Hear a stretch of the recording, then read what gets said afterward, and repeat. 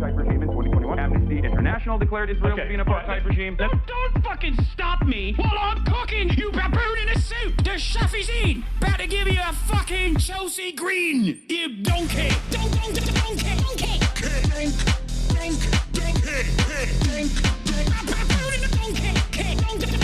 Listen to what I'm saying, and you will understand, perhaps, what I'm trying to imply. Patronizing. Yeah, I am being patronizing. I don't know who the fuck you are, and you're over here chirping all the way from fucking London about you want to fucking free Palestine, but also simultaneously you're talking about how both sides are fucking fine. Shut the fuck up. You don't know anything, okay? Who the fuck is this pink-haired twink?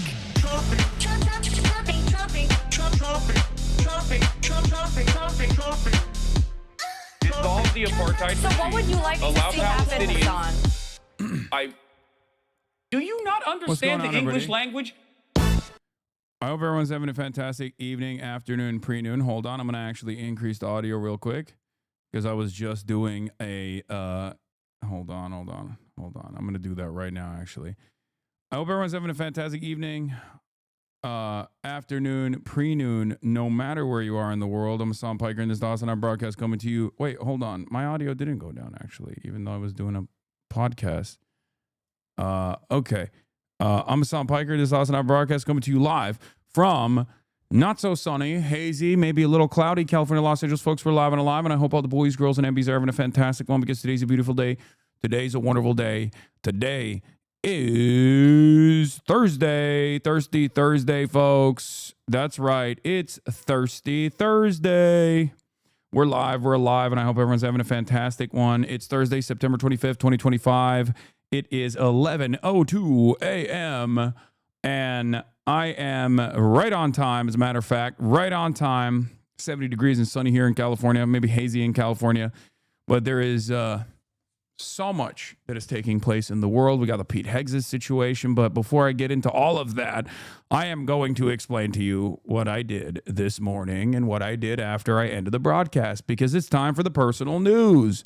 This is the part of the podcast where I tell you about my personal news, about what's going on in the world of HasanAbi Piker in between the time period where I press the stop streaming button and press the start streaming button. So help me God, that's what I'm going to do. And let me tell you exactly what took place.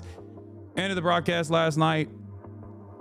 Had to go and get my shit taken care of. Look, this. I can't put a zip patch on it today, but I got what was it, like colloidal silver or something, cortisone. I got cortisone injections. I got cortisone injections on the side of my face for the two cystic acnes that I have right here. And they are seemingly getting, not colloidal silver, cortisone injections that I got. And it's going to be on the Fear and Patreon, patreon.com/Fear. And if you want to know the experience, if you want to see the journey that Austin and I took, I made Austin pay for it, of course, as you already know. We got cortisone injections on the side of my face.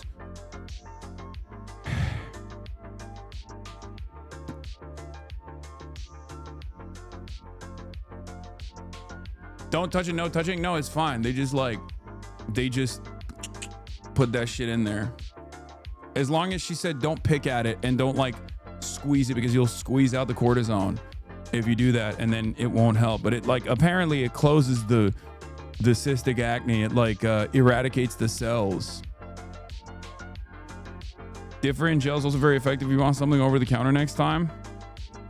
Did you spread it out, the dosage over 5 visits? No, I'm gonna get autism from it.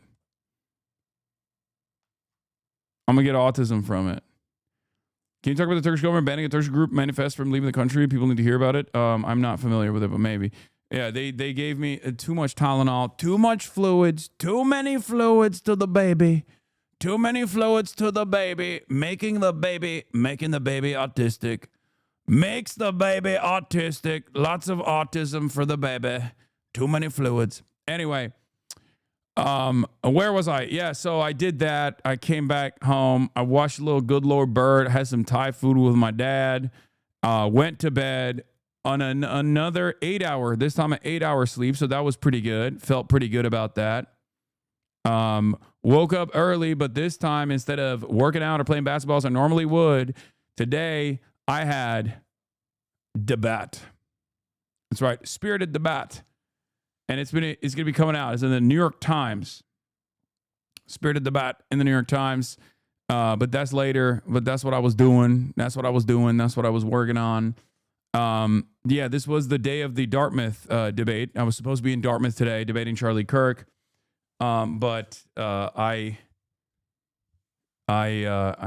yeah, that's not, obviously that's not happening. But so anyway, I did that, and it was a 2-hour process, and now I'm live. Debate about what?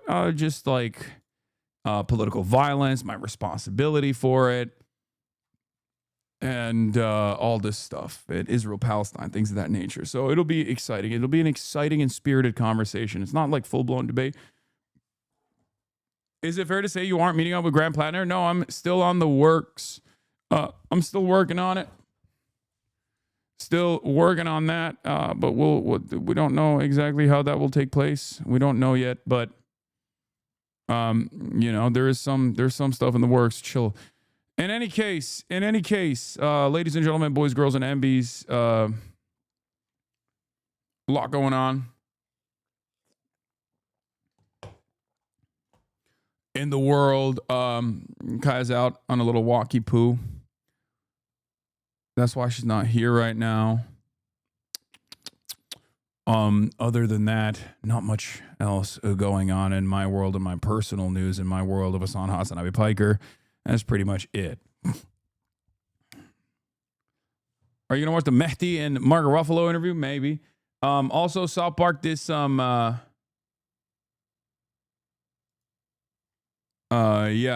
This South Park episode, I saw pieces of it. We'll obviously watch the full thing as we do. This is South Park Watch Day, South Park Watch Party Day. You already know about that too. But yeah, that's it. We were warned about Rust players, fam. Yeah. I read the whole background on the. I read the entire background on the Antifa, quote unquote Antifa, anti-ICE shooter. And the way that the FBI is presenting this stuff is so crazy. I don't know how they're going to get away with that. I mean, oh my Lord. Do you condemn Will Neff and Russ? No, I do not condemn Will Neff. I do condemn Russ, though. Yeah, this was a funny meme that Pamphlets posted. North Korea threatened to nuke Tel Aviv if Israel kills Greta Thunberg. And it's really funny because, like, people are taking it seriously. Because whatever you say about North Korea, no matter how insane it comes across as, people will literally take it as fact. One of the byproducts of the Hermit Kingdom being so far away from, any kind of like international recognition is that you can just kind of lie about North Korea in a positive way. You can lie about North Korea in a negative way. And whichever way you lie about North Korea, people still believe it. Anyway, anti-ICE shooter narratives fall apart after Ken Klippenstein interviews close friends. He milked it too much for my taste. He made like 10 posts about it. Yeah. Anyway, people are still mad at the FBI over Kirk shooter background. Megyn Kelly did a report on the Charlie Kirk Etsy curse. Yeah, I know. I already covered it. Yesterday. It was fucking awesome. Anti-ICE shooter narratives fall apart after Ken Klippenstein interviews close friends. People are still mad about the right wing. Still mad about the FBI at the FBI over Kirk shooter background. Kirk shooter investigation, let's say. The FBI is not having a good time. Hegseth calls all generals to VA. Palestine talks at the UN. What else? Trump Epstein defense. That's a big one too. Trump Epstein war room. government shutdown, and also Soros investigation. Get in now. Oh shit, that's too long. All right, I'm just gonna say get in now. www.twitch.tv/HasanAbi. Do we have a freaking blast off meme? Everybody, Yemen did some airstrikes in Israel as well. UEFA members in favor of banning Israel from European football next week. I know, European footy doing a fucking thing. Yeah. Good news, but I'm skeptical. But this was thanks to the 972 expose. I know. Did you see Laura Loomer's asking Trump to deport you?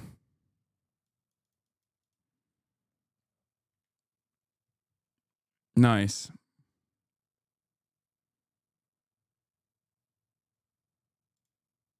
Fall in New England has arrived. Okay, this makes me look bald as hell, dude.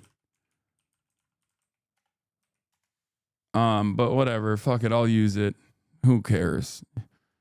Make me bald. Go ahead. Make me balder than I actually am. Make me Baldur's Gate. Sticks and stones may hurt my bones, but words will never take me down. I don't know.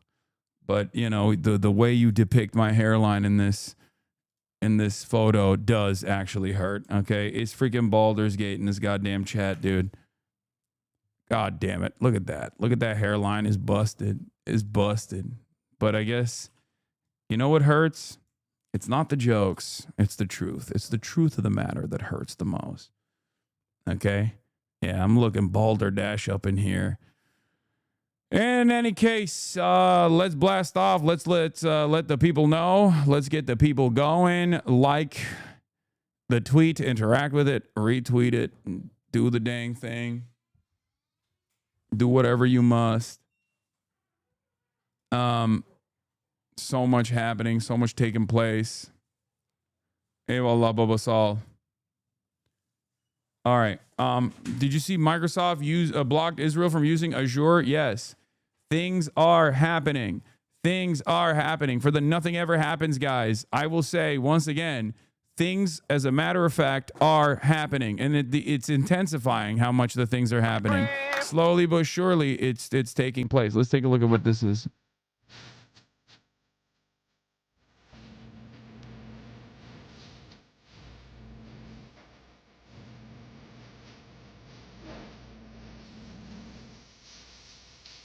What is this? Donald Trump, it's me, sir. Patriot, I come before you. Tired of the libtards. To ask you for one thing. I want you to deport Hasan Piker. Well, except he's not the only one who's saying that. Here's Laura Loomer this morning, only a couple hours ago, saying, hopefully today President Trump can negotiate the permanent deportation of Hasan Piker back to Turkey. It's time for him to go home.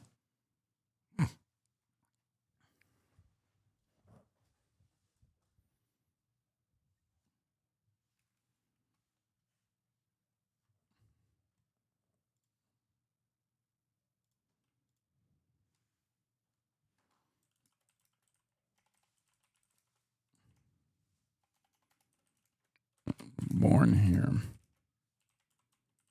You dumbass.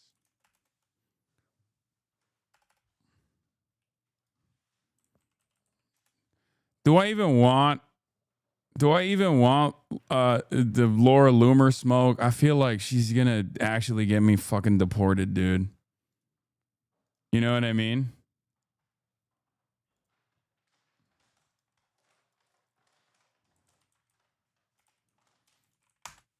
Anyway. Okay. Ay. Don't tap the glass. I mean, she's literally tapping my glass. How come I don't get to tap that glass? You know what I mean?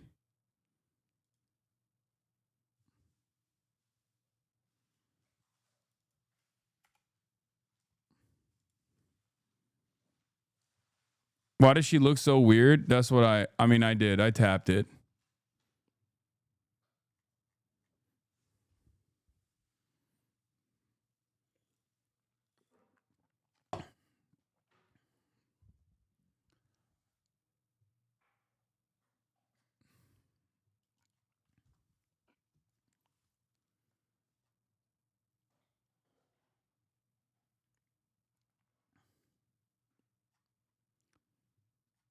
You threw your body at the glass? Maybe.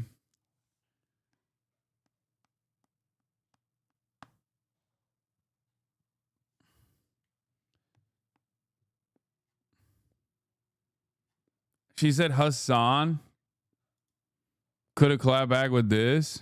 Ah!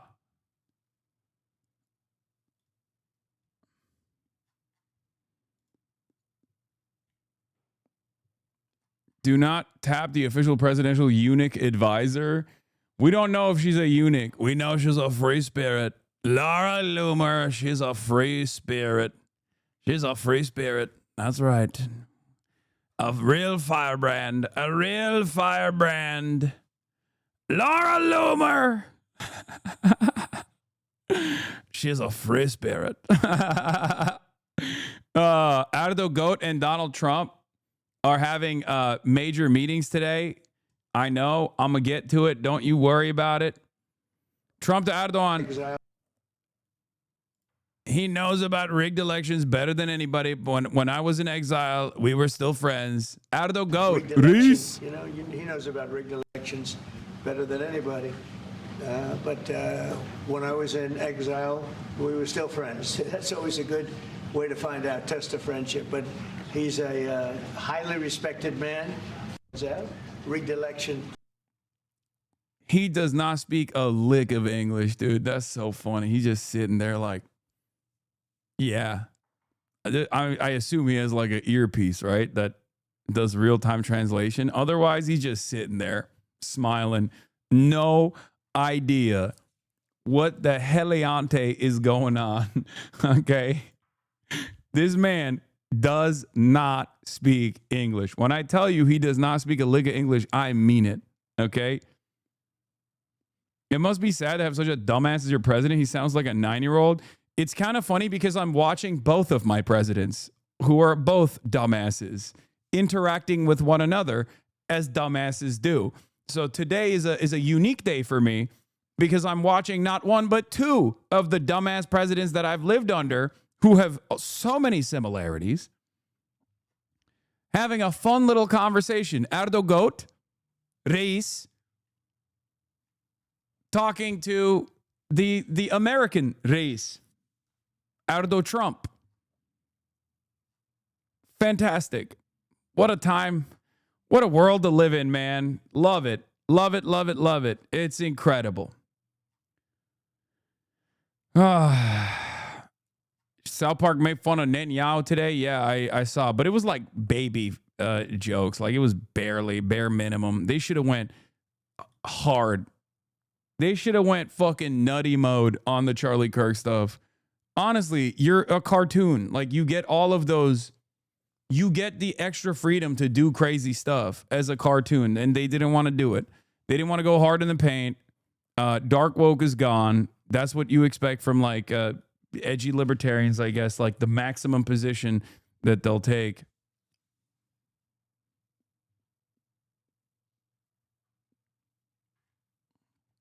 Anyway, I get them being cautious, though. It makes sense, but I wish they would keep the pressure on, lol. Yeah. She said, you sure don't act like it? What a silly response. That sucks.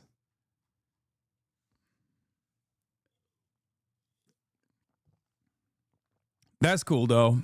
That means that I think I'm gonna keep it real. I mean, she's been following me for many, many years. I think like she low-key doesn't want me deported, I hope. Fight with her in real time now that we know she just sits on Twitter. No. That was the weakest clapback. Bro, she on your ass. I don't think she wants me actually deported. You know what I mean? So that's good. That's good. That's fantastic.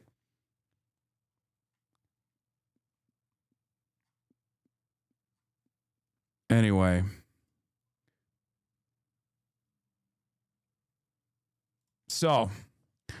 So much to cover, so much going on in the world. Obviously, we got the FBI motives and FBI narratives that were undermined last night by Ken Klippenstein's fantastic reporting.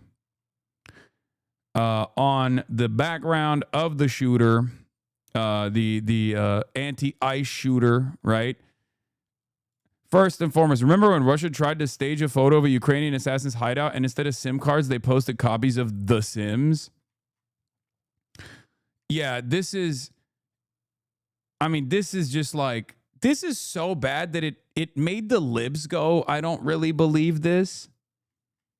Like, it even made the libs go, this seems weird, right? Like, and I don't know if it's because they're just incompetent. Like, what is this? Like, what? I don't know. It just seems so crazy. It seems like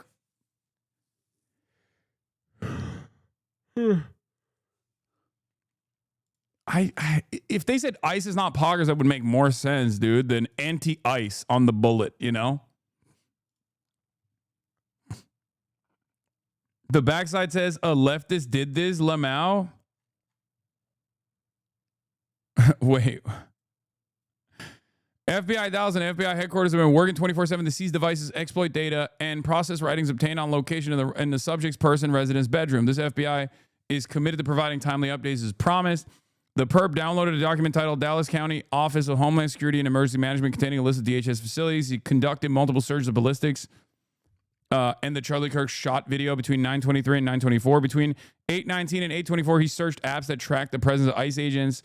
One of the handwritten notes recovered read, "Hopefully this will give ICE agents real terror to think.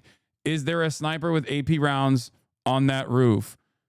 Further accumulated evidence to this point indicated high degree of pre-attack planning. The FBI will provide further updates when able. So, yeah, they're trying to tie this to like the ICE tracker apps, you know, like all of the grassroots mobilization against like ICE presence. Like they're gonna make that illegal too, I think. And I suspect they'll also simultaneously be like, yeah, not only do we have to make sure that these like grassroots ICE tracker apps are totally illegal because this fucking person used it clearly, that all leftist organizing is illegal as well. And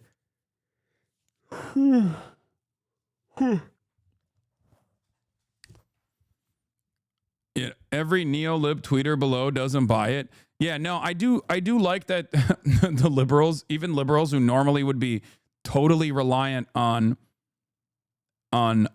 government, like official organs of the government saying anything really, have looked at this and been like, nah, this doesn't make a lot of sense. But there's obviously a little bit more information that is now readily available to us. Shouts out to Ken Leakenstein, as always, for doing fantastic reporting. He went and he got anonymously interviewed some of the friends, like the lifelong friends, really, of the shooter. And he revealed that the ways in which the FBI has concocted this like left-wing anti-fascist terrorism narrative is not great. Joseph K. Young says, ascribing motive to politically violent people is hard when they don't leave a manifesto. We should all pause and do some research and or read things like this, where someone tries to figure out the motive by actually talking to people. Exclusive, the ICE shooter's politics. Joshua John's friends speak. The deadly sniper attack on a Dallas ICE facility this morning seems straightforward, with anti-ICE engraved on the unspent shell casing recovered from the scene, per the FBI. But after interviewing several of the alleged shooter's former friends, the picture isn't so clear. Within minutes of the shooting, FBI Director Kash Patel posted on X, while the investigation is ongoing, an initial review of the evidence shows an ideological motive behind this attack. See photo below. Now, what's crazy about it is, like, I need you guys to understand something. The FBI should not be doing this for two different reasons. One, in this circumstance, the investigation is irrelevant, really, because, like, the shooter died, right? He killed himself. But in situations where there's an ongoing court case, you're not supposed to taint the evidence by immediately coming out in public and creating a narrative framing around the situation. That's not something you can do. That's not something you should be doing in general, okay? But another societal the other societal impact of the FBI doing this like very clearly biased immediate evidence farming is making people less reliant on the FBI as a reasonable actor. Okay? This is genuinely a problem. If you believe that we have to be a nation of rules and laws and you have to have like at least some commitment to these institutions that are going to be infallible to a certain degree, they're going to abide by an incredibly high standard when they're doing these sorts of investigations. Like, you can't be doing shit like this. I hate to sound like a liberal, but this is a ridiculous thing to do. You can't be running around and being like, this is a bad guy and I found out exactly what their biases are, and I'll have you know, it might come as a surprise, but the shooter was exactly the opposite of my worldview and was very clearly acting out in a way that I want to, you know, in all of the groups that I want to silence and suppress. You can't do that. You can't do that, man. You can't do that. Like, can you imagine? After like a million different investigations that have been conducted to like right-wing political violence, like Joe Biden coming out and being like, guys, listen. I don't normally do this. I'm not even going to look at the manifesto. I'm just going to come out and be like, that's a right-wing guy. That's a right-wing guy. Bet you he's a Ben Shapiro fan. We got to start taking care of these Ben Shapiro style content creators. Like, that would be insane. And then having the FBI reveal this information immediately without any sort of serious investigation being conducted into the matter. So it's even worse when there is, it's even worse in the Tyler Robinson case because the shooter is not dead. So there is not only an investigation that will be conducted, but also a court case that will happen in the aftermath of this, right? You can't do this with Luigi Mangione in the way that the law enforcement agencies and people in positions of power have done. This actually taints the jury pool. This is like you're biasing, you're creating an environment, a narrative bias before due process takes place. It's grounds for a mistrial. Like, what the fuck are we doing? This is so ridiculous. Obviously, it's not going to happen, right? Given the severity of the crime, it's never going to happen. But like, under normal circumstances, that is unironically what would take place. Okay? Being in this administration just feels like a race to the bottom. Everyone is trying to get out their Twitter posts as fast as possible for clout. Literally an administration of influence. I know. You can't be doing that. You can't be doing that, little baby. If you want the FBI to be like a serious institution that people still respect, you can't be doing that. Get Kash Patel fucking out of there, man. What the hell?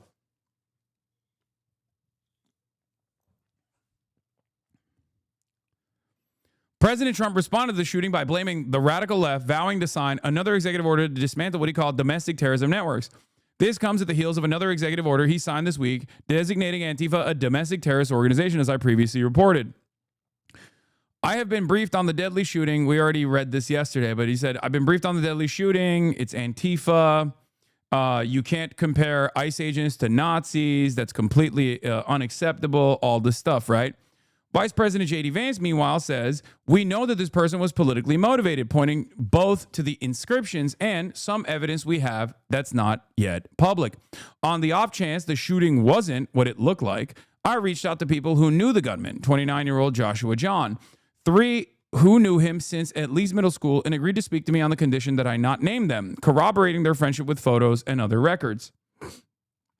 Their accounts paint the picture of someone with a vaguely libertarian bent who despised both major parties and politicians generally, including Trump, but who didn't engage with politics beyond that. He preferred edgy humor, video games, and the message board 4chan, all of which he became increasingly steeped in as he withdrew from social life, as well as their own friendships several years ago, they said. None of his former friends believed the anti-ICE inscription could possibly be sincere, feeling such a serious political statement was anathema to who John was. His humor was deeply ironic, often offensive, and aggressive to the point of alienation. Okay?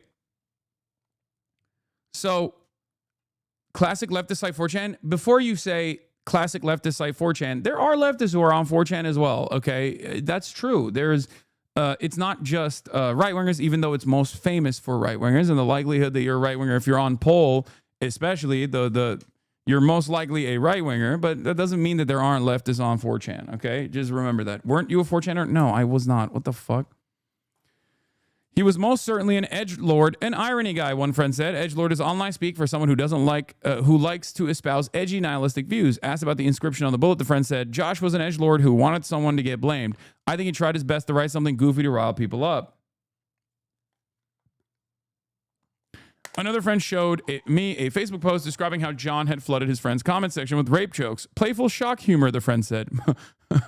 Fucking insane. Hey, man, that's just playful shock humor.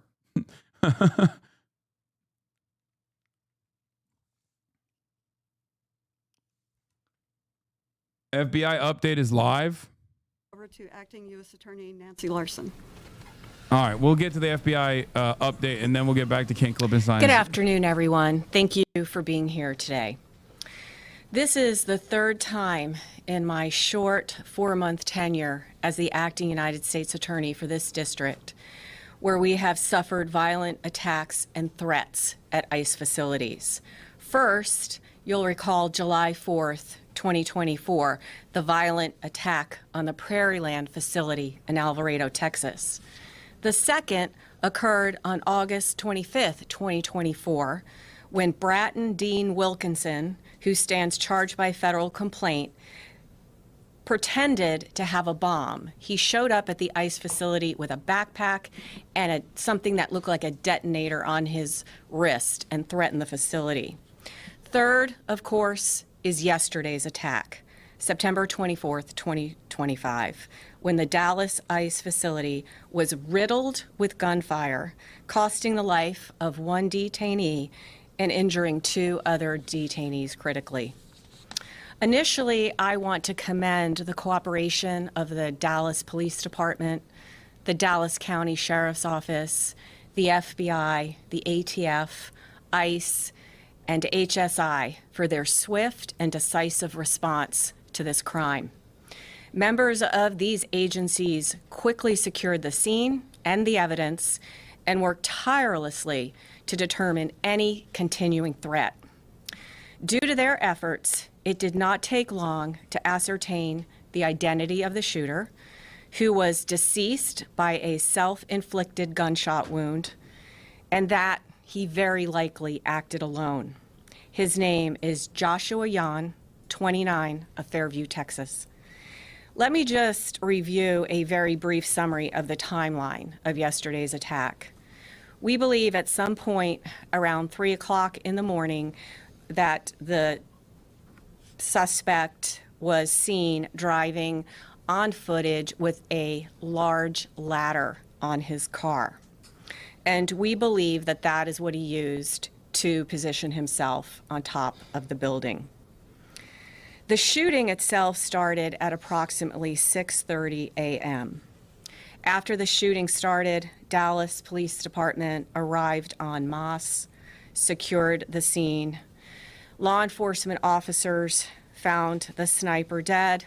They found bullets on the rooftop, one of which was labeled with the words anti-ICE. That morning, gunshots sprayed the length of the building, the windows, and law enforcement vans that were in the Sallyport area. Detainees were struck by these bullets. 1 was killed, 2 were wounded, and both of them are undergoing treatment. Shortly thereafter, the FBI began its meticulous work at the crime scene. At the same time, we obtained and executed multiple search warrants yesterday for devices and locations associated with the sniper. FBI agents executed a search warrant at the sniper's residence yesterday, and there found a collection of notes. First, I want to point out that one of these notes or papers, the sniper explicitly states, yes, it was just me. That statement appears to be correct at this point in the investigation. Notably, these loose notes included a game plan of the attack and target areas at the facility. He called the ICE employees people showing up to collect a dirty paycheck. He wrote that he intended to maximize lethality against ICE personnel and to maximize property damage at the facility. He hoped to minimize any collateral damage. What the hell? That was a crazy F. Hello, I'm back. I'm here. Injury to the detainees That was crazy. and What any happened? other innocent people.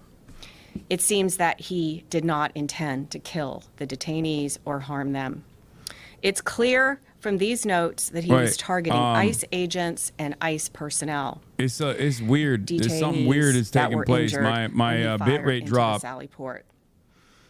He also hoped his actions would give ICE agents real terror of being gunned down, and he did this to induce constant stress in their lives. He hoped his actions would terrorize ICE employees and interfere with their work, which he called human trafficking. And this, what he did, is the very definition of terrorism. Again, his notes reveal, yes, it was just me and my brain. And he said, good luck with the digital footprint. And of course, we take this to mean that he deleted evidence from his devices. His words were definitively anti-ICE. That said, we did not find evidence of membership in any specific group or entity, nor did he mention any specific government agency other than ICE. Among his papers, though, but that's not going to stop us from being like, this is Antifa. In which, in crude words, he expressed his hatred for the federal government. Finally, I want to address the heroism of our federal agents yesterday. While under fire, ICE agents and ATF agents who were also present in the facility's Sallyport area worked together to remove detainees from the van You're 45 and get to 50 them seconds to behind. No, safety you are. while the bullets There's no were fixing flying. the ingest now for me. These agents I'm going were direct heroic, to Twitch. clearly willing to lay down their lives to save the lives of the detainees in their custody. And that's an extremely important point to make at this point in time.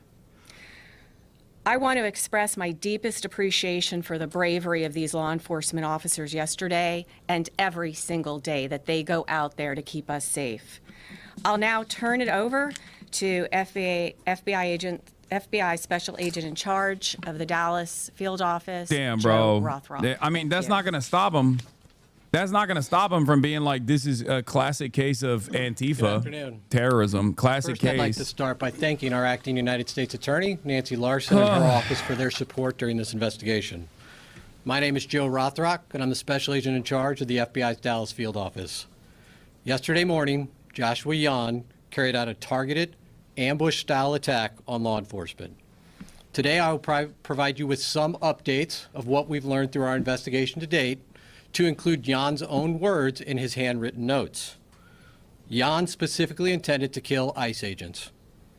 He fired at transport vehicles carrying ICE personnel, federal agents, and detainees. He also fired multiple shots into the windows of the office building where numerous ICE employees do their jobs every day. We now know that Jan engaged in significant high degree of pre-attack planning. He searched for information about the office building and how to track ICE agents' locations. Yeah, they're using Jan this. also acknowledged the They're potential going to use this to go for after other the app, casualties. the app that like tracks He knew ICE with activity. A high likelihood, ICE detainees would be transported that morning in the exact location where he was facing from his perch on a nearby rooftop. Jan's attack did in fact result in the tragic death of one detainee and the injury to 2 other detainees. We have been able to confirm that Jan legally obtained an 8mm bolt-action rifle he used in the shooting in August of this year. Based on our investigation to date, we believe Jan acted alone, but I'll stress our investigation continues. This attack, yet again, underscores the dangers that law enforcement face daily. We continue to see an increased threats against law enforcement. This is the second attack in recent months on ICE facilities here in North Texas.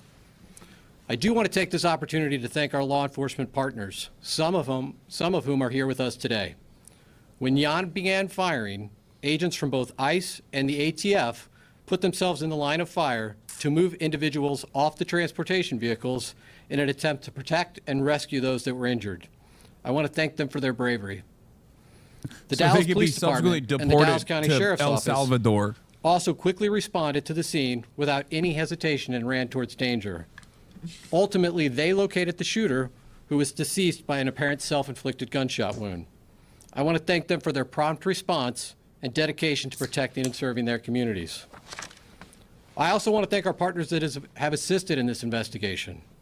The Fairview Police Department, as well as our partners in Oklahoma, to include Bryant County Sheriff's Department, Durant Police Department, and Choctaw Nation Light Horse Police, as well as our personnel from San Antonio and Oklahoma City within the FBI that assisted.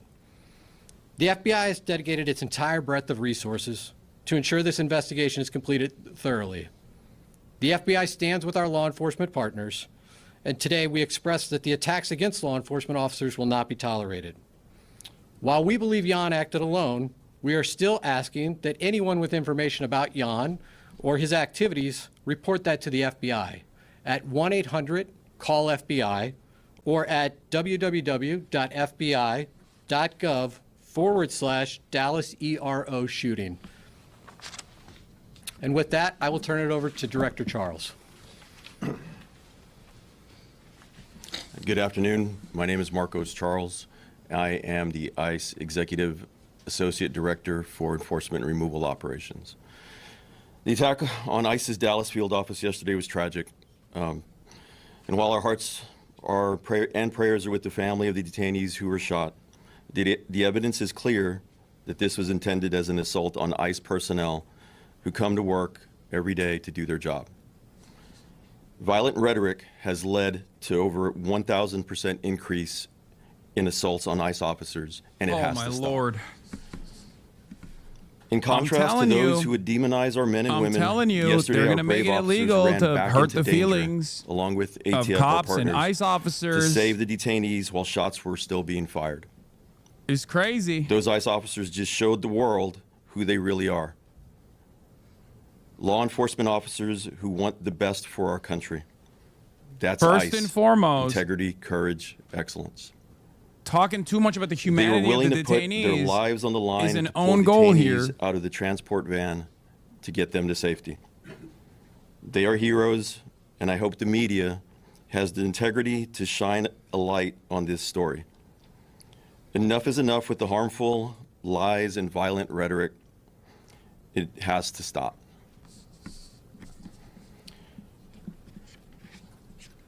The shooter used the ICE tracking apps.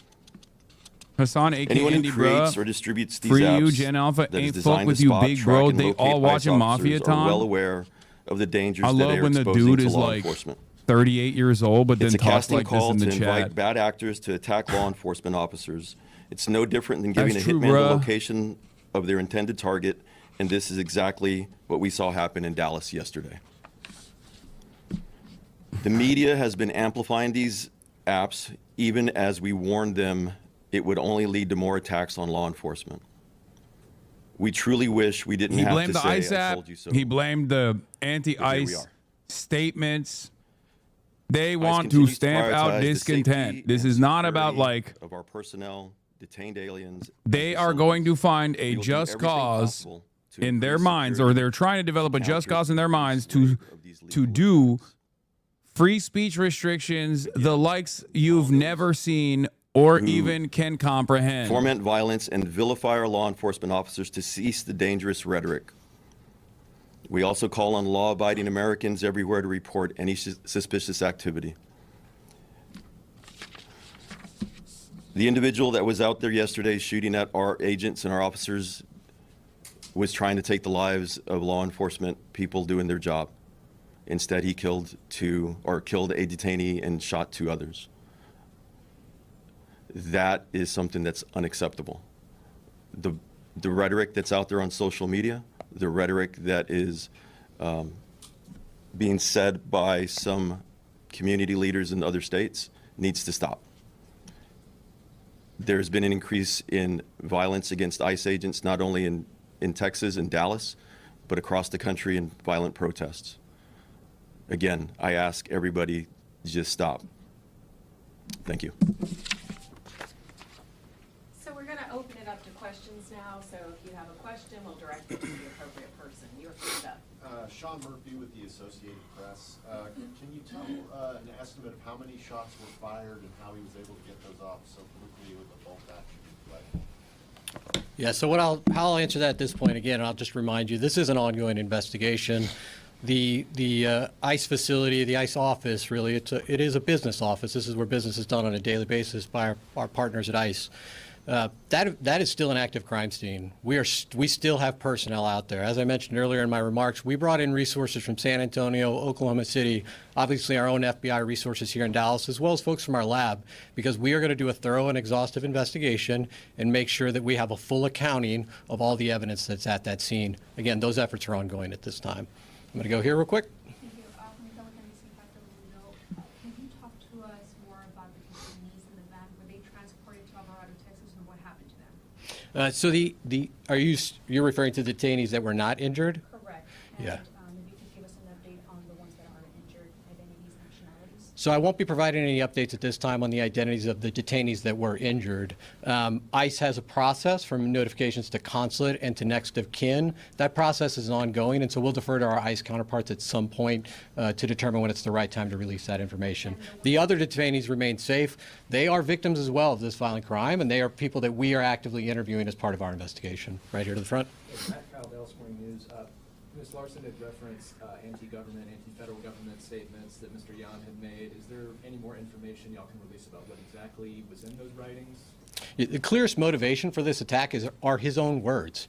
In his handwritten notes, he says... Bro, I'm sorry. There's something so stupid about being like, they're using the ICE app to target ICE agents, and then the dude that shot detainees shot them outside of an ICE facility. Do you think he needed the ICE app to know where the ICE agents were? He was sniping at a fucking ICE detention facility. What are we talking about, man? We know that he obtained the firearm in August. We also know that he was looking at a number of DHS facilities, and he it's had like downloaded demanding that we ban Google Maps because Google Maps shows where the ICE detention facility is. This was not what the something that fuck just occurred yesterday. It came to a conclusion yesterday, but this is something months in the making. Priscilla Thompson with NBC Network News. From what we have heard, this person was not particularly political. Was there anything that you all have found in terms of an inciting incident that led him to commit this attack? Unfortunately, the challenge with these mass casualty incidents is people can be motivated to violence by any number of grievances. In this case, the clearest indication of motivation are his own words. No, I saw the footage. Terror. He wanted you to. You can see with your own two eyes. It's like says Department of Homeland Security.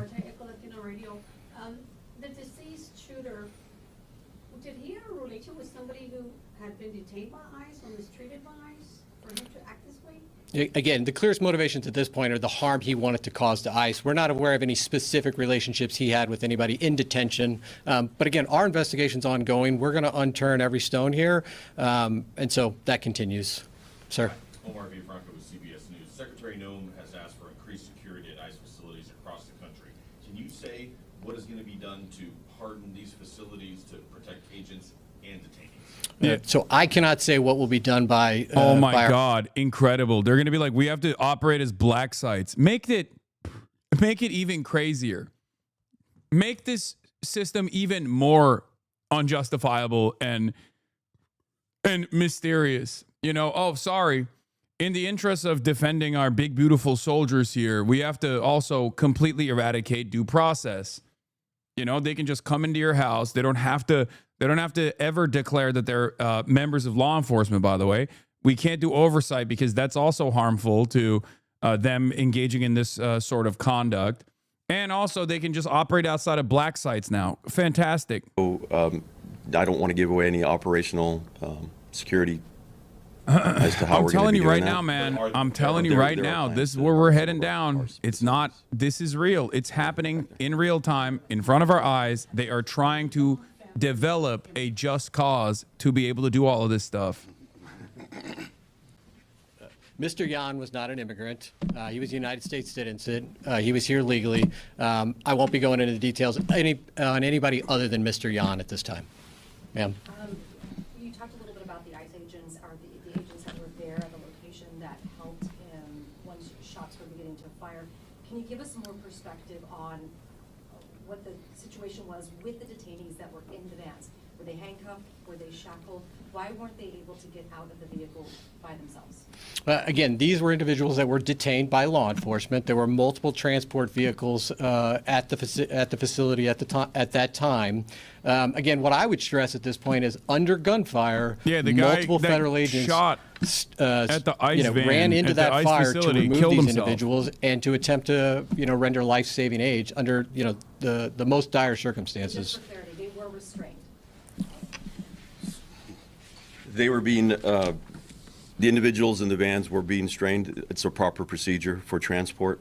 The individuals that are brave men and women that went out there to go help and rescue were the ones that were injured and could not leave the van on their own. And we know that that's common, because we've seen obviously transports before. So we just wanted clarity to understand why they weren't able to leave on their own.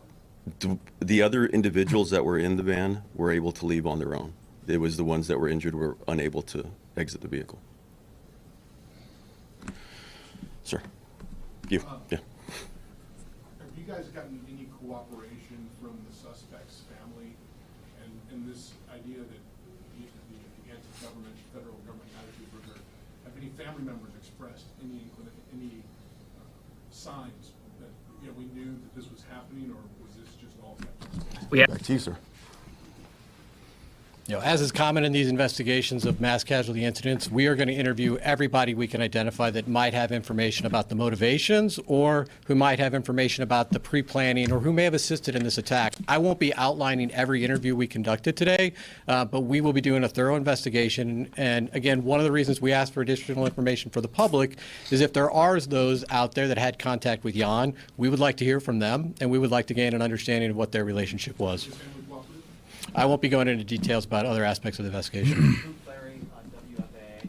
Can you expand on why you believe that he acted alone here, and can you go into it all, any activity he may have? Why is the FBI protecting ICE here? What do you mean? They're all a part of the same federal apparatus of law enforcement. What?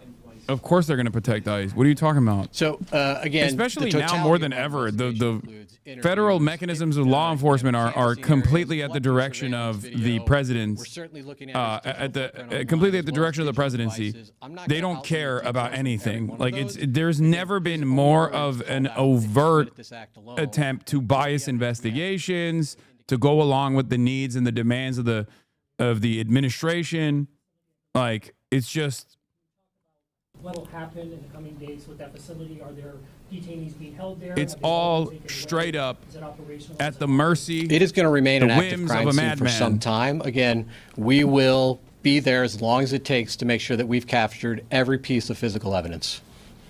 Emma Ruby with the Dallas Observer. You mentioned the one bullet that was found with kind of ideological writing on it. Have any of the bullets found around the scene had any writing on them, or is it just the one? Again, active crime scene. We're still collecting physical evidence. Jim Schultz with ABC News. Around the crime scene, when this car was actually being towed, there was some writings on that vehicle. Can you give us a sense about what those were and how they play into your investigation? So the vehicle was searched as part of our investigation. I don't have additional details to share with you now about any writings, but certainly if we have updates, we'll provide those in the future. Ma'am. Ashley Killer with CNN. Y'all mentioned that he used a ladder to position himself. Did he use the ladder to get on top of the roof, or is that where he? Yeah, Is that where his body was found? He was found on top of a neighboring roof. We believe he used the ladder to access that roof. Sir. David with Fox News Channel. Was suicide part of his plan all along, or was he cornered by law enforcement? His handwritten notes indicate that he did not expect to survive this event. Sir. Kevin Reese, WFAA. A personal question, if you would dare. Can you explain to people in this climate what it's like to be an ICE agent right now? As I had said, the ICE officers that are out there right now, You've seen them in multiple times on the news. They're out there doing their job with courage and honor. Yes, there is a heightened sense. Again, we will never talk about what their job entails. Their job is to literally go out in the streets, wear masks, and violently apprehend and kidnap random fucking Americans or people working on U.S. soil. Okay? Many of which they apprehend at the point of their court appointment. Like, these are people who are playing the legal game that has been designed to fuck them over. They're going to their job sites and they are apprehending them. They have guns. They have masks on. They come out of unmarked vehicles. It is totally ridiculous that these guys will just be like, oh, they're just doing their jobs. They're just doing their jobs. Yeah, a slave catcher was doing his job, you know? The Gestapo was doing their job. Some jobs are unjustifiable. I'm not even in the business of saying that there is no reason for federal law enforcement to exist. Obviously, I'm not, I understand the necessity for an organized unit that is supposed to abide by certain principles. Okay, I get it. Having said that, when we're talking about ICE, simply saying it's just a job is ridiculous. Like, the job is quite literally to mass apprehend innocent people, declare them criminals, and punish them severely for the crime that is, under different circumstances, considered a civil offense. Like a moving violation. You know what I mean? Like, imagine we're doing this for jaywalkers. There's a real issue with jaywalkers in this country. We got to fucking apprehend them. We got to apprehend the jaywalkers. You have been found jaywalking.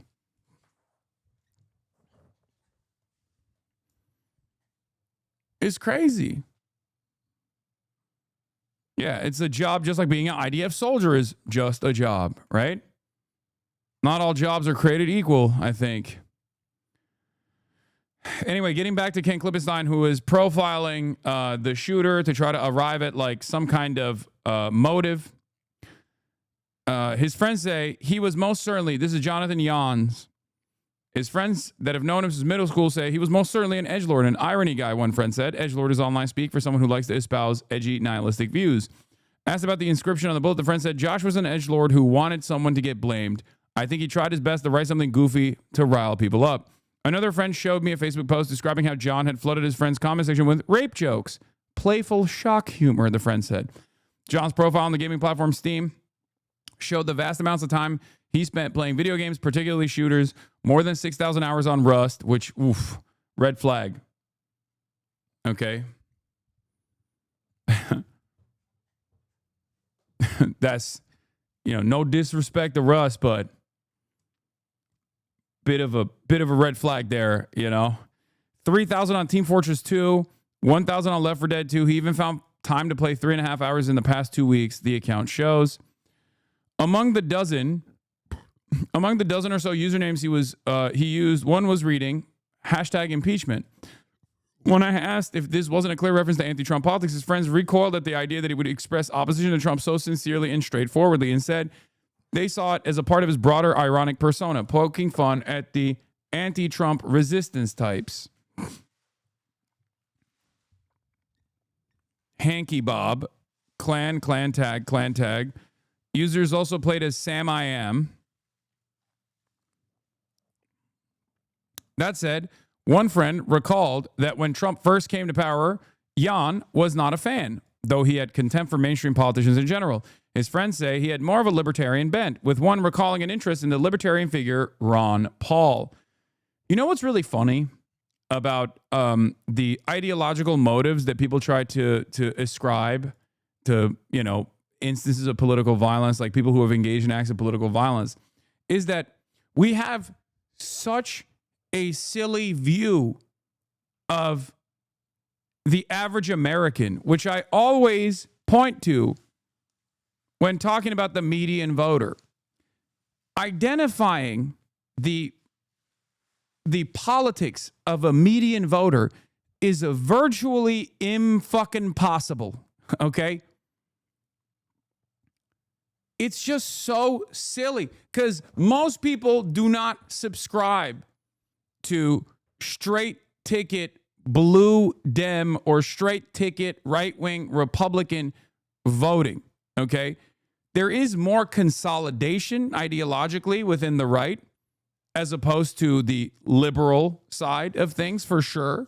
But having said that, even then, it is virtually impossible to understand what the average American, especially the average American that doesn't vote, even though he is eligible to vote, is genuinely impossible. Okay? It is incoherent. There are many people in here that if someone from the outside was looking at your social media profiles, they would be like, what the fuck does this guy believe? I don't understand it. I can't associate it with any sort of like mainline established political ideology. Okay? Still, the friend who recounted Jan's dislike of Trump insisted that there was at least a kernel of seriousness to the username. If it was ironic, it's half irony, where you're half kidding, half serious, just in case, he said. He was never really into politics, especially not politicians, said another friend who had known Jan since age 8. He was into politics only in the 4chan sense, contrarian, provocative, boundary-pushing for laughs, not conviction. 4chan, the anonymous message board where provocation and irony are the coin of the realm, was apparently one of Jan's favorite haunts. His abrasive humor is where his friends describe his opinions on him diverge the most, with some describing it as amusing, but others as grating, especially as his online persona bled into real life. I mostly stopped talking to him when he took his 4chan irony stuff into daily interactions, one friend told me. He was becoming unbearable. Once he dropped out of college, he had no obligation to be social, and none of us reached out due to his edgelord behavior. Oh my Lord. This is, you know what's really funny? A lot of mainstream voices, especially on the right, constantly are now trying to point the finger of blame at like edgy nihilism and like political violence in my direction. And so much of what I try to do is to snap people out of this. Like literally, if people come in here and watch me for half a day, they will realize that a big chunk of what I am combating is exactly this: the social isolation that comes from finding yourself steeped within like incel, extremely online, irony-poisoned, nihilistic circles that basically push your real-life social interactions into the background as your online persona, under the guise of anonymity, becomes more and more your real world persona as well. And it causes people around you to go, ew, gross, get the fuck away from me.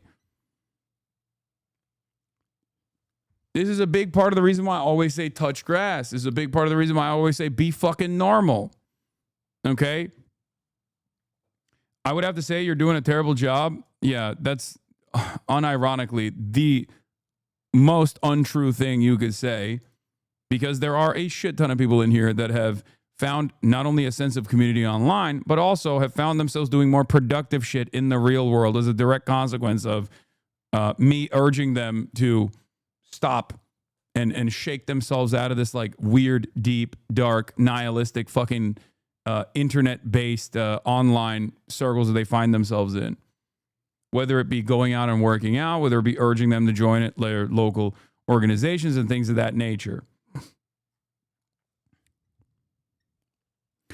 I wasn't able to find anyone who, with insight into Jan's more recent views, something that his friend said was unsurprising given his withdrawal from social life over the past few years.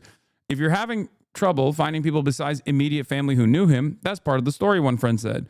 Every mutual friend drifted away over that kind of edgelord behavior. A fledgling version of Jan's humor appears in the following YouTube video since removed from when he was a high schooler, a tongue-in-cheek parody of tech advice videos.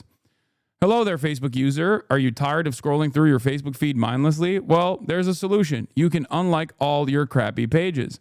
The following audio recording of Jan bombing at stand-up comedy was shared with me. It drew a comparison by one friend to the 2019 Joker film starring Joaquin Phoenix as an off-putting loner who also tried and failed at comedy. The film culminates in a scene in which the Joker gets his revenge on the entertainment world by gunning down the host of a popular late-night TV show. The audio from his attempted stand-up routine where he bombs now resonates uncannily with Joker, the friend said. Ironically, Jan's contempt for Trump and the major political parties has bestowed them with one of the most intensely partisan news cycles in recent memory. In this sense, the joke is on him and all of us too.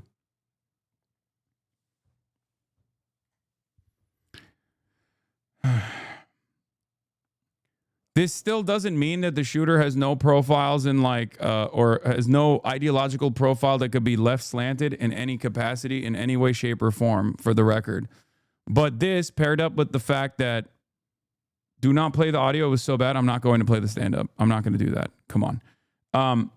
This paired up with the FBI investigation that has yielded no results, both in the case of Tyler Robinson and also in the case of this shooter as well, to any sort of like left adjacent groups, like left adjacent associations, makes it much harder for the government to develop a profile that would justify significant incursions on free speech. Do you want me to actually look at the fucking failed bomb stand-up routine that was audio? I guess it could like show us a little bit more of the background, but it's from 2019. Was it the Dallas Comedy Club last time? All right, so I'm going to start out with talking about something pretty serious. My buddy was talking to me the other day about reality TV, and he didn't like it too much. He said reality TV should never be played on TV, and I was all taken aback, like, whoa, dude, come on. I have some extremely bad insecurity issues about myself. They constantly eat me up alive. And reality TV is a remedy for that. That's a perfect remedy.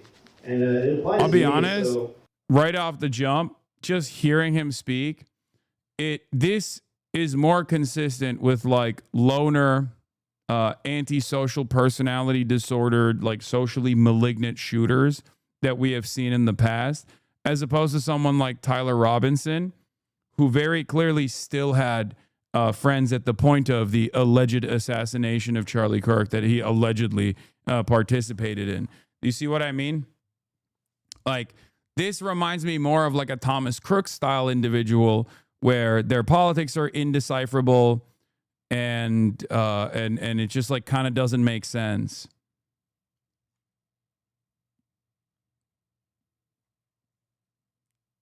Is this at the Comedy Mothership? I don't know. As far as like Luigi Mangione or Tyler Robinson goes, their background does not correspond to like the average profile. The average profile of like a school shooter or a mass shooter, a person engaging in like a horrific act of violence. This seems to be more evidence that the political shooting is supplanting the school shooting as a path to notoriety for suicidal and nihilistic, socially maladjusted individuals. Yes, this is my argument as well. This is what I am seeing as well, especially because these things have a tendency to create copycats. In the past, and I said this yesterday, in the past, when people wanted to make a name for themselves, when someone was like a socially maladjusted, isolated, alienated, sometimes mentally ill person, right? And they had suicidal ideation. Instead of doing suicide by cop, they would go and engage in a mass shooting in an area, in an environment that they've designed for themselves that have tremendous control over their lives. If you're young, it's the school, right? The school is restrictive. If you are older, it's your workplace, right? It's your resentment. It's the resentment that you experience that you associate with a hierarchy that holds you back, right? But I think a lot of these people have now realized that given how much school shootings have become commonplace, it doesn't actually end up getting you the broad recognition and the constant back and forth. Like, what's the reason why he did this? What's the reason why he actually, let's try to identify the motives. Let's like dig into the background of the shooter. Because like the evidence itself is is built in. I mean, look at the Annunciation Church shooter, right? Right-wing profile, insane, highlighted a bunch of fucking white nationalist mass shooters. That was a story that was around for like 2.5 days. And then people made their partisan motives, people made their partisan framework very clear in that process. And then they just fucking moved on. So you don't get the same level of elevated profile from stuff like that. So then you see, I think, people engaging in acts of political violence potentially, because they think this will allow people to, this will give them more notoriety. And if I were to like try and dive into the mindset of a person like this, if I were to dive into the mindset of a person like this, I suspect that this is for them a way to chase fame, a way to have a semblance of control over their lives when they feel like they've completely lost all power. They have no way of developing autonomy. They feel alienated. They feel isolated. They don't have any friends. They don't have any purpose in life. And they feel like this is a way to become powerful in their own minds. This like sick, twisted way to try and get notoriety and therefore some kind of power even after they die.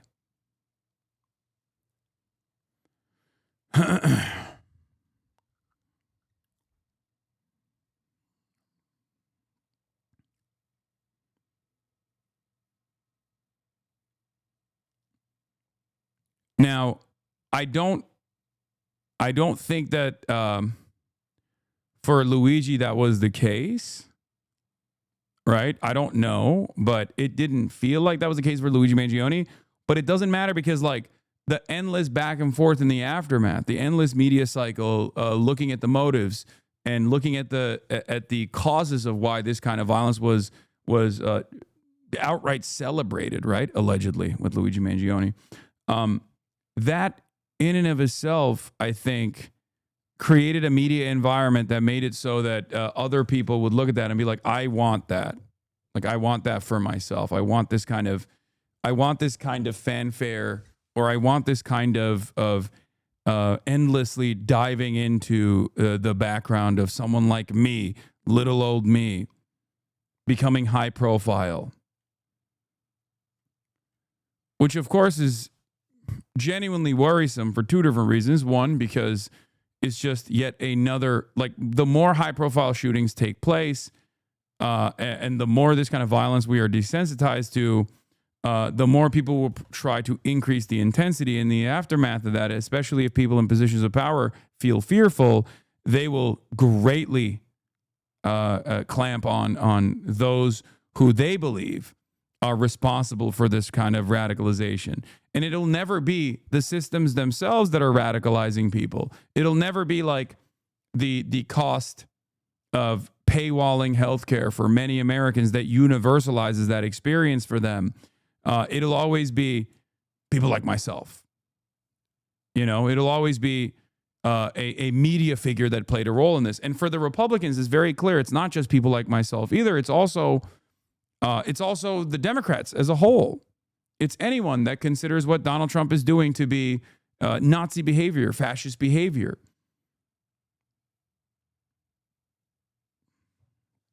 Do you see what I mean?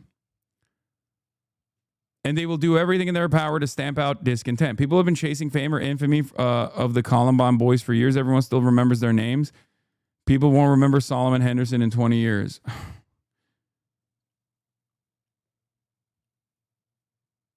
Yeah, the irony, of course, is that the increasing frequency of these kinds of violence, these kinds of violent incidents, also leads to an overall desensitization to these kinds of violent incidents. And therefore, it causes people that are chasing infamy by engaging in this incredibly violent act to not even get that infamy anyway.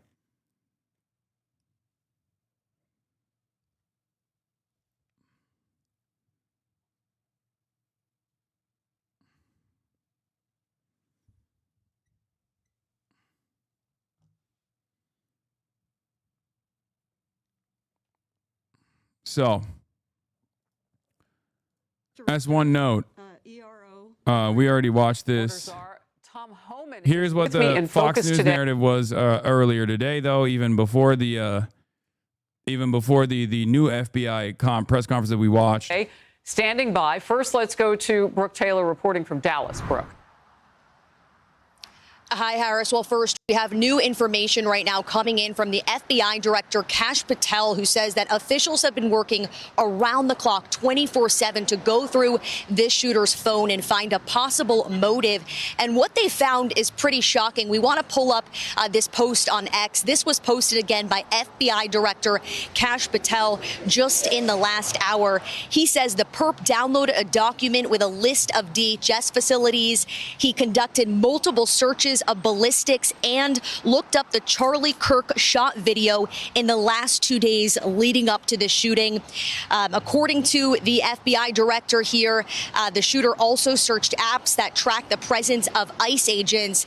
And listen to this. Yeah, by the way, who in the United States of America didn't look up the Charlie Kirk shooting? Like, that in and of itself is the dumbest part of this story, where they're trying to tie this back. It's like saying, well, a shooting took place on, I don't know, 9/20/2001, and the shooter actually had looked up 9/11. Yeah, no shit, they looked it up. It was the major news. It was the most consequential news story for the fucking week. It still is. Yeah, I can't believe he looked up the Charlie Kirk shooting. What a strange thing.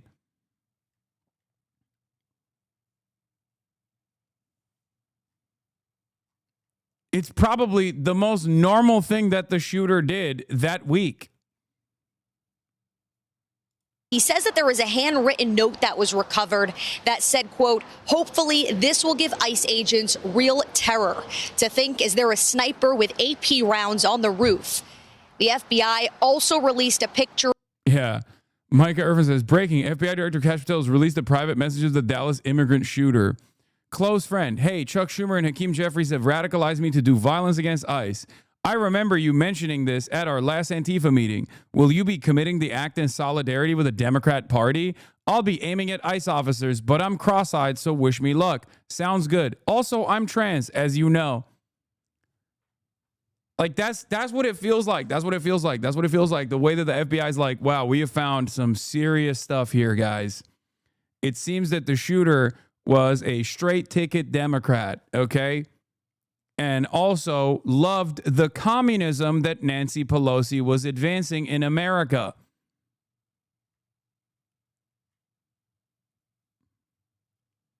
It seems to me like this narrative might come across as very convenient for all of you, but I guess we have no more questions. There it is. The communist Hakeem Jeffries. This is satire, right? Yes, this is a joke. This person is making a joke about the silliness that the FBI is presenting in terms of like ascribing a motive to the suspect who killed himself.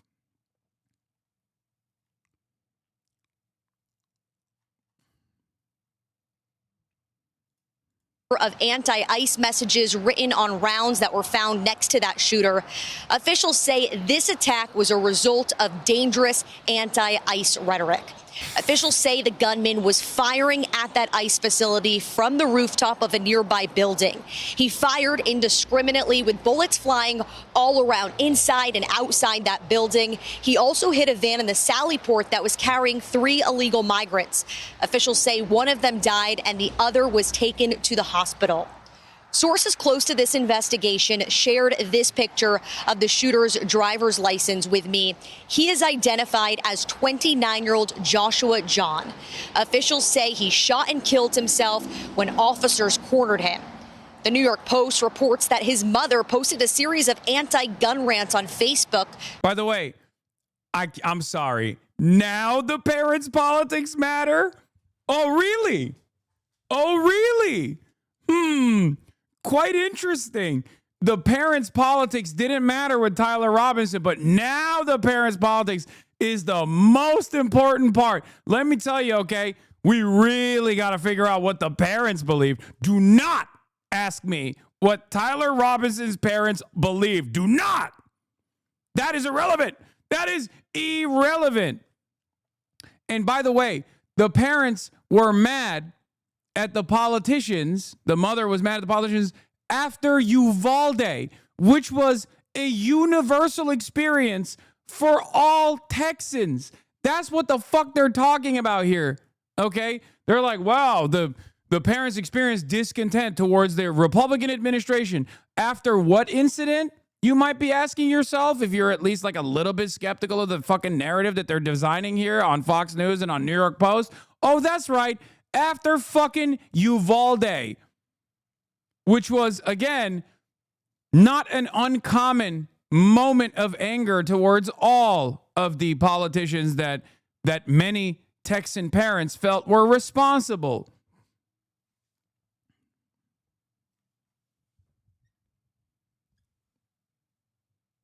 Just a few years ago, those rants were aimed at Republican lawmakers, including Senator Ted Cruz, who spoke here at this press conference yesterday. Politically motivated violence is wrong. It was 2 weeks ago today that we saw a political assassination in Utah that tore the heart out of much of this country. Is saying all Texans not a bit of a broad stroke? Do you not remember the aftermath of Uvalde? Do you think that Republican Texans in the aftermath of Uvalde weren't mad at the cops and also the administration as well?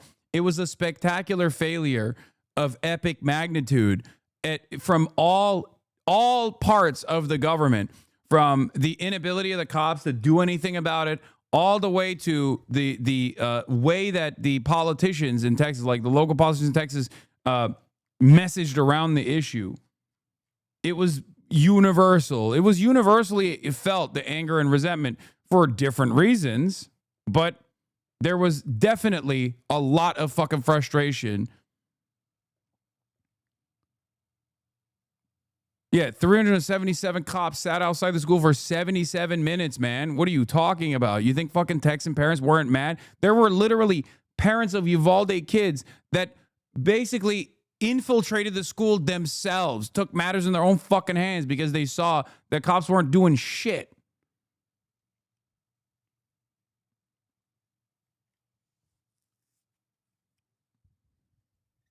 Are you kidding me? Yeah, that's the one where cops just sat outside playing fucking Candy Crush and shit. And then the politicians try to be like, door control. We need door control.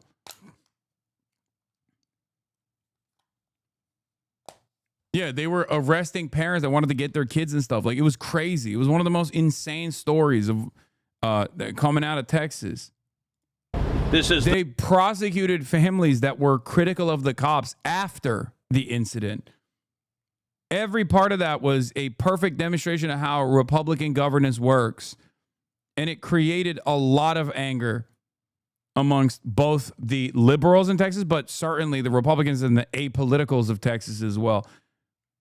The third shooting in Texas directed at ICE or CBP. This must stop. And at the same facility, there was a bomb threat in August. And then in July, a police officer was shot in the neck in an ambush-style attack outside of an ICE detention facility here in Alvarado, Texas. But Harris, there has been a lot of questions about what the motive is. And I think weren't those dudes vets too? The ones that did that? That didn't get a lot of coverage in the media because I think that they were fearful that that would invite copycats too. But I'm pretty sure it was a bunch of fucking Marines that did that. Again, remember, I warned about this. I talked about this even before the election as I brought back historical examples. As Donald Trump was running around talking about Operation WB, okay, won't say the word, it's a slur. I talked about how these kinds of mass deportation initiatives invite a lot of resentment from the local population where you do it. And people who might be previously Republican, people who might have voted for the party in charge to do these sorts of things, once implemented, will have a very different attitude. Okay? Donald Trump was running around celebrating Eisenhower in the aftermath of the Bracero program, doing mass deportations of those of Mexican background, including American citizens of Mexican background, for the record, all the way down to the migrant workers that they had brought into the country, and the people that were hunting down the marshals that were trying to do this deportation policy were the fucking Texan ranchers. Documents and what the FBI director, Kash Patel, just put out paints a pretty clear picture there. Brooke, thank you very much for getting us started. I want to bring in now Tom Homan, border czar, and you have been warning us about this as a country for months. You have said this on this very program. If you have just a moment to stand by, I'm going to play you saying what you knew would happen. I said 2 months ago, Harris, that if this rhetoric didn't stop, there would be bloodshed. And I'm telling you, it's only a matter of time before there's an incident where an ICE agent's going to have to take a life or an ICE agent's going to lose a life. Being compared to Nazis and racists, that it's going to end with a use of force that either a criminal is going. I think one of the quickest ways to not be compared to the Nazis is to not do Nazi shit, by the way. Like conscientious objectors, demands from within to say, like, hey, what we're doing is actually unconscionable and wrong, because it is, right? But instead, they are going to stamp out discontent. That's what they're going for. They're going to keep up the brutal enforcement of mass deportations, and people's resentment is going to continue growing towards these mass deportation initiatives because they are objectively violent. And anyone that actually experiences anger against this kind of thing for watching their neighbors get ripped apart from their families by masked agents of the state that are simply following orders, okay? They're going to be like, that's some Nazi shit. What the fuck are you doing? And then they're going to come and arrest you too for saying that's Nazi shit. Oh. Going to die or an officer's going to By the way, he says, oh, this is only going to lead to ICE officers like murdering someone. It already has, for the record. It has. die. It's going to end up with a loss of life, and it's not over. I mean, Says you law, it's very rare to see people call you Nazi, but anybody, including especially the most insane people ever, can go online and call you a Nazi, says Marxist Love. What do you mean? I don't think you are around normies at all. Normies don't like this shit, dude. It's very obvious. Also, calling your fucking political opponent a fascist or a Nazi, especially post-World War II, is quite literally one of the most common things that people do.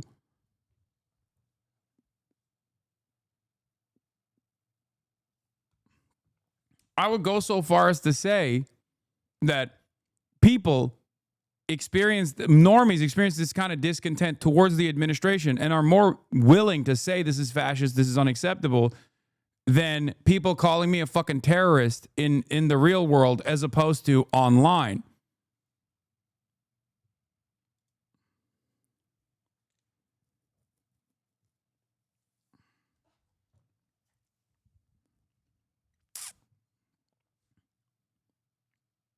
Especially because the fault lines in which people call me a terrorist are on an issue that has swung societal attitudes dramatically in my direction.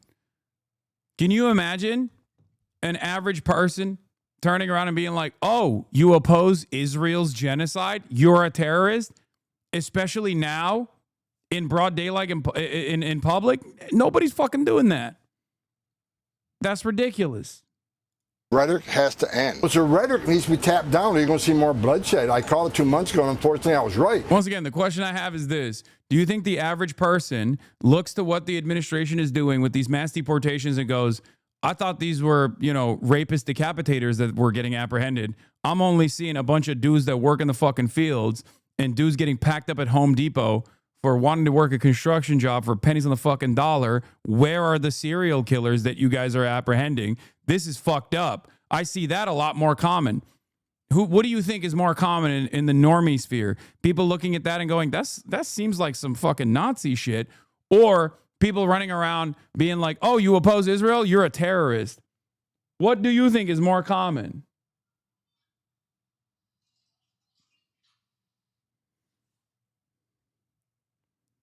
Discontent towards the administration for specifically its mass deportation policies, or discontent towards those who criticize Israel for doing a genocide?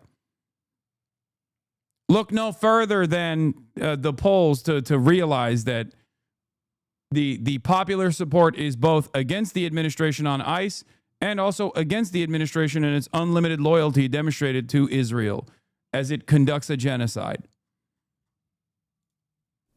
And then now the new chapter of a detainee being the person who was killed and another detainee, a couple of them wounded in all of this.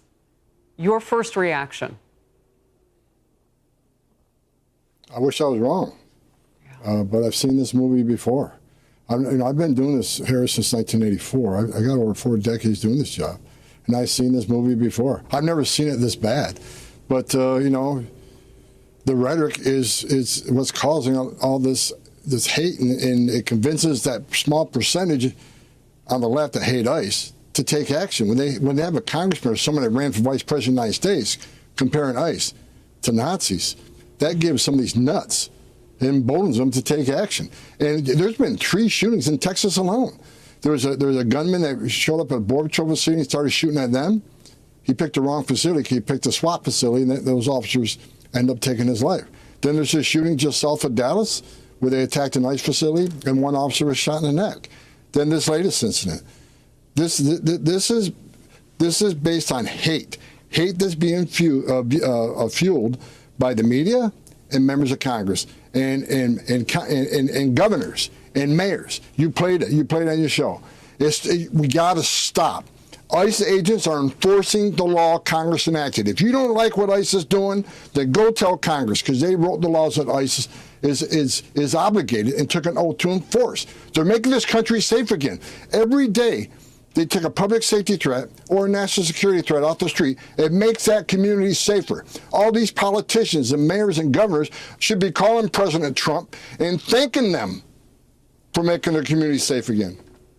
You know, the president has been talking about the high numbers of people that you all are looking at, and this was a processing center, or is, in Dallas, and that's kind of the last step before many of them will be kicked out of the country because they came here illegally.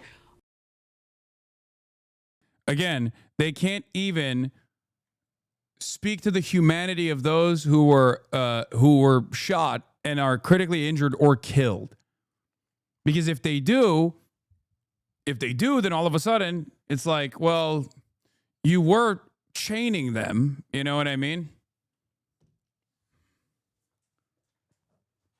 It's so crazy. It's such a strange environment that we're in, where like this dude ended up shooting and killing a detained migrant. This dude ended up shooting and killing a detained migrant that was like kidnapped by ICE. And because on the one hand, the higher priority here is to justify that mass apprehension, mass detention, mass kidnapping initiative, you can't recognize the humanity of those who were slain.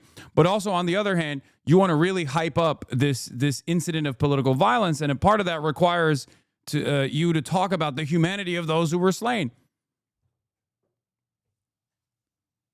There's 2 different priorities here. On the one hand, they want to fucking stamp out any sort of political dissent. And therefore, they want to make this like a broad leftist initiative.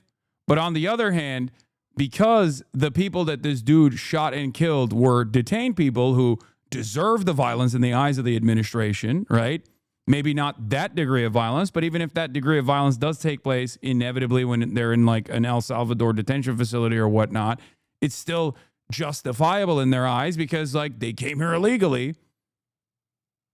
What are you talking about? They're clearly obsessed someone was killed. Really? When someone is killed, you turn around and go, they're an illegal alien. We are so sad that this illegal alien that we detained and basically put in chains was murdered. It feels like that's a bit of a conflict there, no?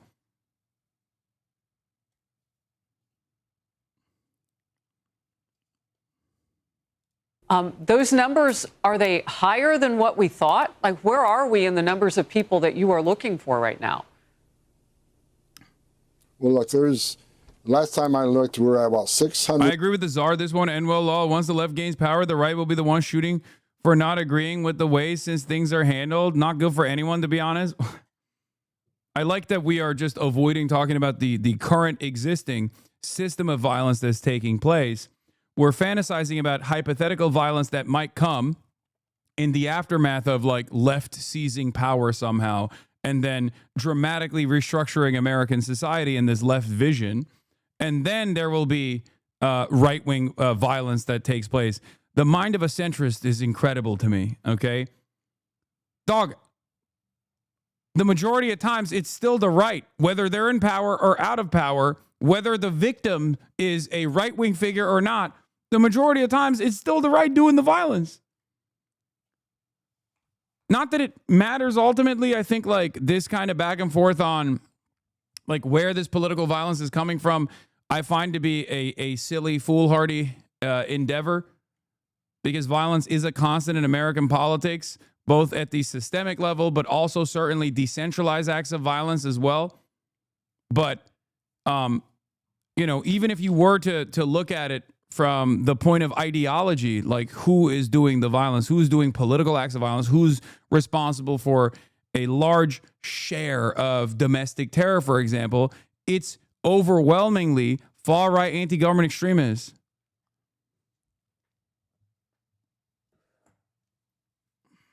Thousand illegal aliens with a criminal history walking the streets of this nation, mostly because of sanctuary cities. So they are the priority, right? Mm-hmm. So we're looking for them first. Worse is always first, but in sanctuary cities, if they're going to force us in the community to find a bad guy, and we find them with others, they're coming too. So sanctuary cities are... It turns out in the absence of like a unified left opposition that is like very well organized and engaging in acts of like labor militancy, for example, or even engaging in acts of violence as like the KPD did during the Nazis' rise to power, it turns out that the right-wing administration in the United States of America will just invent one. They'll invent like a left boogeyman that they must stamp out. And in the absence of any sort of counter message from the left flank party, okay, the liberals, the Democrats, they can just get away with lying. They can get away with building a villainous force, even when all evidence presents the exact opposite reality. But remember, this is, I always repeat this, and it's really important. It's actually a big part of what I talk to the New York Times about, is that right-wingers can get away with violent political rhetoric by simply pointing to the pre-existing systematic forms of discrimination that have been normalized. That's why they don't have to be like, you got to take matters into your own hands and start fighting back or anything like that. No one has to ever say that. Ben Shapiro can run around and simply present the existing form of violence, like whether it be ICE deportations or whether it be police brutality that disproportionately targets black and brown communities and underserved neighborhoods, poor communities, and say, we want more of that. And broader societal attitudes do not automatically read that as someone demanding more violence. During the Jim Crow era, for example, you could look at the unjustifiable practice of segregation, an inherently violent practice that had inherently violent outcomes. And as long as you were not demanding lynchings, or even in some instances you could demand retribution of the sort, it was not seen by broader society as someone demanding more violence. It was seen as someone that was demanding the systems to exist in the exact same way. But if you said, we have to fight back against this, then you could be presented as someone who is actually violent. You're going against the existing law. Why wouldn't you want separate but equal? I mean, equality, it's right there in the name. It's separate but equal, right?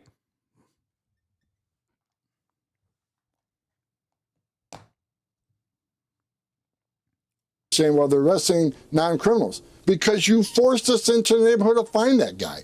And when we find them, many times with others, we're not going to turn our back. We're not going to enforce the law that Congress enacted. We're not going to uphold the oath we took. If you want less collateral arrests, then let us in the damn jail. We're safe for the agent, it's safe for the alien, and it's safe for the community. But they won't do it. Look, we were always careful with the Nazi comparisons here in Germany for a reason, because there are levels to oppression and right-wing ideology, but the shit going down in the U.S. literally goes by the Nazi handbook. Not only the rhetoric, but the whole ideological skeleton. And this Horst Wessel shit with Kirk proves the point again. ICE literally behaves like the SA. Oh, for sure. And like, remember,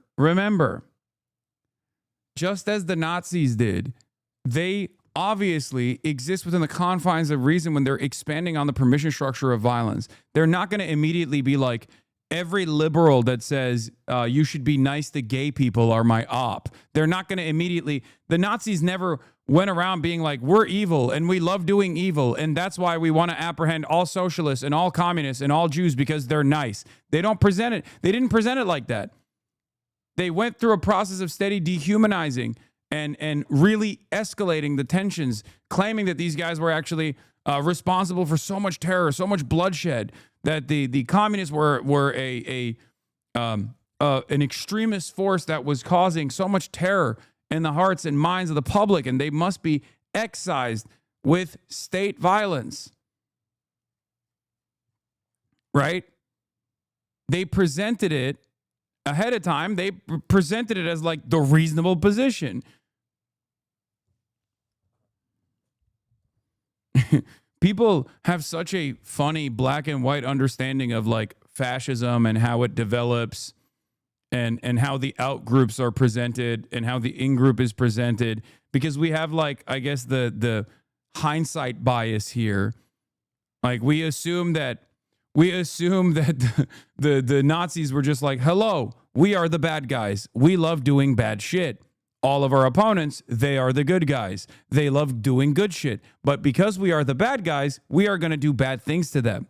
That's not how that works. That's never how it's worked. There has never been a system of violence that was enforced and defended by those in positions of power while simultaneously recognizing that they're bad. Of course.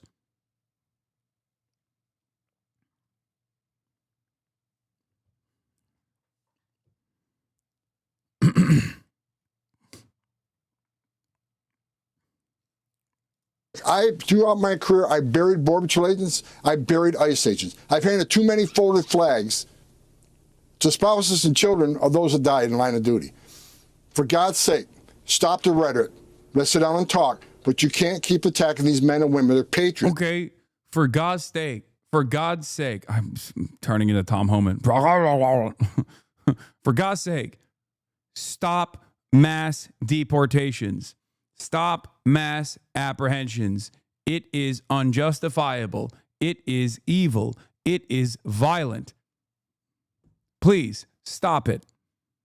We say it all the time. Nobody listens. Please stop it. Please.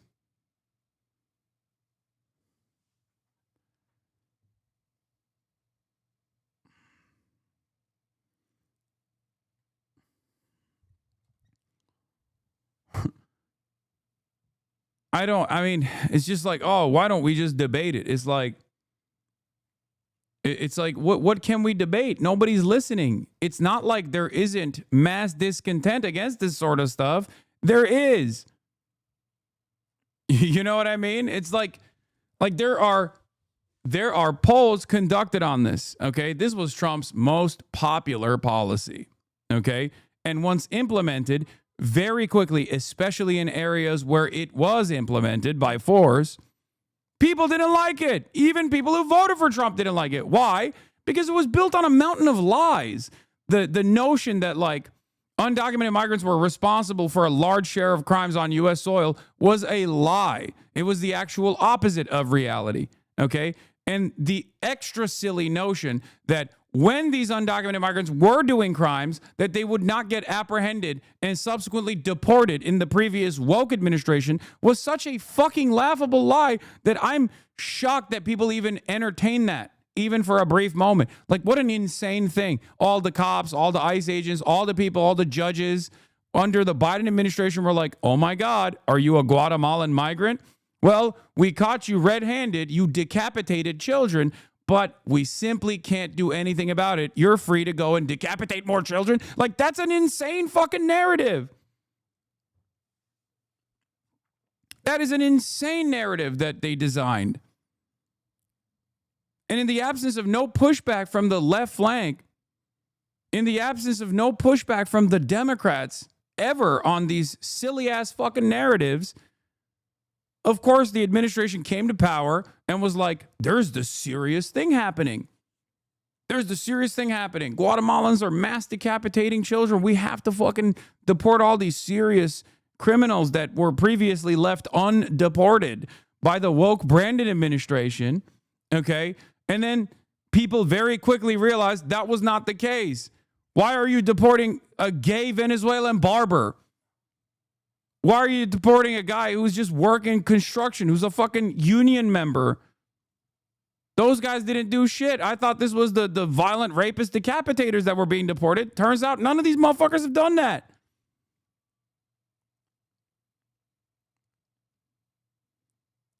None of these motherfuckers have done that. So when people realize that that's just a lie, they get resentful. They get angry. They go, oh, okay, well, I was duped. It's a very hard thing for a lot of people to come to terms with, by the way, right? There's this attitude of sunk costs, or there's this cult-like attitude almost where you just cannot come to terms with the fact that you were duped. Nobody wants to feel stupid. Nobody wants to feel silly. Nobody wants to feel like they were made a fool of the administration. So some people do double down on it. But many others, once they actually see the policies of deportation in their neighborhoods, they very quickly grow distaste for said policies. They very quickly realize this wasn't what I thought it was going to look like. And when that happens, they turn around and they say, fuck ICE. I don't want this to happen. This is ridiculous. They experience buyer's remorse. And when they experience buyer's remorse, they go out and they protest. First, they call up their congresspersons. There is no ability to actually make your congresspersons listen to your quite reasonable demands, obviously. There is it seems like we are just unilaterally being controlled by the White House at this point. So much for the separation of powers. It doesn't fucking really exist anymore. Trump can do whatever the fuck he wants, and people just kind of go along with it, right? So then that discontent grows. That anger grows, that resentment grows, and then the protests grow. And then people say, fuck ICE. More and more people start saying, fuck ICE, fuck the administration, fuck Trump, you're behaving like a Nazi. And in that process, under a normal theoretical democratic governance, right, the people in power are supposed to look at that discontent and go, oh shit, we're losing the broad popular mandate that we won. Okay, well, even though they didn't really win broad popular mandate, obviously. But we're losing even our own fans here. We got to do something about it. We got to change our attitude. But as long as they don't do that, and they just keep focusing on those who are saying fuck ICE, or those who are saying fuck this administration, this is not democracy, as long as they try to silence those people, the discontent will only continue to grow. Their moms and dads too. And I want to see every one of them go home to their families every night. And I pray for. It doesn't help that people come into terms with being wrong when liberals go around and scold them and say, see, I was right, stupid, and you deserve what you voted for. That's why I don't do that. That's why I don't do that.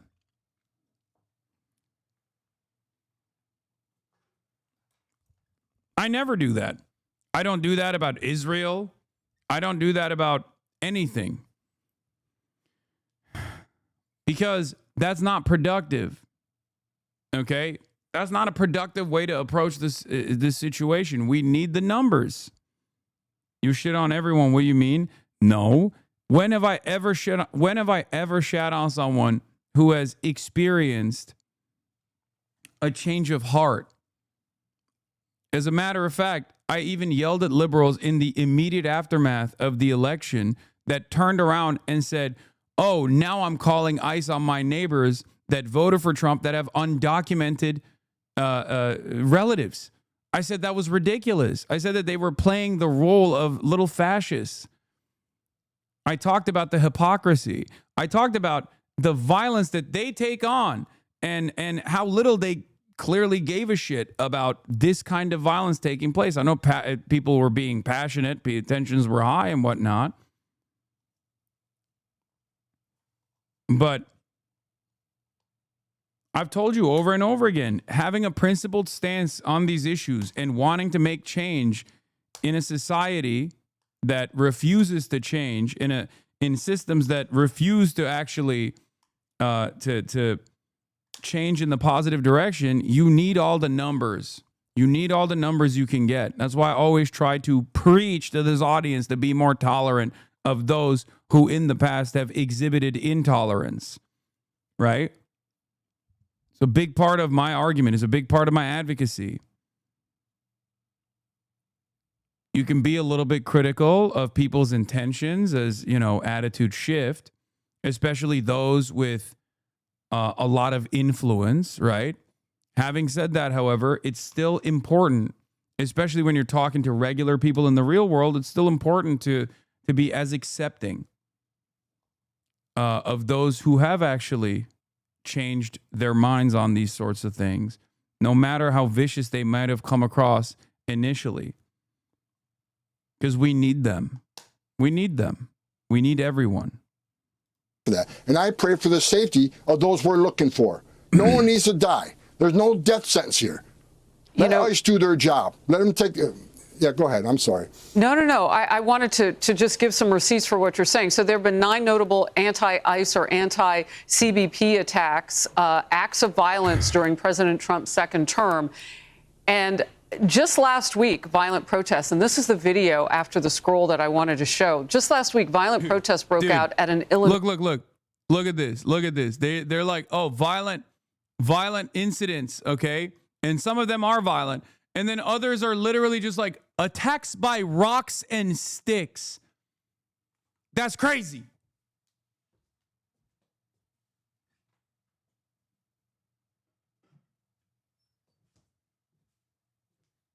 Kaya, please. Go, lady. Go, lady. You are requested. Your presence is requested.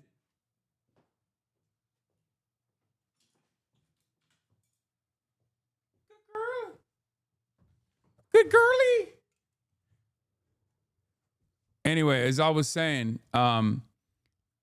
it's crazy to look at the asymmetry here, right?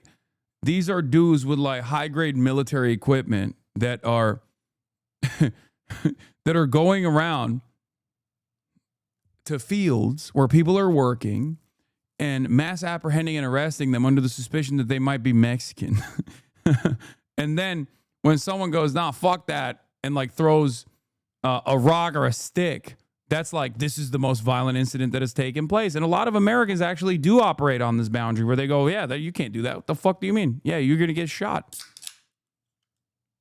It's like, if you have an anti-violence position that is consistent across the board, you should be in utter horror at the systematized version of violence that is unfolding in front of our eyes. When you got a fucking unaccountable military being applied domestically to your neighbors that are getting mass apprehended for a minor crime, only to be deported to an El Salvador slave labor prison colony.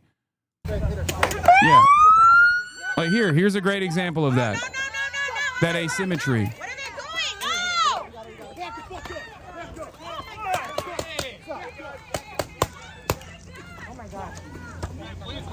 That was really cool, guys. You guys are super cool for that. Wow.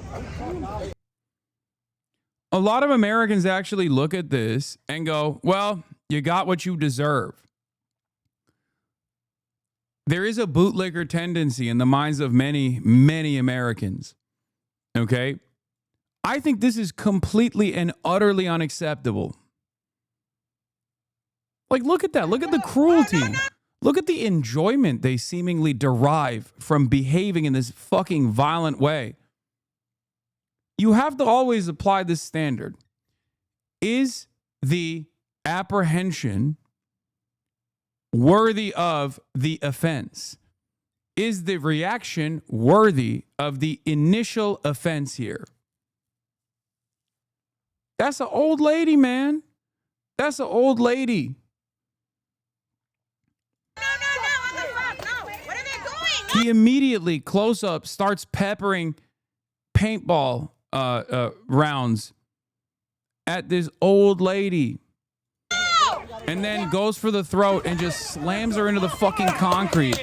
And look at the modesty presented here. The first thing that she's still thinking about, even when she's going down, is to just hide.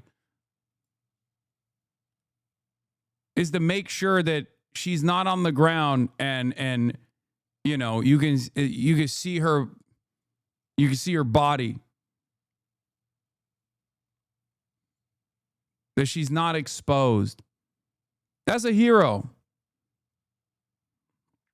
They slam her into the ground. And then the first thing that they do after they slam her into the ground, when you know she is no longer a threat, she was never a threat to begin with, but she is absolutely not a threat any longer by every metric, they start shooting her. How can we act as though we live in a civilized society when the agents of the state behave like this? How? I don't look at what these guys are doing as anything but the same kind of violence, if not worse, because they have the mandate, the broad mandate of the state to do this sort of thing. So they have a higher power here. They have to exercise restraint here more than the average person does. But I look at this as violence. I see this as what it is, violence. Unfortunately, for many Americans, once someone is wearing the badge or wearing the military gear, they do not see it as such.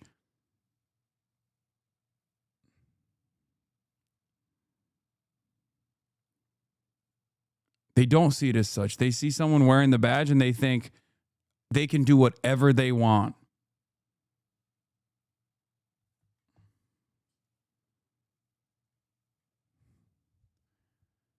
There has to be, and there is, within the confines of the law, there is a concept called proportionality.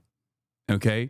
Whether you are the military or whether you are a member of law enforcement in any capacity, or even if you are someone who is adjudicating over a court case, there is a concept of proportionality. Is the incident that demands a response from the police or from a legal authority worthy of this level of violence? Is it proportional? Or is it an escalation? This cannot be seen as anything but a severe escalation.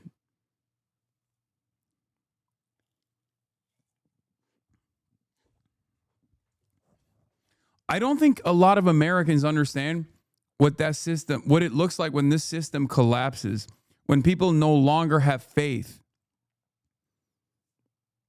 Americans are very fortunate to have lived in this bountiful empire where no matter how bad things get, there is still like some infrastructure that you can rely on. The notion that like people nominally care about the Constitution and these other institutions like the courts, right?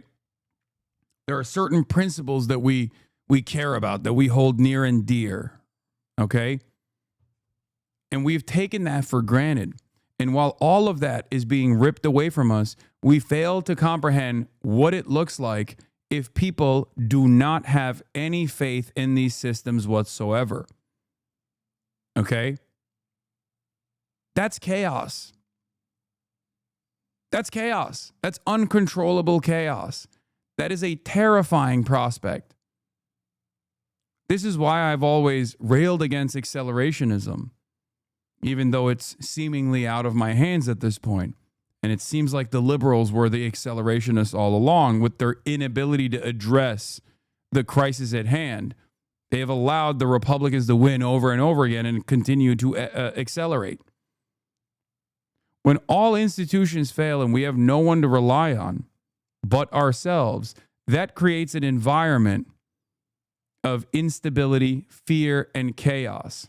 This is what happens when the social fabric rips apart in front of our eyes. When a guy that does that, when a member of law enforcement does that to a person engaging in an act of civil disobedience, and there are no punishments for that person, you teach every single other member of law enforcement that that is appropriate, that no amount of violence that you engage in is going to be punishable. And when they keep doing this over and over again, and no punishments come from these other institutions that are supposed to issue punishments, people lose faith. People lose faith in the systems. People lose faith in the Constitution. People lose faith in those who are technically, in theory, tasked with defending them. Because that's what these guys are supposed to be doing. That's what all of these guys are technically doing, right? They're supposed to be defending us. This is in our best interest, right? That's what it's supposed to be. Do you feel like any action that you saw, whether it be the people that are detained inside of this unmarked van, or the way that they escalated, the way that they shot and brutalized this person engaging in an act of civil disobedience, did any of that feel like it was done for you? Did that feel like, did you feel like you were protected?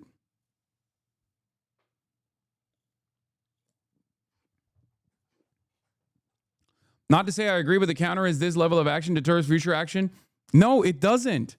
It doesn't. It never does. That's the problem. Because as long as these issues are left unaddressed at the legislative agenda, as long as these issues are left unaddressed by those in power, the discontent grows. This actually invites tremendous resistance.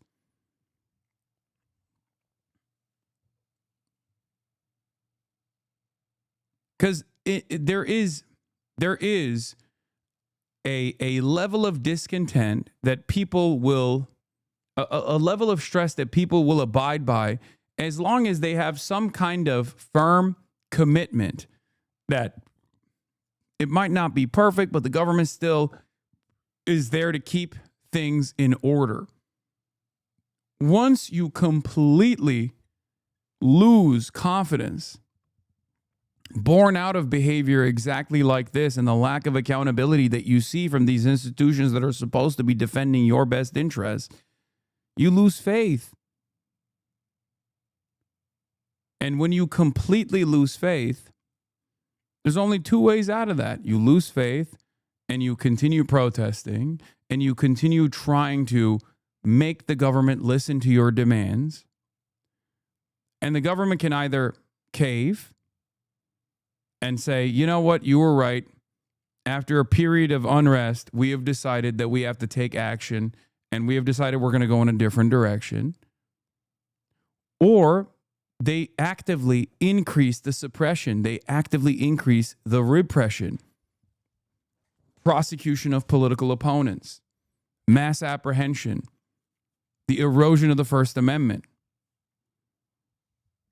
And it terrifies me that we're moving in that direction. It terrifies me that the administration is setting up the stage for prosecution of all political dissidents. They will act as though it is people like myself, people like yourselves, organizers, activists, that are the reason why people are out in the streets, and not because they see armed, masked agents of the state in unmarked vans kidnapping people. That's not what's pissing people off. It's actually the commentators that are really signaling that this is wrong.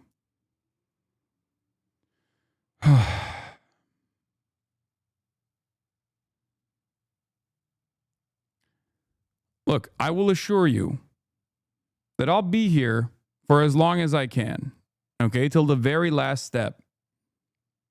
But make no mistake, I'm warning all the liberals and anyone who's apolitical in your lives that we have to be organized, okay? We have to be organized because I don't see this going in a positive direction. Luckily for us, the administration is somewhat responsive still to backlash, but there are certain agenda items that they won't let go of no matter how unpopular it gets, whether it be Israel and our deep loyalty and commitment to continuing Israel's genocide, or whether it be mass apprehensions of people. I guess the only thing that I can hope for is how incompetent they are, because their demands for purity in the form of loyalty in the administrative state has created an environment where the people who are actually in control over these institutions are so unimaginably incompetent that they end up enforcing petty grievances perhaps far too quickly, and that creates a lot of backlash, which forces them to back away. Why are you warning liberals? It was liberals who were all in on Trump's threat to democracy in 2024. Why am I warning liberals? Because they didn't take it seriously back then. Because if they had done so, they would have actually done something about it. And they're still not taking it seriously right now. I know for a fact that there are a lot of people out there who probably think, who are either apolitical and completely oblivious to what's going on, or are liberals and they were like, we voted, we did our job, now it's up to everybody else, fuck them, okay? That don't realize that they too need to be out in the fucking streets. Okay? I know that there are a lot of people who still blame the left, for example, who say, oh, you guys didn't vote. They fantasize about leftist inaction here. They don't look at the situation as the left warning, people like myself warning the Democrats to take action, to counter message against a lot of these broad initiatives that the administration ran on, no matter how racist they got, because they were actually creating an environment of hysteria that they would be the only people who could directly solve this manufactured problem that they created.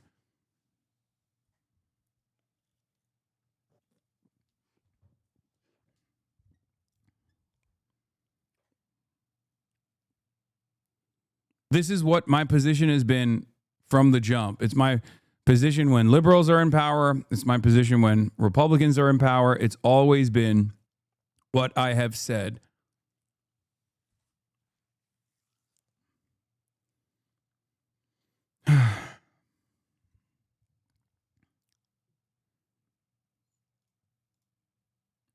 And to be fair, there are liberals. There are a lot of liberals, whether it be the No Kings protests or whether it be any other kind of protest that liberals have engaged in. There are so many more people who also see the discontent, who also feel the resentment towards this administration and want their voices to be heard. To be fair, I guess my message is more so to the extremely online part of this equation, those who see themselves as speaking to this increasingly shrinking audience of like institution defenders. You know what I mean? Come on, man. Don't go calling indivisible liberals. What?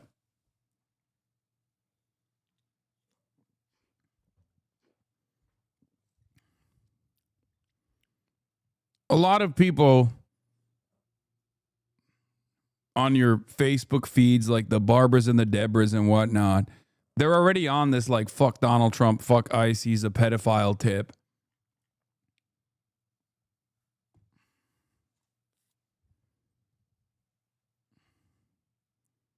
But the reason why I also call out the liberals here is because there are massive numbers of people who self-identify in that vein. That's it. was another shooting at an ICE facility in Texas yesterday. Terrible. Detainees were killed. The FBI director posted on social media bullets that were engraved with the message anti-ICE. Right. He just posted another thing on social media saying they recovered a handwritten note from the subject that read, "Hopefully this will give ICE agents real terror to think, is there a sniper with AP rounds on that roof?" Who do you hold responsible for the uptick in left-wing violence in the country? Radical left rhetoric. The radical left is causing the problem. They're out of control.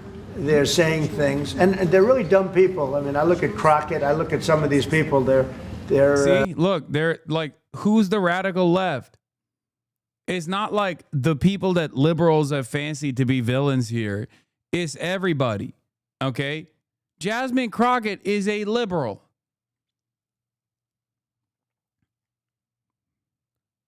But in the eyes of Donald Trump, she's a radical leftist. Why? Because she's black, okay? That's why. Let's be fucking real. Let's not mix our words here, okay? Because she's black and she's bold, okay? I don't agree with her worldview. I don't agree with her her legislative agenda, but it doesn't matter. She's a black woman and she's loud, and he fucking hates that. It's the same exact reason as to why, for example, Donald Trump, or not Donald Trump, sorry, but MAGA, in the aftermath of Tyler Robinson shooting Charlie Kirk, instantly issued bomb threats to HBCUs. What the fuck did black people have to do with this? They didn't do shit. If you want to look at this on purely racial boundaries, Tyler Robinson is white as fuck. Mormon family, MAGA family, shoots Charlie Kirk, also white as fuck. What do the people who are fans of Charlie Kirk turn around and do? What do the people in the MAGA movement do? They go and issue bomb threats to the fucking historic black colleges and universities. What the fuck did they do?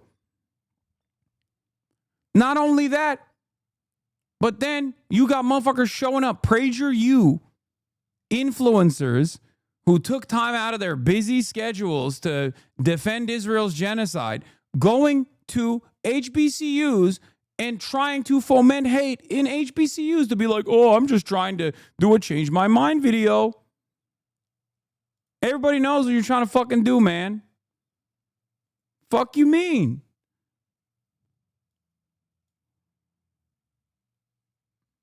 And then they sit there as though this was like a sincere effort.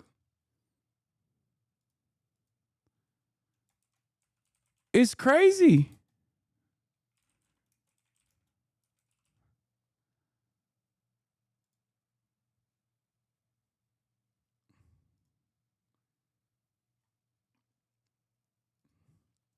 So understand that this is not unique to whoever they are presenting as like radicals and dangerous terrorists or whatever the fuck.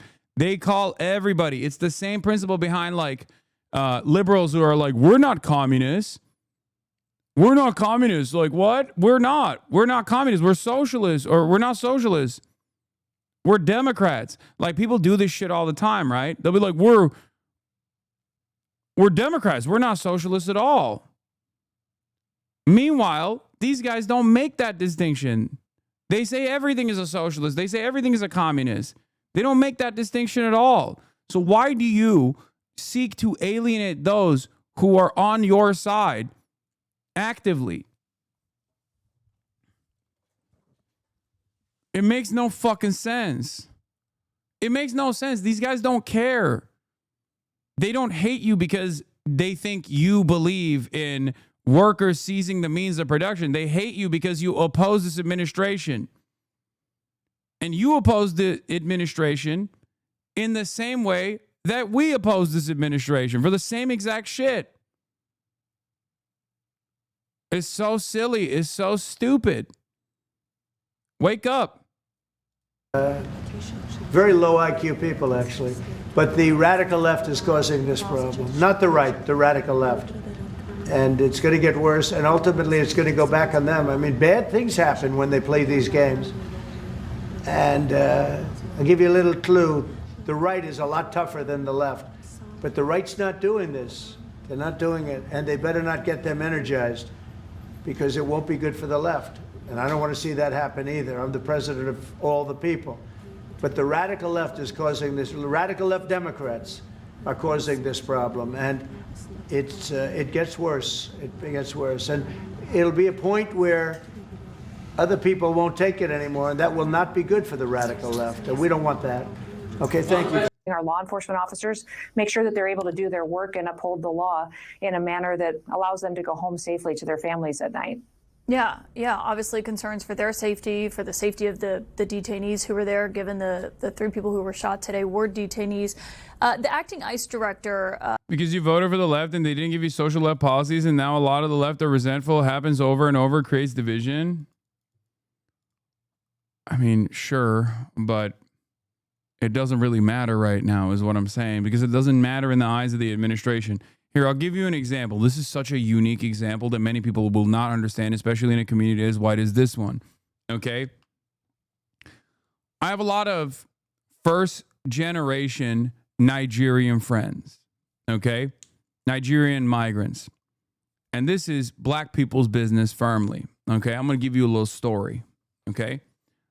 A lot of first-generation migrants from Africa have some unsavory opinions over black people in the United States of America, where they think like, I come from a different background. I'm different than African Americans. Okay. They assume that those in positions of power will view it the same. Okay. There's even a term for it. Some Nigerians will call black people Canadians as a substitute for like the N word. You know, people do different things. This is regional regardless. Okay. Another more common meta that you have probably seen as a meme or as a joke is like when someone says, I'm not black, I'm Dominican, right? But the difference is, at least with my friends, I have experienced this in real time. Those attitudes very quickly change when they meet someone in a position of power, someone that has power over them, like a cop. And the cop does not make that distinction, because in the eyes of a law enforcement officer, you're black. They don't care. There is no diaspora. There is no, oh, you're first generation African migrant. You're black. That's how white supremacy works. And very quickly they realize, you know, that there is no distinction, because that's how white supremacy operates. That's how it is. Okay? And the same goes for this administration in the way that they treat any kind of discontent. They don't look through it and they don't parse through it to be like, well, this guy is a radical Marxist, whereas this person is actually a free market liberal, right? The TDS is real. Yeah, this is definitely Trump derangement syndrome. Trump derangement syndrome is when you listen to the words of Donald Trump and you say, hey, this is going to a scary place, I think. And then that's it. That's Trump derangement syndrome. My pro-MAGA friend is trying to tell me not to watch you because you apparently ate human brains at one point. Do you have any idea what the fuck he's going on about? Come on, man.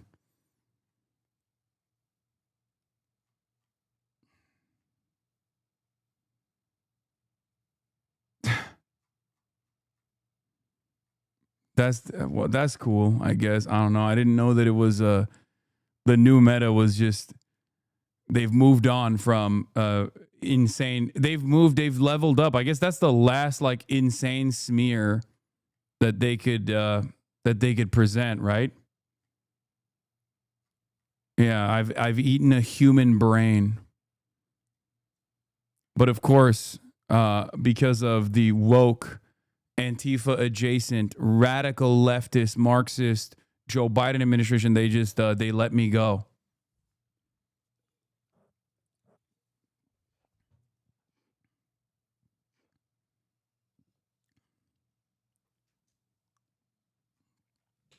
Let's continue. Said that the people who were in custody were not the intended targets of this shooting. I think some people might ask, well, given it was detainees who were shot today, what that information is based on tonight? Well, we'll wait for the FBI to do their work, but we do know that the way that this building was covered in bullet holes, which was discovered, after the shooting happened and after the immediate, consequences that we saw when everybody started to do investigative work, we saw that literally the building was showered with bullets, and when we saw the ammunition and how it was marked as well, I think that is helping investigators to find out what a motive might be. But we don't believe from the pattern that we've seen that there was a specific individual that the shooter was looking for. Okay, and the vehicle that was being investigated earlier that I mentioned with that sign on it, do you know if that did belong to the shooter here? Yeah, I can confirm that. I believe that they're investigating all vehicles that would be left around the facility. So I don't have any information that would say they believe that belongs to the shooter. I think that they're truly examining any vehicle that is left parked there, recognizing that the shooter no longer is alive and that he may have left a vehicle behind. And so they're looking at every single one that may be sitting there and has been there over the last 24 hours. And we heard earlier that this shooter, this 29-year-old man, was on the radar of law enforcement beforehand. Do you know why he was on their radar? What had he done or what he was known for? I can't speak to that in the case at this time, but I do know that those details will be released when it's appropriate. Has anything else been revealed to you in terms of, the footage they've been able to see, in terms of him getting access to the rooftop? Or anything in terms of how he got there and when? Nothing's been released to the public yet, although I do know that we'll be conducting those types of informational press conferences, interviews, letting people know as the case can be revealed. We want to make sure that we don't compromise it, but that we also focus on what we can do. Trump is live from the Oval. Let's go. It could happen. Maybe it could happen. Another soon. executive order. We want the hostages back. We want the bodies back. And we want to have peace in that region. So we had some very good talks. As you know, I had President Erdogan here, Turkey, and we had a great meeting today. I think we had a meeting that was very conclusive in so many different things that we wanted, things that he wanted, and that was good. We'll be announcing that sometime later, and he'll be making an announcement too. But we had a great meeting with Turkey, and they're a very respected president, and spent time. We had lunch, and we had a lot of good discussions. So those two things, and we have some executive orders today to sign that are very important for the country. And we'll start off with one that's a proclamation, and want to do that, Will? Yes, sir. So today is Gold Star Mothers and Families Day. This is an annual proclamation. This is to commemorate the fallen, those who have died for all of our freedoms and for our country, and for their families who have suffered such grievous losses. But this is a proclamation commemorating Gold Star Mothers and Gold Star families. Yeah, and they're great people. Incredible people, what they've had to go through. Very few people could have gone through this kind of thing. Gold Star. Okay, thank you very much. He'll put it over here, Steve. Next, sir, we have an executive order on TikTok. From the first days of your administration, you've charged a team from your administration, led by Vice President Vance, with ensuring that we can preserve TikTok as a platform for the 170 million Americans who use it, while ensuring that their data is properly protected as required by law. With this executive order, you will be effectively bringing into effect the agreement that will save TikTok and ensure that it can operate safely and securely. So this is interesting because I had a very good talk with President Xi, a lot of respect for him. Hopefully he has a lot of respect for me too. And we talked about TikTok and other things, but we talked about TikTok, and he gave us the go-ahead. You know, it's run by American investors and American companies, great ones, great investors, the biggest. You don't get bigger, I don't imagine. And maybe I'll have JD. JD was very much involved and in charge of it. And maybe I'll have you say a few words about the deal. He would report back, and the points of the deal, I think, are great for our country. So, JD, do you want to give it a little talk, please? Yes, sir. Yeah. So thank you, sir, for your leadership and for your help. We really couldn't have done this without the president actually ushering this deal over the finish line. There was some resistance on the Chinese side, but the fundamental thing that we wanted to accomplish is that we wanted to keep TikTok operating but we also wanted to make sure that we protected Americans' data privacy as required by law, both because it's the right thing to do, but also because it's a legal requirement of the law that was passed last year by Congress. So we think that we were able to do that. Of course, we're going to keep on working at it, but this deal really does mean that Americans can use TikTok, but actually use it with more confidence than they had in the past, because their data is going to be secure and it's not going to be used as a propaganda weapon against our fellow citizens. We're very excited about it. We appreciate the cooperation of everybody involved, and it's a big day. And I think I can say that especially the young people, they really wanted this to happen. They did not want to have TikTok close. And I got, a little used to TikTok. I used it myself during the campaign, and it was very successful because you know how I did with the young voter. And Charlie helped me a lot too, and he said to me, "You should go on TikTok," and it actually had, because we got record votes with the young voter, as you know, for the election. So I was a little bit prejudiced. Dog, we are in that so way cooked, toward by the way. TikTok. It was very good. And very Larry meaningful, Ellison, but we like have every American investors taking it over, running every it, single highly outlet. sophisticated. Every single including outlet, from Larry Ellison. mainstream news, obviously, as we knew already, Oracle, I guess, is gonna be down very to playing a very big independent role in terms of security, independent safety, social media platforms that are supposed to be independent, comprised heavily of like user-generated Literally, I would content, get a call are now from friends of completely mine who were captive. fathers of young people saying, "Could you do me a favor? Could you get it approved, please?" My son. There is driving nothing. me crazy. There is no. So we're getting it I done, don't and know I have a what big this is going to audience, look like. I don't know what level of suppression that they're going to immediately implement. It seems like for TikTok, they've already designed it in a way ahead of time before this sale took place, that they already brought in like an anti-Semitism czar, stuff like that. But Larry Ellison, the mega billionaire Oracle founder and the IDF's largest private donor, is now taking control of both CBS, Paramount, TikTok, and maybe even potentially CNN. They will have control over not only the content, but also user data as well. It is so insanely it's owned by cooked. Americans. It's, and very sophisticated Americans and people that love the country, and very smart Americans too. So they don't want anything like that to happen. Yes, please. Thank you. Is there any operational relationship with Chinese entities or staff to execute this? Larry Ellison's with who? Son is the one who purchased I don't Paramount. think so. Not that I know. We're going to be. This is going to be American operated all the way. So do not use and, TikTok. Got it? That's not what I'm saying. Great respect. I'm just for saying, be President Xi, careful. and I very much appreciate that he approved the deal. Because I'm gonna keep. To get it done properly, we really needed the. Just as I haven't support given of up China on and the Twitter, approval of regardless, China. Yes, because ma'am. I see at least some benefits, despite the fact that it's a hellish nightmare Do you want to see the algorithm of epic proportions. I'm going to keep using any outlet that I can. If I could, I'd make it 100% MAGA related. It's actually a good question, but I would, yeah, if I could make it 100% MAGA, I would, but it's not going to work out that way, unfortunately. No, everyone's going to be treated fairly. Every group, every philosophy, every policy will be treated very fairly. Thank you. Mr. President, do you know the valuation? Do you know the American company is going to be valued in billions? Well, they valued it very highly. They're paying a big number. Do you want to talk, Scott? Do you want to say something about value? Well, I'll let the Vice Okay. President, and then JD? I can follow And up. you'll say something. Sure. Well, first of all, I would say all credit goes to the Secretary of the Treasury. Couldn't have got it done without Scott. Also couldn't have got it done without Sean Cooksey on my team, so thanks to them. The company will be valued around $14 billion. We actually think this is a good deal for investors, but ultimately the investors are going to make the determination about what they want to invest in and what they think is a proper value. The most important thing is that it does protect Americans' data security. It ensures TikTok is still accessible.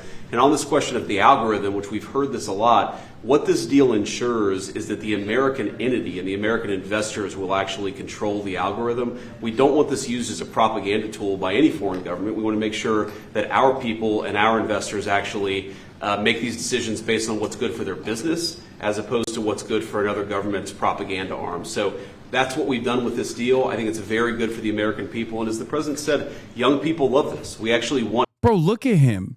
Look at him. I don't know what it is. He just looks so suspicious. He looks like he's hiding a secret. Okay?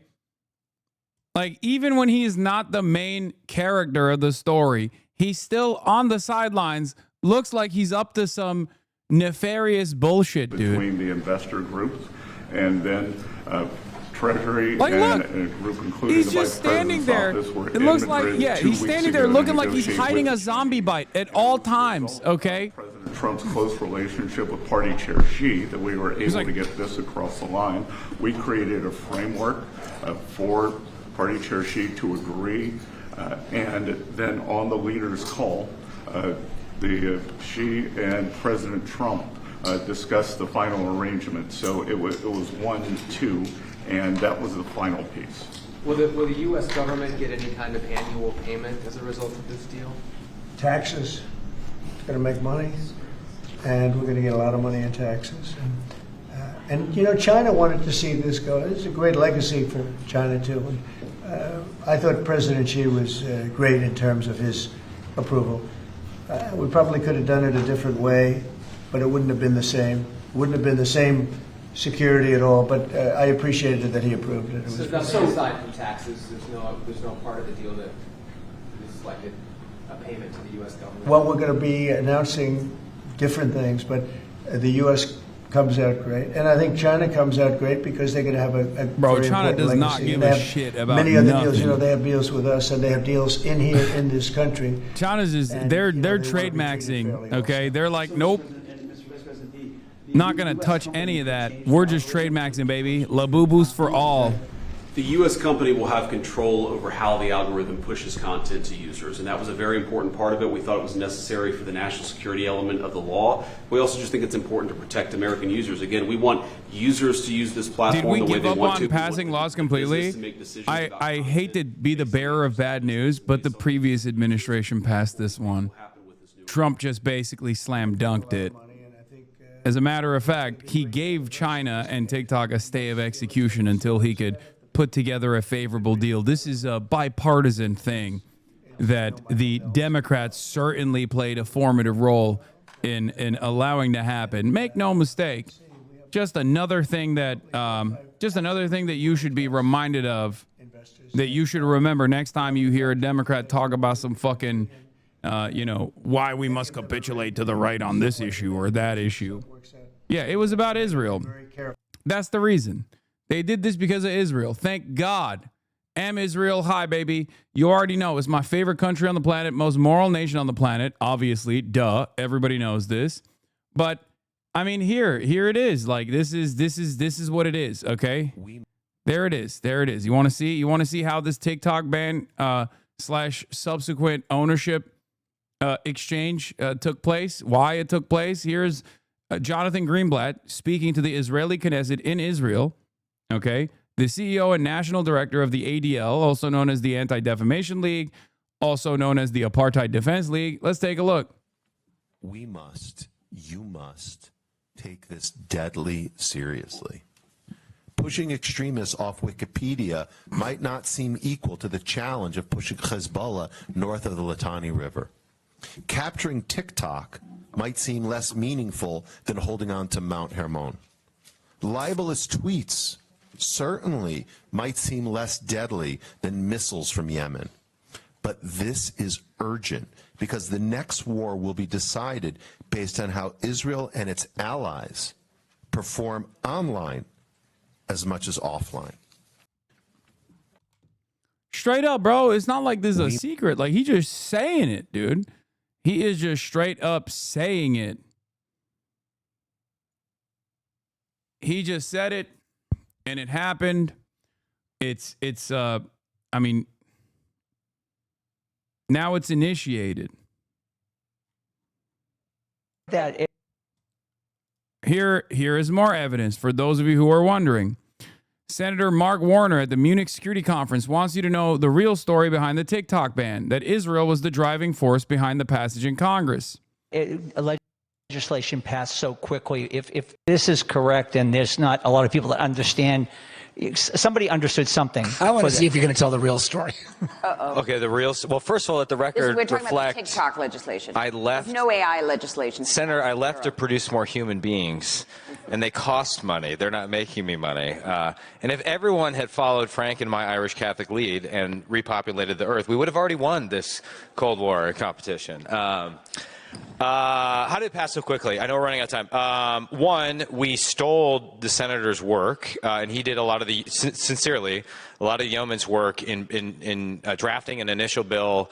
We were able to sort of learn from that experience. We refined the approach. We worked with him. We worked with the executive branch. So we had a bipartisan consensus. We had the executive branch, but the bill was still dead until October 7th. And people started to see a bunch of anti-Semitic content on the platform, and our bill had legs again. And then there was a huge miscalculation by TikTok. When it became apparent that we were going to pass it out of committee, they forced sort of a pop-up on the app that allowed people to call their members of Congress, and kids were calling into their members of Congress during school hours threatening to commit suicide if TikTok went away. And for those of us who are concerned about the use of this platform for propaganda purposes, TikTok made a huge mistake, which was the idea that we would follow the democratic wishes of the broad majority of the American public. What a stupid mistake. What a stupid mistake from TikTok or the Chinese government or whoever the fuck. Why would we ever listen to additional demands being made by constituents? What are you, fucking stupid? This is America. Big mistake. If anything, those demands made us way more likely to ban it because the goal was to suppress the flow of information.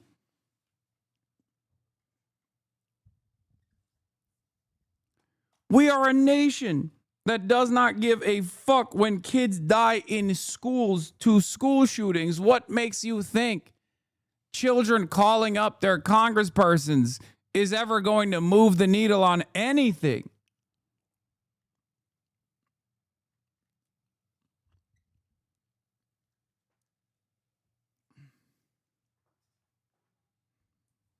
Be for fucking real. there's a brainwashing. It sort of proved the point in the moment, and suddenly the bill passed. So it was the threat of espionage, the threat of propaganda, the good work of Senator Warner, and a few other players that all conspired. And he got it out of a committee that is the most diverse in the House, from left to right, 50-0 after a classified. Yeah, that was a. He did a. You know, it was. People would not have bet on, but he and his Democratic colleagues did some great. But to your point about democracy, I mean, that was a 3. Why is TikTok a big deal? I get my genocide streams from Insta. I mean, TikTok has genuinely been one of the most consequential ways that broader audiences have actually reached this, have actually seen this information. That is precisely the reason why they took it away. Okay, that's precisely the reason why they were forcing the sell. I mean, they're admitting it right here.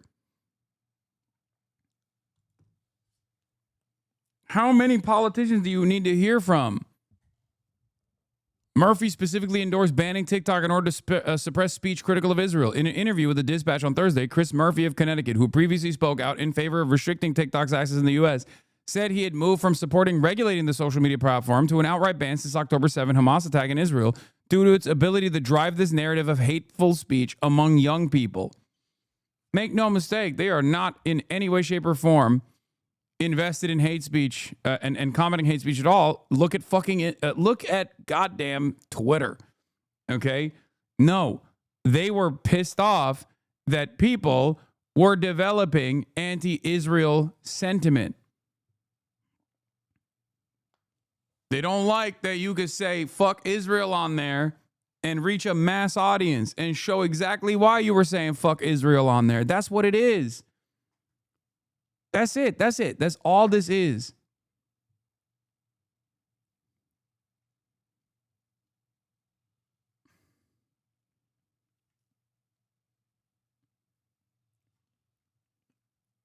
And by the way, this doesn't mean that there wasn't a ton of Islamophobic or anti-Semitic or otherwise like super bigoted content on TikTok. You're purposely ignoring the allegations here. I'm going to ban you.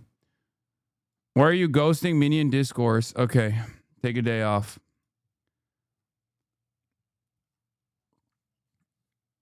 Take 24 hours off, chatter. I don't care to talk about minions right now. Jesus Christ. Huh.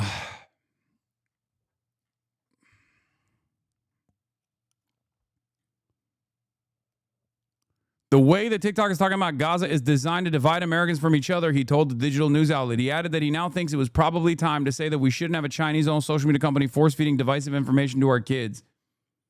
It wasn't any of the bigotries that were exploding on TikTok. It was anti-Israel sentiment. Make no mistake. They do not care about bigotry growing. They do not care about divisive content. If they did, they would pass legislation, which would probably be at odds with the First Amendment regardless. They did it because of anti-Israel sentiment. And it's not like they hide it. Because these are servile beings to their master, the almighty dollar, okay? They very openly were like, yep, we're doing it. We're doing it for Israel. We love it. We love Israel. The fuck are you going to do about it? And people at the time obviously didn't recognize it, or some people did. Some people were frustrated. I mean, obviously its impact has already taken place in terms of like a lot of people that now recognize exactly what happened post October 7. That's why there's so many. That's why there are so many protests happening all around the world. This will continue in other countries regardless. And it's not just about the TikTok ban in America or anything like that. I don't know why, but I've been getting a ton of pro-Palestine content on my TikTok as of 2 days ago, like every other video. Super for that, by the way. Well, for Meta, one way that I have seen Meta restrict this kind of access is they basically bracket you into the pro-Palestine slant. So they stunt your reach to other people that are using the platform, but they just stunt your reach to the pro-Palestine slant. So you think that like people are still seeing your content. In many cases they are, if you have a big audience like I do, for example, but you're walled off from the rest of the platform. And I think TikTok is probably doing that too, at least for the time being. Because the goal here isn't to like stop all kinds of information from spreading. The goal here is to stop it from spreading to people in the margins. Okay? They don't want that information to reach the Barbers and the Debras, for example. They don't want that information to reach the timelines of like people who could potentially be convinced, could potentially see the truth about what Israel is doing. That's why the HasanAbi industrial complex is so important to spread the word. Yeah, that's why I also do a broad array of different types of content and talk about different like things that I care about, cultural issues that I speak on, things of that nature, because like I know that I can reach a broader audience like that, because obviously my commentary is outside of the confines of what is acceptable in mainstream news. My position is different than what you would normally encounter, and therefore it requires a tremendous amount of charitability. This is precisely the reason why a lot of the supposedly apolitical actors that do a lot of those like fuck Hasan videos have played a formative role in people never listening to what I have to say, because they've just written me off because the well has been poisoned well ahead of time. So they never actually come here to be like, let me just check. Let me check to see if what these guys are saying is correct. And instead, they just go back to the same places where they go back to the same places where there's just like a steady flow of focus on content. The second video TikTok fed me on my secondary phone was Charlie Kirk with 2 million likes. I also got Candace Owens Conspiracy at 800K likes. You don't get Palestine or leftist TikToks unless you search or train your algo. Yeah. I came here to check. Check what? Oh, you mean after seeing like all the fuck us on smears and stuff? Yeah.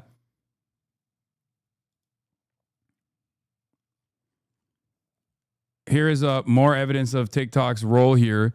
For the 170 plus Americans who use TikTok, a White House official confirms to me that President Trump will sign an executive order today approving a deal to move TikTok U.S. operations to the U.S. so the app can continue to be used.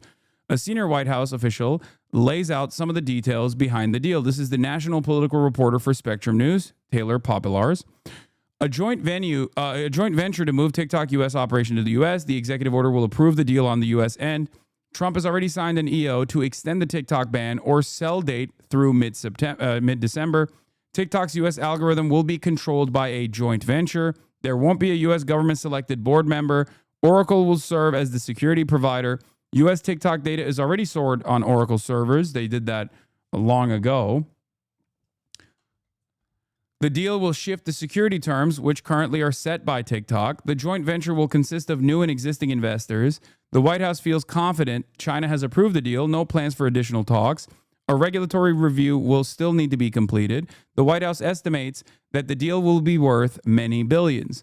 The White House was able to strong-arm a valuable arm of the platform that is directed at the American market, an incredibly important market for many other international companies, for the record, because it's the most moneyed market out there, right? We are the consumption engine that drives the global economy in many respects.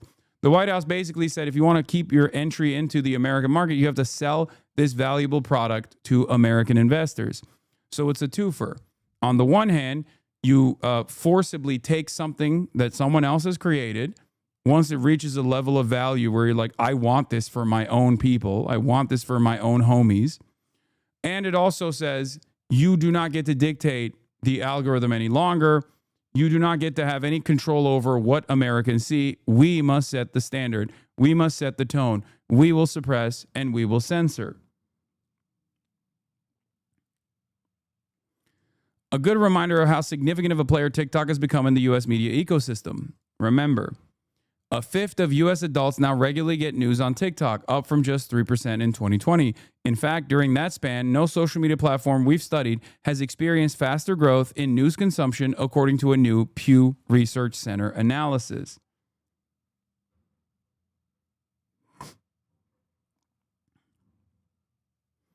It is pretty wild that virtually every single news outlet and virtually every single social media outlet is single-handedly owned by people who are just openly saying that they want to purchase these vectors of information with the grand interest of stamping out anti-Israel content. It feels like I'm going insane. This is like this is a wonderful gift to obviously all of the anti-Semites who constantly say like Jews control the media, this and that. And it's obviously still very much for Israel and not for Jewish people, considering that there is not a monolithic understanding of this amongst Jews in general. But it will be used beyond designing pro-Israel sentiment. If you think that this stays with Israel, you are dumb. Okay? It's not just going to be stamping out anti-Israel content. It's not just going to stay with that. It's going to be anti-ICE content, for example. It's going to be things that are favorable to the administration. These corporations are servile to the interests of not only other super wealthy individuals, but also the Trump administration. Okay? When the Trump administration decides, hey, LGBT content is getting a little out of hand, we got to do something about it, boom, gone. This is the much needed win that Trump needed. Tariffs failed, exports ban failed, military provocations failed, Asian countries won't fight us, and Europeans won't dare tariff us. Your empire is running out of cards. Yes, it's true. I'm very dissatisfied with what Russia's doing and yes, what President Putin is doing. I will watch the South Park episode. People for no reason whatsoever. And they are doing very poorly, considering they have put it all out on the line. Their economy is going to hell. They're bombing the hell out of everything, and they're picking up a very little territory, if any. In fact, they're losing some territory. So I think it's been very bad for the reputation of Russia. This war should have been over. If this were our war, we would have had it over in 1 week. And they're getting into fourth year, Jeff. They're getting into the fourth year now. 4 years of fighting, and you see what they've taken. In the last month, they've taken very little, and you've been reporting on all the bombing, all the drones all over the place. 900 drones coming into certain areas like Kiev in one night. And with all of that work, they've taken over very little. So now I'm very disappointed in President Putin. I thought I solved 7 wars. In fact, we have a great leader coming. We have the Prime Minister of Pakistan coming and the Field Marshal. Pakistan Field Marshal is a very great guy, and so is the Prime Minister, both. And they're coming, and they may be in this room right now. I don't know, because we're late. And I said maybe they'd like to join the. They actually may be somewhere in the beautiful Oval Office. Yeah, please, behind you. On Gaza, did you promise leaders this week that you would not allow Israel to annex the West Bank? Is that something that you? I will not allow Israel to annex the West Bank. No, I will not allow it. It's not going to happen. Did you speak with Netanyahu about this? Yeah, but I'm not going to allow it. Whether I spoke to him or not, I did. Yeah. Wait, all you need is a boss call from Miriam, okay? There's been enough. It's time to stop now. Okay? Yeah, just like he wouldn't allow the Gaza Riviera. I'm going to end the genocide. I'm going to end the war. Nope. Remember when I said, is she a relation to the late, great Davy Crockett? I don't think so. Jasmine Crockett, let me tell you, before you even ask, she's a very low IQ person. I mean, if we ever had to pass an aptitude test, that's the one should take one, because she shouldn't even be in the crowd. So I have no idea what you're going to. But the I don't radical, think we should waste the radical this Jasmine is a low Crockett, IQ folks. person who I can't even believe is a congressperson. Between her and Ilman Omar and the group, I met the head of Somalia. Did you know that? And I suggested that maybe he'd like to take her back, and he said, "I don't want her." Okay, what else? Go ahead. You want? Let's hear what Crockett said. Go ahead. He compared ICE raids to slave patrol. I want to ask you. To slave? To slave patrol. I want to ask you if you think that there should be consequences for members of Congress. There should be consequences for this correct comparison? Yeah. Wow. Well, I think she's gone over the line, and I think a lot of the people. Look, the Democrats have become radical left lunatics. They have policies that nobody's going to buy. And, I see what's going on in New York. We're going to have perhaps a communist mayor, because it's split up. If the people would get together and have one candidate, they'd have, I think, a pretty good chance. But it looks like maybe they're not going to do that. But we're going to end up with a communist mayor. It's not even believable, my beautiful New York. When I left New York to become president, it was a great place. But it was the beginning of bad things, because we had de Blasio. Had just started as mayor, and I said, this guy's a real nut job. Went to Harvard to teach management. Can you believe it? He went to Harvard to teach city management, along with the mayor of Chicago, who went to Harvard to teach. The two of them are teaching how to manage a city manage it into hell, is what they do. But that was the beginning, and now we're going to go a step further. Now we're going with the communists. Can I be honest? I think it's the greatest thing to ever happen to the Republican Party. Yeah? Why are you so bent then? Why are you so scared then? If a communist takes over New York City, I think that's a gift. They say this, but they don't actually believe it, weirdly enough.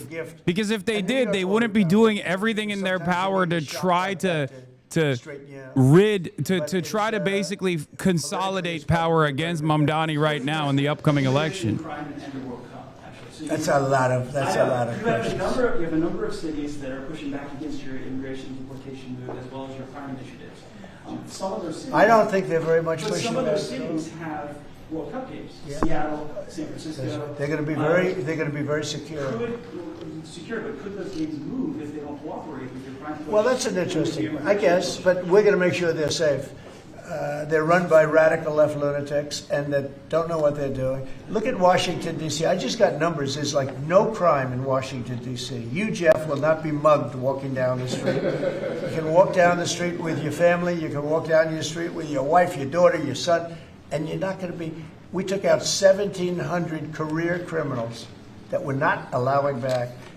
And we have this city in great shape. There was a time when not long ago, when every single week you'd have at least one murder. And look what's happening with Washington. It's safe. I went to dinner in Washington just to prove a point. I gave a press conference in the middle of a street.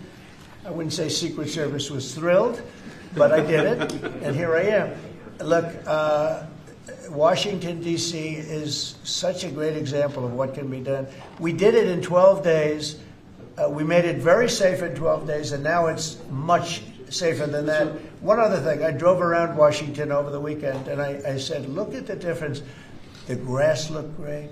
Everything looked great. You know, we had a lot of our National Guard, and we didn't ask them to do it. They did it themselves. They're proud. They're great. And they were picking up paper. They were cleaning. The place looked really beautiful. So we have a great Washington, D.C. We, as you probably know, we're going into Memphis, and we're going into some other cities, and very soon we're going to go into Chicago. It will be safe for the World Cup. If I think it isn't safe, we'll move it into a different city. Absolutely, we'll take the world. If I think it's not, it's actually a very fair question. If I think it's not safe, we're going to move it out of that city. If, like the governor of Illinois, who is, you know, look, last week, between last week and the week before, 11 murders, and 38 people were shot. Then he gets up and he says, this is a very safe, and then he says crime is better. The reason crime is better is because Cash put, about 5 months ago, a whole team of FBI people there to get ready for when we go in, and they've lowered it a little bit, you know, like 20, 25%, which isn't good enough, but it's a good start. But that was only put there because they're preparing for us to go in. And they've done, by the way, they've done a good job. So then Pritzker gets up, we've lowered crime 25. It's because the FBI was there. So, no, if any city we think is going to be even a little bit dangerous for the World Cup or for the Olympics, you know, where they have Olympic overthrow, right? But for the World Cup in particular, because they're playing in so many cities, we won't allow it to go to, we'll move it around a little bit. But I hope that's not going to happen, yeah. Mr. President, Director Patel this morning indicated that the shooter in Dallas had been using an app to track ICE. Does your administration have any plans to take down those apps or get them removed? Or any Well, I can't tell you about that, but it tells you when they want to wear masks or they want to hide a little bit, why that's so important. These are great patriots, the ICE, and what a tough job they have. What an unbelievably tough job they have. And think of it, what are they doing? They're taking hardcore criminals out of our country and putting them back. These were largely criminals that were given to us by Joe Biden and his group of radical maniacs that surrounded this desk, just like these people surround the desk now, but they're not maniacs, they're very solid people. Thank you, sir. I'm glad I prefaced. But they're great. We have a great cabinet. We have great people. And he didn't have great people. He had terrible people. Look at Afghanistan. Look at the people he had running our military. That could happen. The most embarrassing day in the history of our country was Afghanistan. And 13 young people died. They don't ever talk about the 38 that were horribly wounded with legs and arms and everything else, really horribly wounded.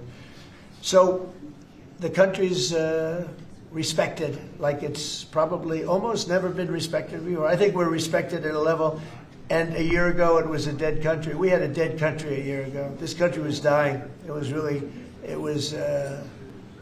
really in bad shape. Let's talk about the next subject, can we? One of the most powerful deterrents we have to violent crime is the death penalty. As you said, your administration has taken bold, decisive steps to ensure that Washington, D.C. is once again a safe and secure city for its residents and all who visit. This is a presidential memorandum that directs your Attorney General and your U.S. Attorney for the District of Columbia, Judge Janine Pirro, to fully implement the death penalty here in Washington, D.C., where the evidence and facts of a case indicate that the death penalty should be used. Okay. Everybody understand? Death penalty in Washington. You kill somebody, or if you kill a police officer, law enforcement officer, death penalty. And hopefully there won't be that. So again, it's way down. I mean, we have had week after week after week where we haven't had a murder. I said that the other day in front of the president of Poland. The press was here, and I said, ladies and gentlemen, I'd like to announce that Washington, D.C. has not had a death in 4 weeks, a murder, And he looked at me. Yeah, he's going to sign the executive order to dismantle terrorist networks, and he's talking about PSL, DSA, Every week, essentially, somebody Twitch.tv/HasanAbi, and Jasmine Crockett, the Democrat Party, Governor Gavin Newsom, Jimmy Kimmel, ABC. They call them careers. They left the word criminal out, but we took the careers out of here. And they're now brought back to their homes, or they're in jail, or they're in a jail in another country, and hopefully they're not coming back. And we have to maintain it. You can't just leave, and we have to maintain it. We've gotten along fairly well with the mayor. You know, she's getting a party that hates that the city's becoming safe. I mean, they're actually criticizing her because the city's becoming safe. But this is becoming this is right now a very, very safe city. This went from the most unsafe city in the country to the safest city in the country. There's no city any safer. That's a pretty big achievement. And we really did it in 12 days. But if you add an extra week to it, that'd be nice. And I mean, you can go out to dinner. Restaurants are booming. You know, the restaurants were dead. They were dead. Even if you got to the restaurant, then somebody would come in and hold you up. You know, they'd hold up the whole restaurant. They go to Uber. Young ladies in the White House, they'd call Uber for protection. They'd run to the car because they were petrified to be from the entrance of their building to the car. Now they feel safe. They're in the car, and then the car gets hijacked while they're in the back of the car.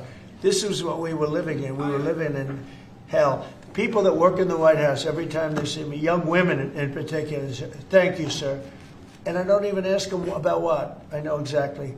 I made their lives. Now they're living in a beautiful, everywhere glamorous I place go, young women say Washington, thank DC, you. with no crime, and that's the way it should be. Thank you. Okay? Thank you for defending big balls. It's so good. I love it. I love the National Guard. It's a very interesting capital punishment. Don't be such a boomer. Right? It's capital. But this is our capital city. We can't allow that to happen. People come in from Iowa to look at the Lincoln Memorial, and they end up getting killed.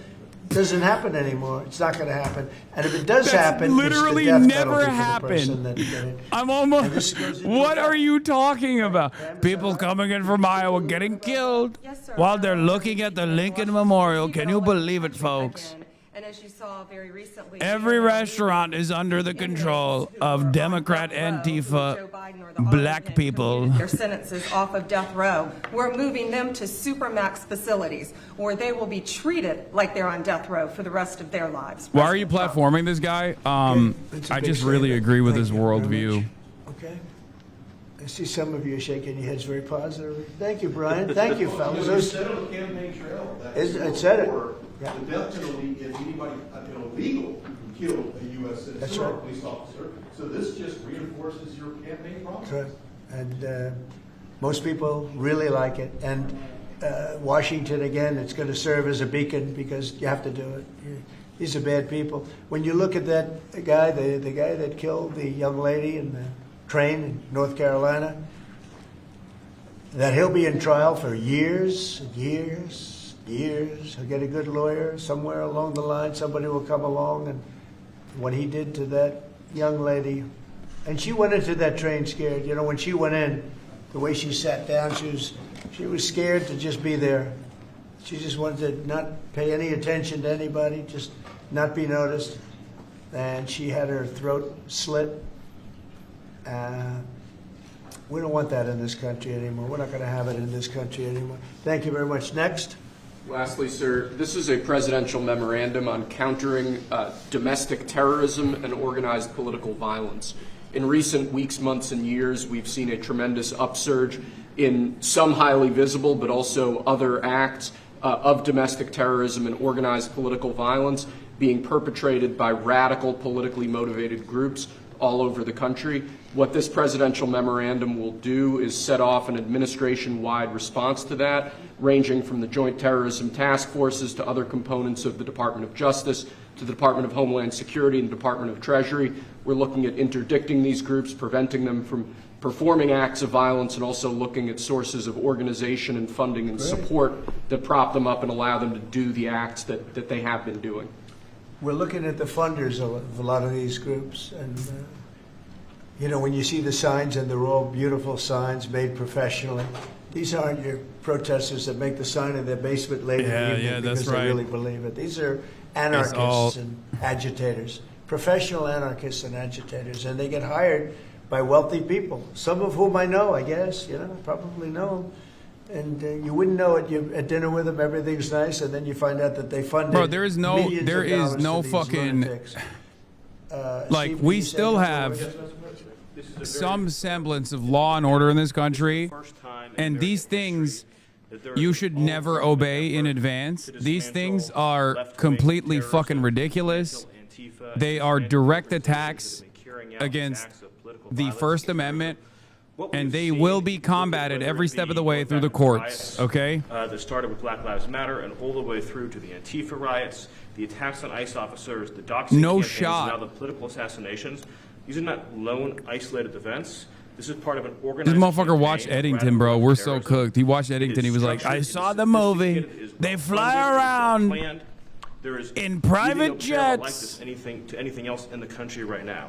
There is an entire system of feeder organizations that provide money, resources, weapons, and when they're attacking ICE officers, they're attacking Courts ain't saving us. Yeah, until they're not, you still use them. Don't be silly. Intimidation, and ultimately attempted assassination. It is all carefully planned, executed, and thought through. It is terrorism on our soil.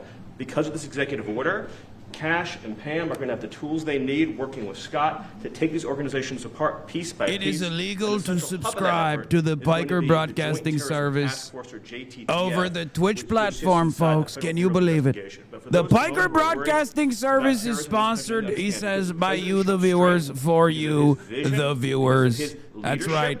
We are now going to September, as long as the month continues, gifted subs over 5 gifts is 35% off. That's right. Subscribe to the Piker Broadcasting Service, they say. We will make it illegal. We will make it illegal. No ads. He runs no ads. Can you believe it? He runs no ads at the Piker Broadcasting Service, and people still voluntarily give him subscriptions in the form of a Twitch Prime for free, or a $6 a month subscription. And organized violence across Omnitech, thank you for the 10 gifted. Ren, thank you for the 5 gifted subs. The Gravy, thank you for the 5. And Captain Ajax for the 10 community gifted subs. Why do you play ads again? I don't know why people still do this. Wow, no ads, wow, everything computer, everything, everybody transgender. Perpetrating our criminal activities across our societies, and we are just so thankful for your leadership and recognition of it. It's not easy to do. Good job. Thank you very much, Who Pam. specifically you want to target? What? Besides Antifa, is there a specific group or person you're targeting in this? Any organized group. Any organized group who are committing these crimes, and we're working with the Secretary of Treasury. You know what law enforcement has told us under President Trump's leadership? He's taken the handcuffs off law enforcement. They can do their jobs now, thanks to you, President Trump, and that's what's happening. And all of these agencies that Cash mentioned, we work hand in hand together. Our prosecutors were following the money with Treasury. We're working with Homeland Security. Cash's agents, all of our agents, DEA, ATF, U.S. Marshals, combined are working, and with state and local government, to take these people off the streets who are jeopardizing lives. Can I just illustrate this? So I was talking with Cash and Stephen about this a couple of days ago, sir. So I believe it was in Oregon where you had a federal building where there were men in black ski masks who were committing acts of violence, who were shutting down a government building. To the president's point, they don't come from nowhere. These are paid people. This is organized. They're committing acts of political terrorism on American soil. And it's time we had a government that looked out for the American people rather than the people who are committing violence against the American people. Fascism is colonialism. When you go out to turned Portland inward. and you see what's happening in Portland, Fascism is colonialism turned inward. And this has gone on for okay? years. That's what's going on. Terrorism as a designation, which was intentionally vague, allowed the American administrations prior to this one, and certainly this one as well, to engage in acts of unjustifiable violence against people. extrajudicial acts of violence, death, destruction, bombing entire sovereign nations. And now that designation is turning on American citizens at the domestic level. If we do not put an end to this through the court process, we are completely fucked. If we do not put an end to this by making our discontent be known, we are completely fucked. Wow, these are crazy Why you people. defend this? And Wait, they're trying what? to burn down buildings, including Defend federal this? buildings. And on my list of things that I want to do before we finish up with the cities, because I think we're going to whip the cities back into shape, but we have to. We cannot let our cities, and that's a small example, but it's the most violent example. It's every night, and they've done it for years. You think maybe at some point they made their point, and what are they doing? But we're going to get out there, and we're going to do a pretty big number of those people in Portland that are doing that. They're professional agitators and anarchists. They're actually anarchists, yeah. Go ahead, why don't you defend? Let's see you defend them, Jeff. No, I'm not defending anyone. I just want, so that we can just explain this in our stories, could you name a couple? You don't explain it right, though, Jeff. Go ahead, let's go. Maybe let's give you another chance. Go ahead. Antifa, Soros, what names are we talking about? Well, Soros is a name certainly that I keep hearing. I don't know, but Soros is a name that I hear. I hear a lot of different names. I hear names of some pretty rich people that are radical left people. Maybe I hear about a guy named Reid Hoffman. Somebody's a pretty rich guy, I guess, and I hear about him. I don't know. Maybe could be him. Could be a lot of people. We hear the same names, but they're bad, and we're going to find out. And if they are funding these things, they're going to have some problems because they're agitators and they're anarchists. These are anarchists. Really bad. Okay, yeah, please. Mr. President, can you, are you on, Who you with? Who you with? I'm with the Center Square. Sarah Roderikovich is my name. Sarah, there's also, as you know, Antifa is not just a domestic terror, or now a domestic terror organization. It's also international. I know the Netherlands is looking at also designating them a terror organization. Have you been working with your intel community and your DNI to possibly expand that to making them designated an international terror organization? Yeah, we have been. Yep. It's an international in many cases. Yeah, Reid Hoffman is the founder of LinkedIn, which is terrorism of a different sort, if we're being real, but not the kind that Trump is talking about. Well, I'd say the maximum under the law, and we'll see.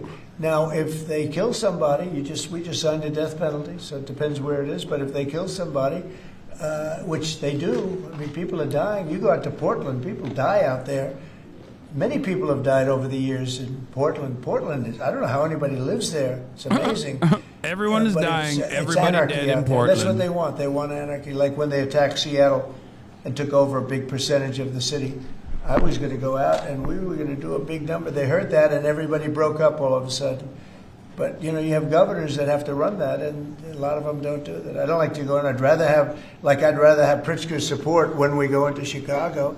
But if we don't have it, that's okay, too, because we're paramount, and we will do what we have to do. We're going to make Chicago safe. We're going to make we're going to make as many as we can, and usually that involves a surge. But what we did with, in the case of Chicago, by having the FBI go out there 5 or 6 months ago, we brought it down a little bit. You know, a little bit is 25%, so it's not so little. But it is when you're talking about the kind of crime and killings and murders that you hear in Chicago. But we're going to get it. Chicago's a great city. As the Union Pacific said, the head of the Union Pacific, who's a great guy, started off as a low-rung guy. He said he started in a caboose, and now he's the chairman of the Union Pacific. But he's a great guy. But he said, "Sir, don't lose Chicago." The way he said it, I said, boy, it really hit me. You know, here's a man that knows all the cities. The Union Pacific, I guess, is our largest railroad, and he knows all the cities. He's been doing it for 45 years, and he said, "Sir, don't lose Chicago." And the way he said that meant a lot to me, and we're going to go into Chicago very soon. We're going to take care of Memphis. We're going to take care of Memphis. You can't walk a block how without getting normalized shot. this is, dude. I take really care of that can't. one, and just like we did Like, Washington, it is D.C. wild. He's just talking about deploying the military to major American metropolitan cities, while simultaneously saying that anyone and everyone that organizes protests against this kind of action, for example, is literally a terrorist and will be, like, will have their assets seized, will have their lives ruined, will be prosecuted. And like, because of the way that the media operates now, in an effort to just simply be in the room, they just have to suck his dick throughout this entire sequence of events. What the hell? I'm not going to comment on whether there is or is not a pending investigation, but everything's on the table right now. I don't think anybody has to ask, because if you look at Soros, he's at the top of every. In fact, sometimes they say, could he be involved in this many things? But he's in every story that I read. Stories that I read keep talking about Soros, and so I guess he'd be a likely candidate. Thank you very much, everybody. Thank you very much. Thank you for that, President. Thank you. Yep. Bro, the dude is like 750, by the way.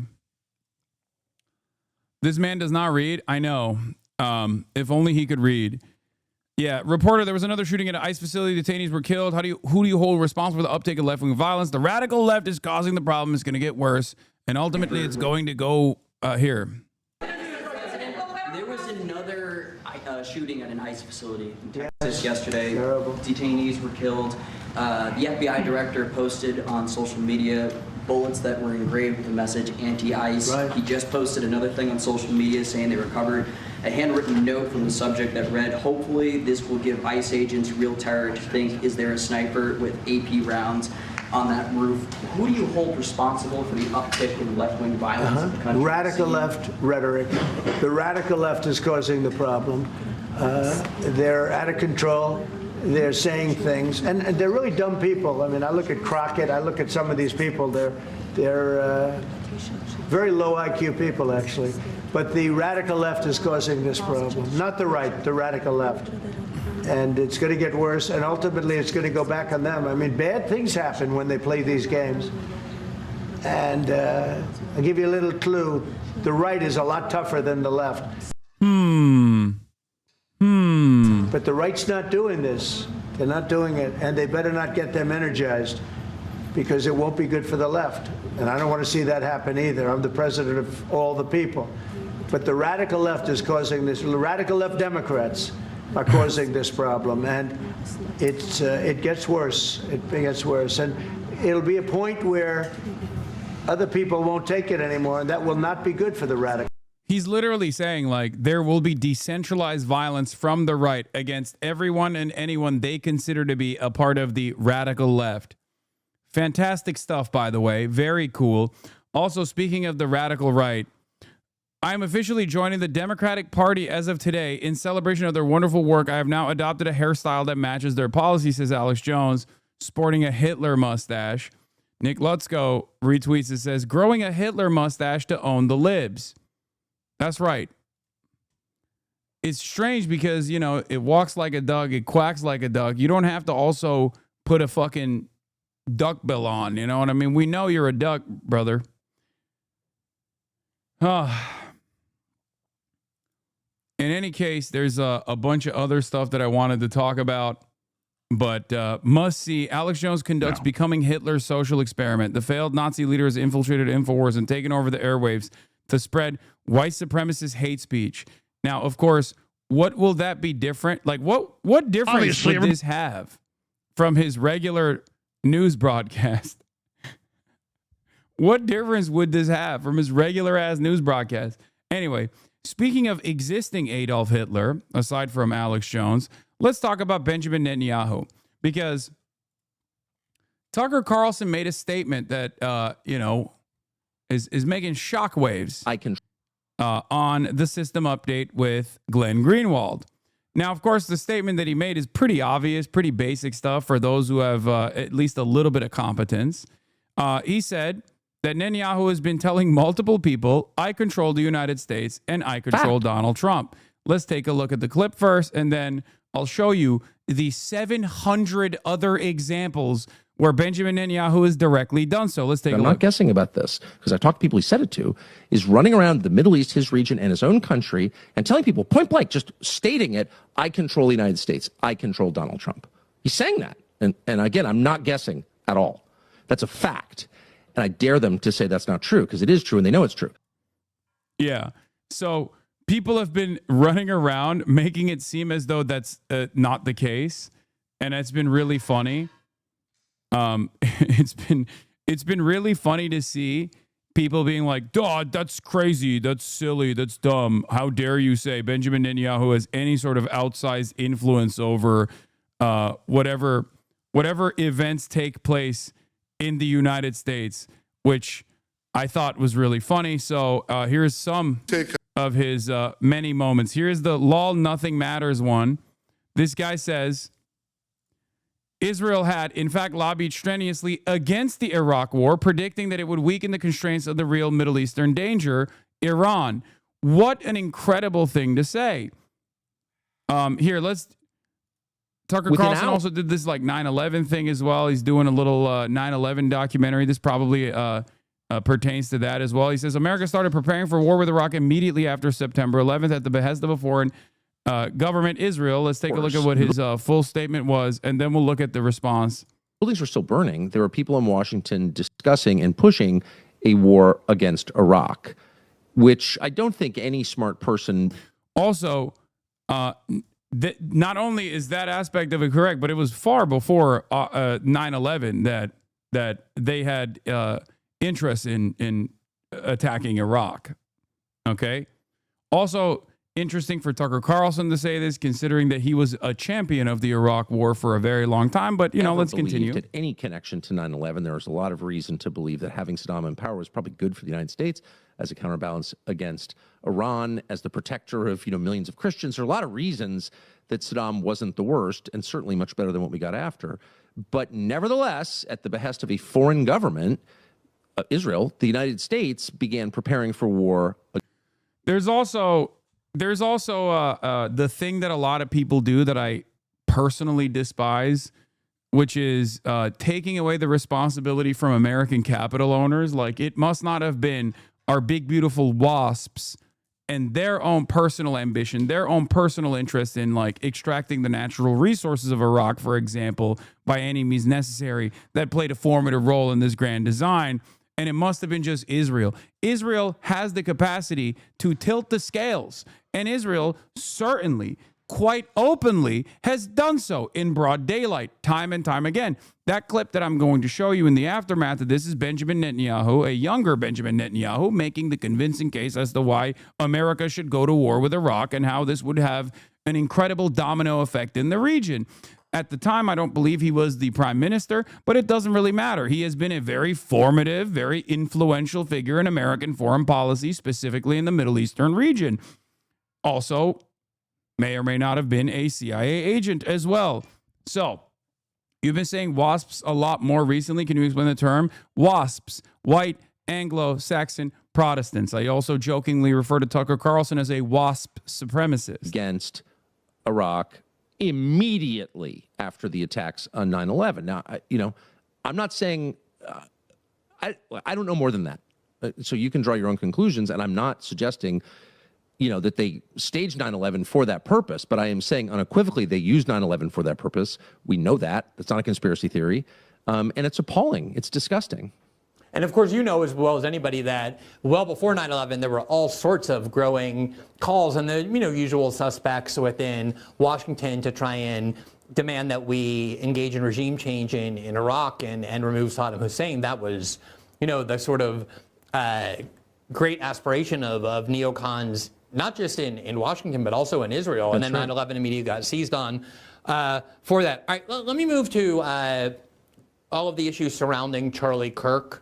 And before I get to the... Wait, may I just say one last thing? Sure. May I say one last thing that I think is important? So the question about 9/11, the reason people have debated it for 25 years is the question of foreknowledge. Do people know this was coming? And then it's a question of, like, did they know it and allow it unintentionally or intentionally, or did they stage it? I can't answer those questions. But we conclusively answered the larger question, which is, oh, yeah, there was foreknowledge of it. There's no question about it. CIA knew the hijackers were here. They knew they were terrorists, and they were here to commit acts of terror against the United States. And critically, and this is the fact that somehow blew my mind the most, people bet in the public financial markets, the equity markets, against the airlines involved in 9/11 and the banks in the buildings that were taken down on 9/11. And they bet big, they shorted them, and they made a lot of money. This has been sort of known. What I didn't know is that the U.S. government found the identities of the people who did that, and they withheld them. And to this day, they've never been revealed. So this is a publicly traded series of trades. and in public markets, and we can't know who made those trades. Whoever made those trades clearly knew 9/11 was coming, and the government has protected the identity of those people for 24 years. Is Tucker vindicating you? I mean, he will never vindicate me. Foreknowledge aspect of this is correct, but the idea that they would know exactly what the target is and then make trade decisions, that's a little that's a claim that requires extraordinary evidence. I wouldn't say that is I wouldn't entertain that part of the narrative. As far as like the CIA knowing that there were known assets or known agents that had previously worked with known CIA collaborators and assets or people that were heavily monitored, that part is correct. The rest of it is speculation, making extraordinary claims without having extraordinary evidence. However, the one part about this argument that I do agree with is that, yes, of course, Israel fucking tilted the scales in their favor. If you take Israel has always taken Israel's always played a formative role in America's grand design in the region. This is just reality. Anyone that denies that,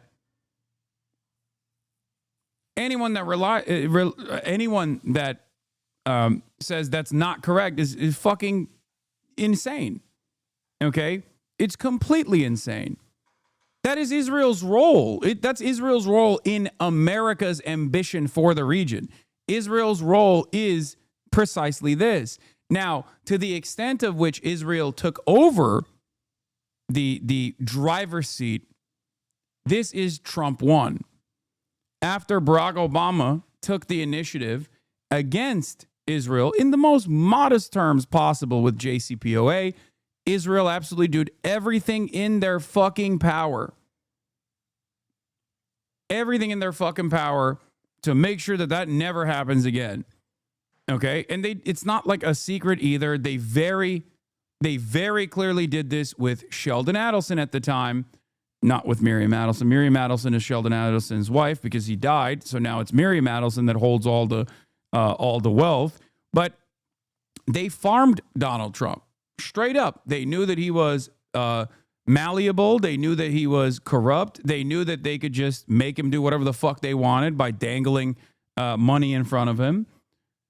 And Donald Trump absolutely, without a shred of doubt, gave Israel basically the keys to the car, said you are driving our foreign policy now in the region. Okay? That's it. Straight up. Here is a younger Bibi Netanyahu in front of Congress trying to do his very best to advocate for America to go to war with Iraq. Take out Saddam's regime, I guarantee you that it will have enormous positive reverberations on the region. Very famous clip for those of you who don't know. If you topple the Saddam regime, it will have enormous positive reverberations around the region. And I think that people sitting right next door in Iran, young people, and many others will say, the time of such regimes, of such despots, is gone. There is a new age. Something new is happening. And that is speculation on your... This has been... By the way, isn't that fucking... what's his face? That's the former head of Mossad, no? Or not at the time, but the one behind him. Or is that... That's a... I think that's a fucking... wait, is it Ron Dermer? I don't know. Hold on. Let me see. No. Oh, yeah, it is. It is Ron Dermer. Yes, it is. Israeli politician and diplomat serving as the Minister of Strategic Affairs since 2002 and head of the negotiations of the hostage release since February 2025. That right there, sitting behind Bibi Netanyahu, is Ron Dermer. Israeli diplomat, Israeli politician, Ron Dermer. Not the head of Mossad in the past.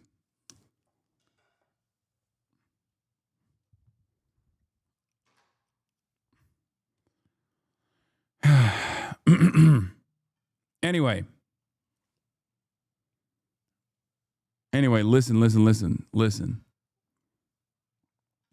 Israel has been presenting this narrative forever. Okay. Oh, just one more toppling of a regime that is not directly servile to our interests, and everything will fall in line. Everything in the region will fall in line. Just one more fucking regime.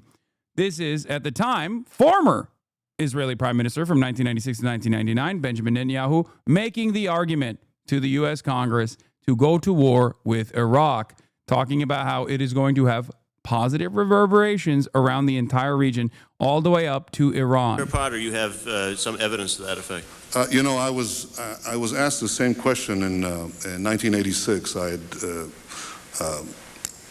written a book in which I had said that the way to deal with terrorist regimes, with terror, was to deal with the terrorist regimes. And the way to deal with the terrorist regimes, among other things, was to apply military force against them. The way we did in Afghanistan. The way, for example, I want to answer your question. Well, I guess I'm running out of time, so I quickly was trying to get there. We've done, I think, what you proposed in Afghanistan, yet I haven't seen that sort of neighborhood effect. Well, I think there's been an enormous effect. The effect was, we were told that there would be a contrary effect. First of all, people said that there would be tens of thousands of people streaming into Afghanistan, zealots who would be outraged by America's action, and this would produce a counter-reaction in the Arab world. But I think you're now saying that when you take an action like we did in Afghanistan, we're going to see all the other countries just fold. No, what we saw is something else. First of all, we saw everybody streaming out of Afghanistan. The second thing we saw is all the Arab countries and many Muslim countries trying to side with America, trying to... This is post 9/11, post Afghan invasion, pre-Iraq invasion. So I think it's in 2002. Okay? I believe there's a congressional session taking place in 2002 before America invaded Iraq. Here is Benjamin Netanyahu advocating vociferously to get America to invade Iraq, saying it'll be fucking awesome. And even in that, he admits that he's been saying this since 1986, which is true. Talking about how these guys have nuclear weapons, for example. Iraq was invaded in 2003 after this congressional hearing.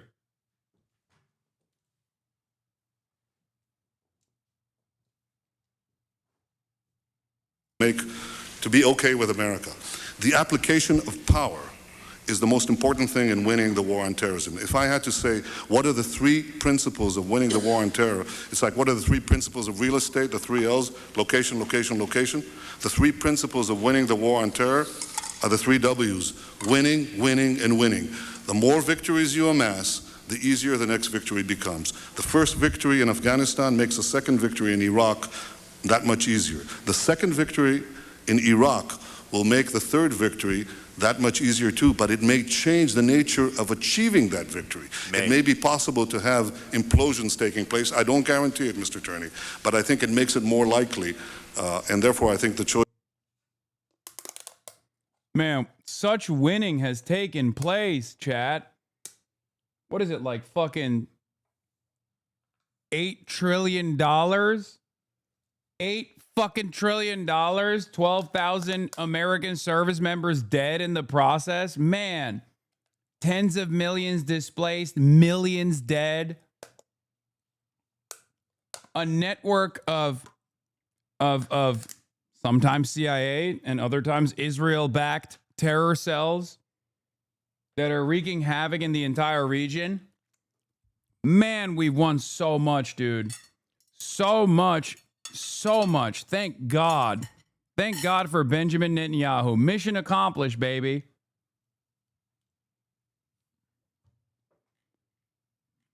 Thank fucking God.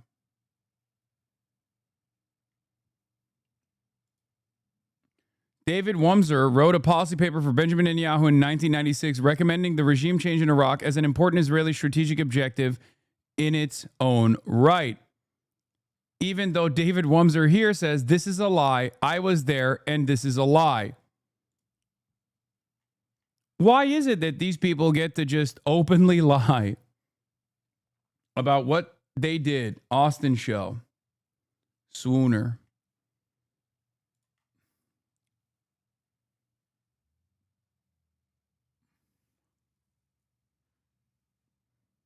Yeah. Is the third victory Netanyahu was talking about a potential war in Iran? Yes.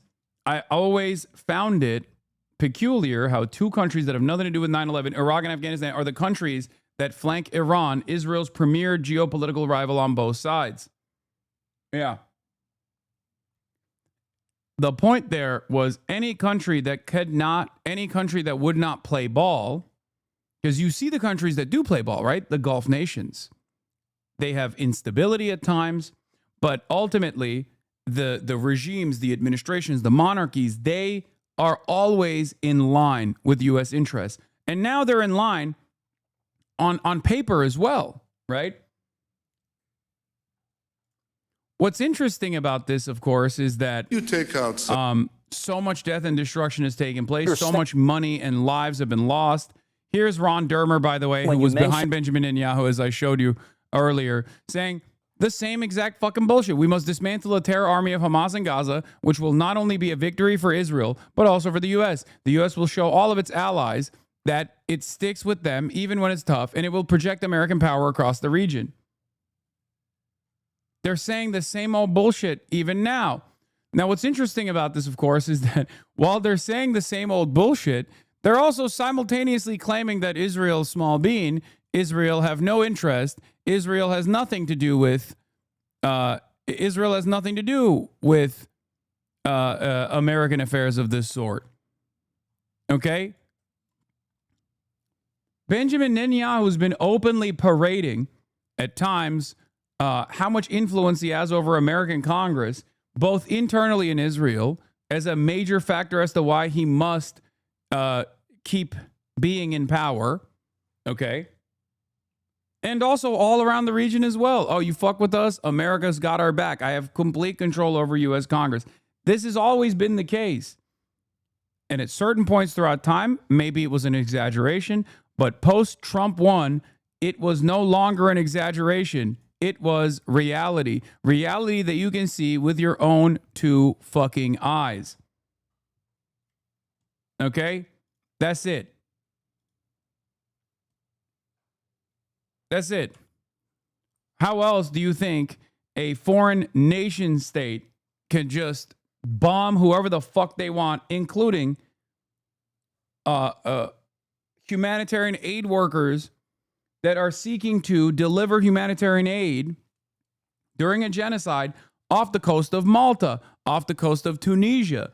It is ridiculous. That is where we're at. But make no mistake, there is some good news here. Microsoft has blocked Israel's use of its technology in mass surveillance of Palestinians. They were using Azure Cloud, and this is due to the brilliant work conducted by Plus 972 magazine. It's also because of drop site news and people that just never let up. Okay? People that never gave up and they continued their advocacy. It's because of everyone that kept pushing. Now you are going to see more companies, hopefully, behave in a similar manner, especially after the UN decision, especially after the UN investigation that proved that Israel is conclusively proved that Israel is conducting a genocide, and all of the additional pressures that happened as a long-standing part of this process with all these people that are committed to the truth. January 23rd, Dropsite News published an investigation into Microsoft complicity in the Gaza genocide and partnered with The Guardian and 972, sharing the documents we had obtained. Subsequent reporting continued to show the extent of the complicity. Today, The Guardian reports that Microsoft is now blocking the IDF from using its tech for mass surveillance of Palestinians. This is why Dropsite is so hated, and it's also a major victory for dissident Microsoft workers who have been protesting internally, intensely. Finally, a decent little how it started, how it's going. That's right. Make no mistake, you have also played a role in this. You've also played a role in this by letting your voices be heard. You played a role in this by donating to Drop Site. BDS played a role in this as well.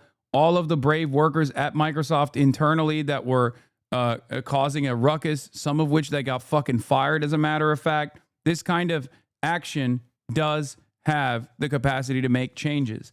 And little by little, these kinds of things, these kinds of specks of dust inevitably create problems, long-standing problems in the cog of this genocidal machine, okay? You might think it's irrelevant. You might think it's worthless. You might think that no one is hearing you. But your voice matters. If it didn't, they wouldn't try to fucking stop you from speaking.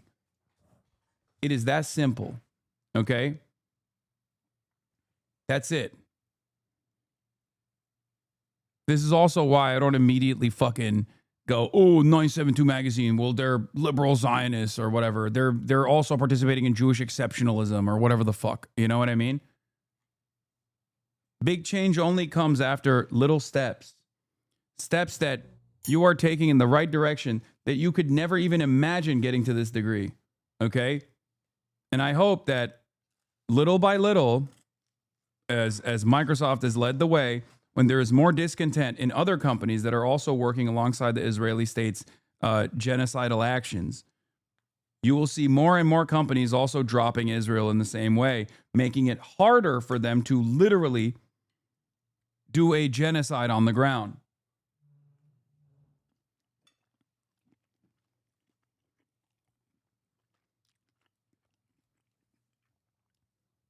Now you got the Flotilla that has grown in numbers this time around, where you have embargoes taking place, Israeli media admitting that the embargoes are working. The reality is the result of three factors, Israel Hayom says. First, the intense war that has lasted 2 years, during which IDF consumed an exceptional amount of material, ammunition, and spare parts, far beyond its original planning. Second, embargoes imposed by various countries on the sale of arms and parts to Israel, part of their criticism of the ongoing campaign in Gaza. And third, the relatively long time needed to open alternative production lines in Israel's defense industries. This is why whenever people understandably feel hopeless, I kept saying, it does not matter. You have to maintain revolutionary optimism. These things take time. And let me tell you something. This is a lot faster than I thought this change would come. Okay? It is even faster than I imagined it. Make no mistake. Yet another moment to maintain optimism here. Revolutionary optimism.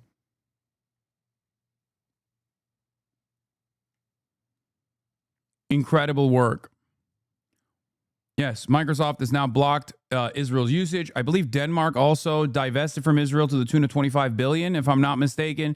And UEFA members are in favor of banning Israel from European football next week, as America is desperately trying to lobby UEFA. European soccer body UEFA moves towards vote to suspend Israel. America's lobbying UEFA to make sure that this does not happen. Fucking assholes. Corrupt charlatans. Here's another great example of this. For the first time, Israeli Prime Minister's plane extends flight route to U.S., avoiding European airspace. Think about that. Think about that.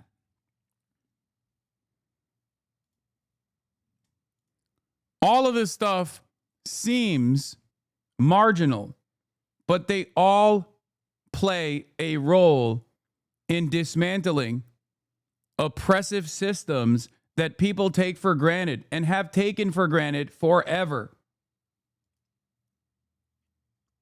Okay? Understand this. Spain also did a full-blown weapons embargo. I don't know why that chatter was saying you got PSO'd, but it seems like that full-blown weapons embargo is in effect.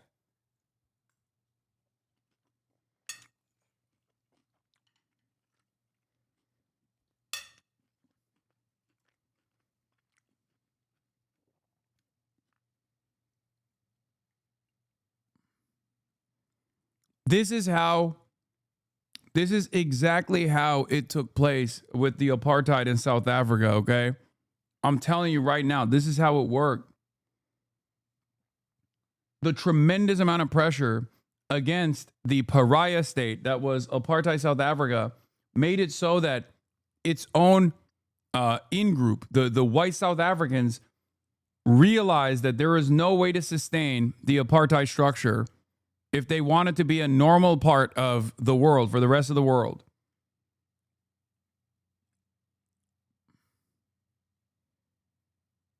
Did South Africa have nukes? Yes, they did, actually. Once they realized that black people were going to take over the government, they dismantled the nuclear program, but they did. They did have nukes. Yes.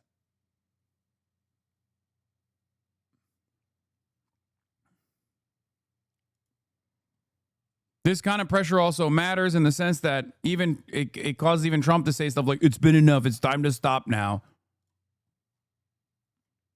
As Nelson Mandela said, it always seems impossible until it's not. Something along those lines. I'm paraphrasing. Israel is also clearly panicking about the Samud Flotilla, by the way. Israel's panicking about the Samud Flotilla. Americans don't realize how much of a crisis this is because their media isn't telling them about it. But Israel is worried that if the flotilla succeeds, a dam will burst. All pressure should be on the government to aid the flotilla. The global Samud Flotilla is demonstrating the efficacy of tactical nonviolence and forcing a political crisis over the Gaza genocide. They are putting Israel on the back foot and forcing states to act. These brave comrades deserve our full attention, solidarity, and support. Israel is desperately saying, you have to divert to Ashdod. You have to divert to an Israeli port. If you want the humanitarian aid to go in, you have to give it to us. The Italian government also had to respond to internal pressure from the comrades within the Italian labor union movement. The Italian labor union movement immediately facilitated a general strike. And because of the mass discontent growing in Italy, Giorgia Meloni, who wants nothing to do with this process whatsoever, who couldn't even get herself to do the symbolic state recognition of Palestine, turned around and sent a naval vessel to, quote unquote, defend the Samud Flotilla. But they had a different plan.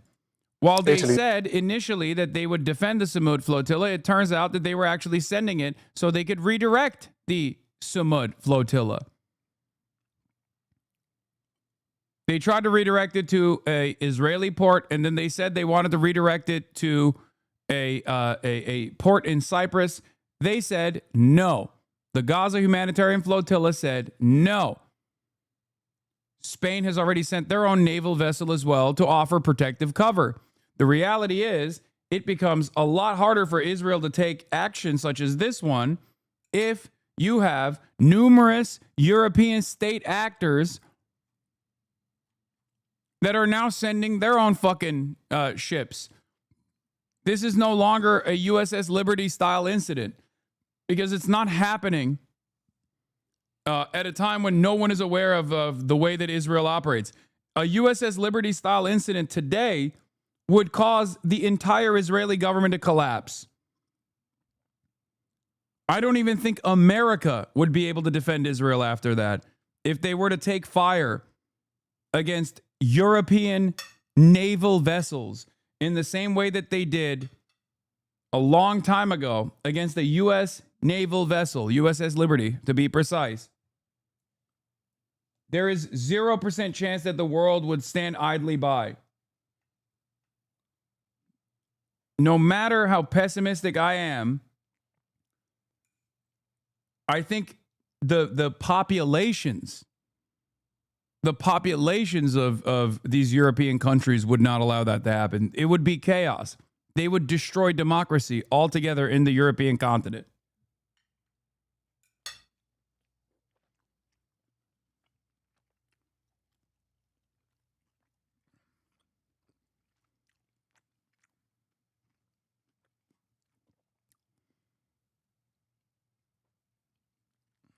Anyway, let's start off with the Palestinian president, Mahmoud Abbas, who was not allowed to enter the United States. Israel is carrying out is not merely an aggression. It is a war crime. Yeah, you might be wondering why there's nobody there. It's because America refused to let him into the United States of America for this UN General Assembly. And a crime against humanity. Kept out, but not silenced. The Trump administration may have denied Palestinians the right to speak at this UN podium. But today, the voice of President Mahmoud Abbas still rang out across the hall. And his message was stark. It will be recorded in history books as one of the most horrific chapters of humanitarian tragedy in the 20th and 21st centuries. Even as he spoke, another Gazan community coming to terms with another tragedy. Yes, Mahmoud Abbas is not great. He is a part of the Israeli security apparatus. And even then, the Israeli government, in its endless arrogance, still considers him to be a threat, despite the fact that he is quite literally a collaborator.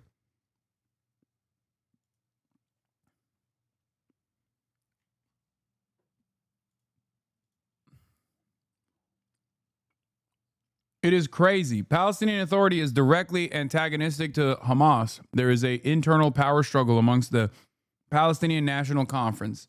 Palestinian Authority is also deeply unpopular. Palestinian Authority works in unison with the Israeli security forces. It is a Palestinian face on Israeli ethnic cleansing campaigns.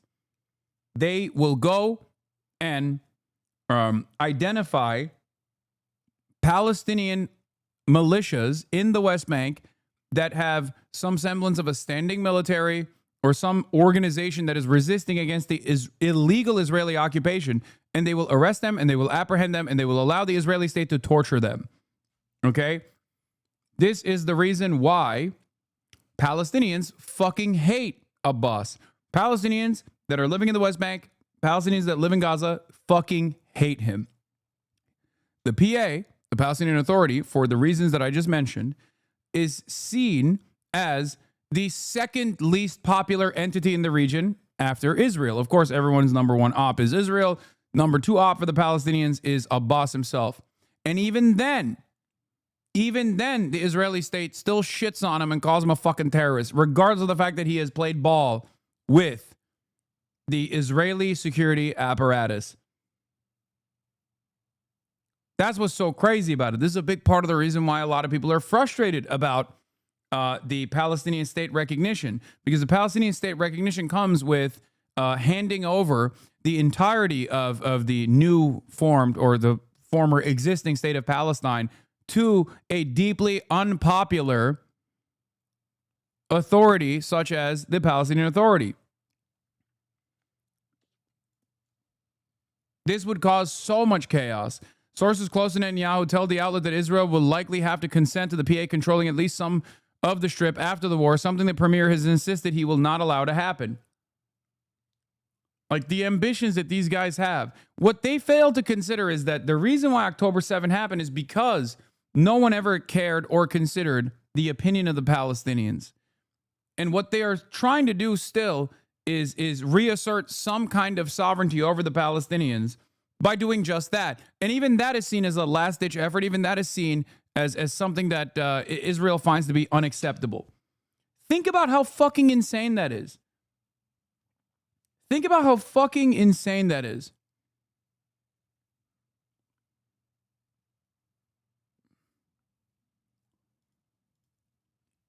And yet even that is seen as a bridge too far by the American state and the Israeli state, and that's why they're doing the symbolic fuck you to Mahmoud Abbas.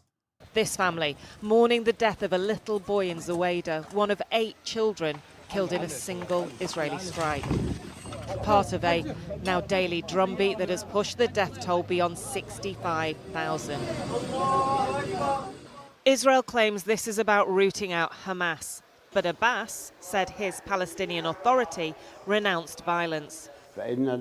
We reject what Hamas carried out on the 7th of October because these actions do not represent the Palestinian people. Hamas will not have a role to play in governance. Hamas will have to hand over their weapons. We reiterate that we do not want an armed state. But what power does Abbas, who governs parts of the West Bank and is deeply unpopular, have to oust Hamas in Gaza? His promise that they will de-arm on a day that a Hamas sniper killed an Israeli soldier. In New York, another swipe at the UN, described by so many this week as toothless. More than 1,000 resolutions at the United Nations. Not one of them was implemented. But still hope. No matter how much our wounds bleed. Yeah, you want to turn. The reason why people hate him in the West Bank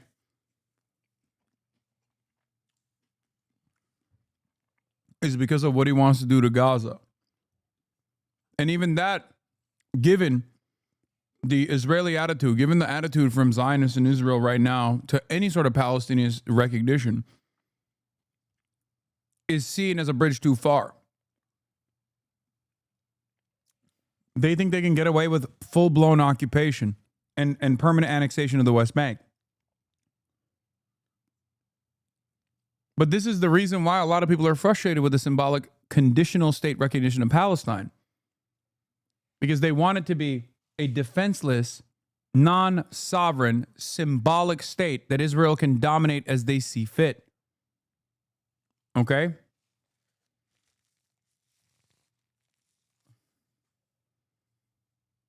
How can you be a state without any sovereignty? It means nothing.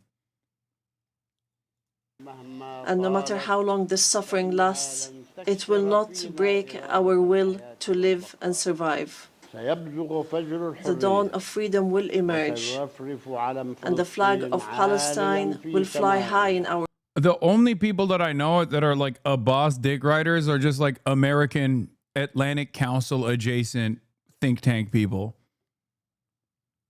Like even amongst like the FDD, I don't think is a fan because he's Palestinian and that's Benjamin Netanyahu's own think tank, right? But like there are very few people, like very few unironically just like living, breathing, existing Palestinians that are like, yeah, that's my guy.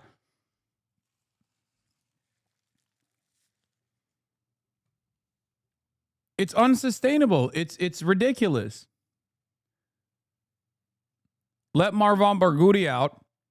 Allow there to be a democratic process. If you're going to do a real two-state, don't know how the fuck that's going to work with 700,000 settlers in occupied West Bank, for the record, that has designed a non-contiguous Palestinian state on top of the existing 1967 boundaries for the fucking Palestinian state.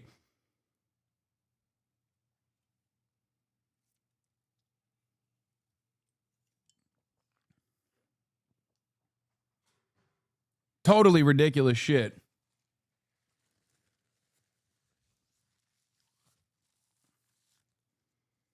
But yeah, release Marwan Barghouti, allow there to be a real democratic process, let the Palestinian people decide who they think should lead their sovereign state. No, they can't have weapons shit either.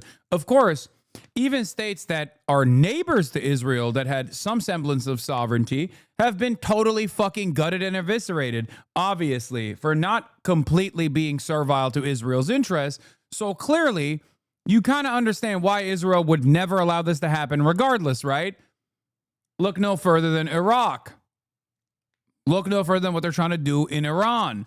Look at Lebanon.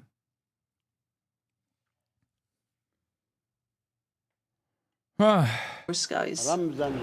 But emerge how?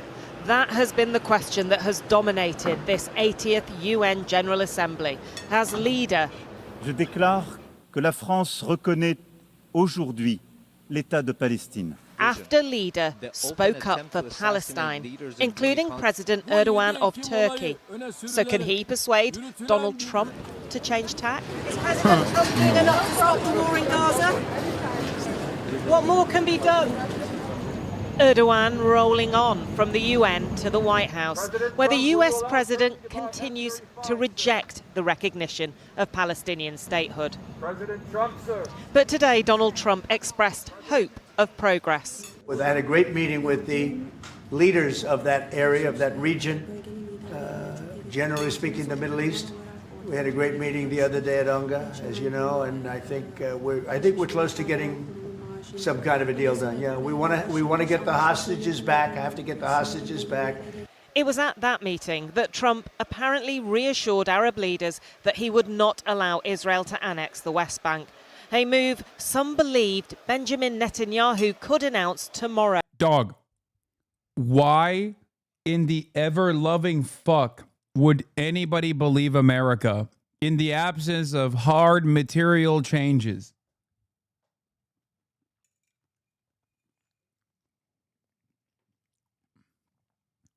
If you are a part of the Arab leadership that met with Donald Trump, first of all, you've probably been bombed by Israel, or at least been threatened by Israel. Like, the only countries that haven't been bombed or threatened by Israel, I guess at this point, is like fucking UAE and Saudi Arabia. You know?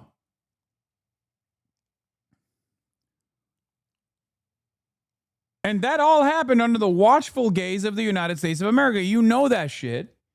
So even if you don't give a fuck about Palestine, as many of these corrupt tyrants don't care about Palestine, you should at least have your own safety in mind, you know?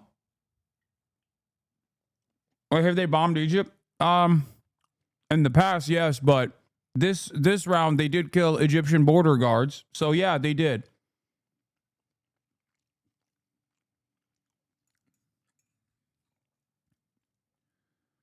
When people say you act like they have some sort of sovereignty over this decision, you're just doing a lot of defense for these guys. Once again, we are civilians. We are American citizens. And it's clear that we don't have a democratic process. Does this stop us from protesting? No. Because we understand that united, we have power. Okay? Through the act of discontent, we have a way to get the administration to, at the very least, recalculate the unlimited loyalty that they've demonstrated to Israel. So if we as citizens can show this moral courage to ask for the simplest thing, which is to stop this fucking genocide, how are you going to sit there and be like, well, these nation state leaders have no power in this process? Motherfucker, you and I don't have process. That hasn't stopped us from saying our piece. That hasn't stopped us from putting our bodies out there. And you're telling me that these dudes... Mini fridge open again? Fuck. You guys suck.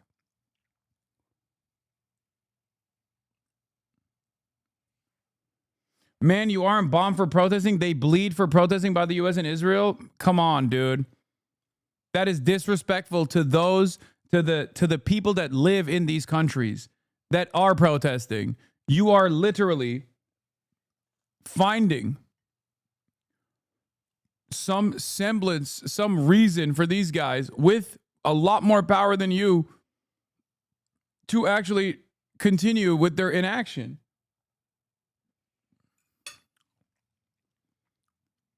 And you're doing that at a time. You're doing that at a fucking time when, what, Spain is actually taking action. What's up? Those are vassal states too. How come they found it in their hearts to do something? Even Italy, with a tremendous amount of pressure from the Italian population, has at least symbolically decided to do something that is to protect the flotilla that has Italian citizens in it. And those guys aren't sitting on a stockpile of the most significant natural resource on the planet.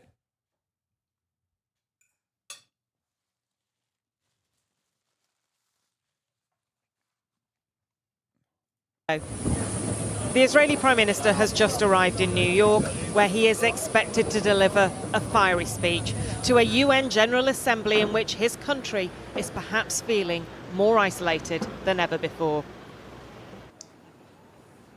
And Anushka joins me now. Anushka, is this another case of Trump listening to the last person he spoke to? Well, I think there is some of that, but I also think that Donald Trump has a tricky diplomatic balancing act here. His long-term ambition, remember, has been to bring Gulf states and Israel together. But ever since that Qatar strike, tensions have been running incredibly high. Now, there had been a suggestion that if Benjamin Netanyahu... There's something so funny about people being like, dude, don't you see what happened to Yemen and Lebanon? They bombed their capital.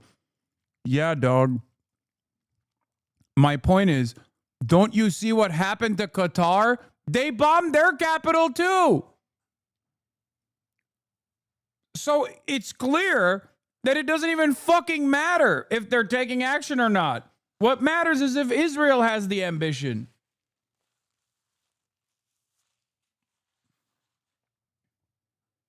Also, speaking of Yemen, they just fucking bombed a lot. Just yesterday, they injured like 6 people. They haven't stopped, man. Who had taken the step to announce annexation of the West Bank, the US would stand by. It now looks like that is not the case. As well as reassuring those Arab leaders, Donald Trump told Emmanuel Macron, the French president, that that was a red line for him. Macron himself said it. He's also told the Israelis directly not to go there. That doesn't mean it's off the table for Netanyahu. He apparently will raise it with Donald Trump, and before he got on a plane to come here to New York, he made clear he's going to give a blistering speech tomorrow in which he denounces those who have recognised Palestinian statehood, including the UK. Okay, so we look forward to that speech tomorrow. And by the way, our news podcast, Trump World, that we do together, is going to be available already on Spotify and YouTube or wherever you get your podcasts. Yeah, keep being annoying, dog. Israel, keep being annoying, keep being arrogant. See how far that gets you. All right, let's get more now from our foreign affairs correspondent, Sikander Kamani, who's in Tel Aviv. Sikander.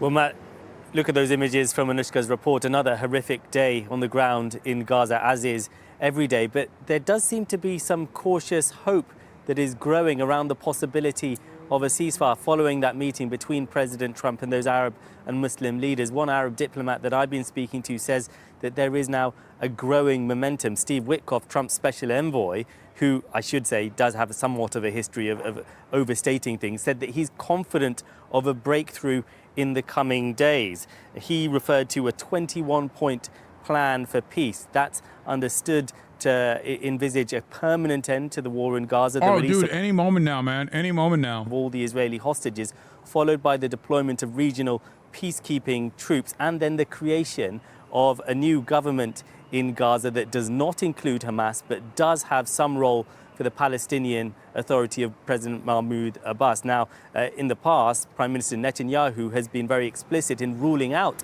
any kind of involvement for the PA in future governance of Gaza. It's understood Netanyahu will be discussing that plan with Trump on Monday. Of course, we've been in these kind of similar positions before where hopes are raised only to be dashed. Israel's latest and most recent key demand is the complete disarmament of Hamas, something that the group have until now refused to do. But so many, of course, in the region, across the world, hoping this time the negotiations can lead to some results.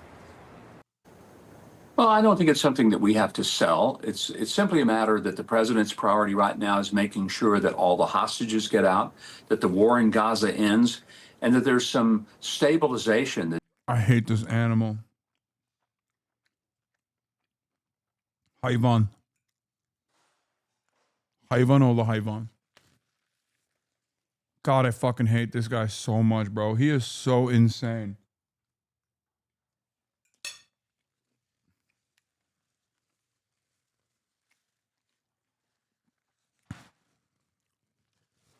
He's such a fucking dog. He is such a fucking servile little pig. An utter lunatic, man. Just a straight up cultist monster who makes no, like, he just has no reason to fucking shelter you from the truth. He's like, I suck Israel's cock. I am here to suck penis, okay? I'm here to suck Israel's penis and chew bubblegum, and I'm all out of bubblegum. Give me that fucking dick. I'm gonna gobble it. That's all he says. The other day, he's like, Israel is like my wife. If you talk shit at a dinner party about my wife, well, I'm going to kick you out. Israel is comprised of Jews, God's chosen people. We have to usher in a new era so that the rapture can happen. I love God's chosen people. Israel, number one. Maybe America, number two, if Israel lets us. Like, he is quite literally the example that, like, Nazis point to when they say, like, these guys think goys are cattle or whatever the fuck. Like, he literally is like, I am cattle for you, sir. Straight up. I will wash your fucking shoes with my tongue. So glad he's the guy who is the ambassador, you know? Oh, what a fucking embarrassment. What a national embarrassment.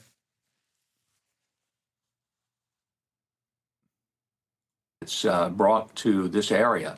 He doesn't really want to see anything that could disrupt that. Because if Israel were to annex the West Bank... He's an Israel ambassador serving in American embassy. Yeah, no, I mean, he's Israel number one, America not even number two, unless Israel says America number two. That's his fucking attitude.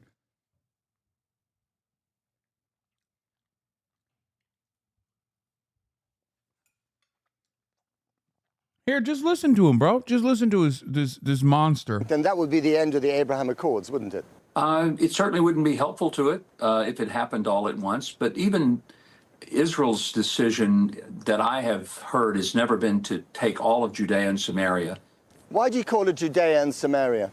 Well, it's a historic name. To me, West Bank is a nebulous term that it doesn't really depict what we're talking about geographically. It's a very modern term. It's not something that has historic roots and values. But I guess what I'm trying to get at is using the Old Testament as a guide to current geopolitics is not very helpful.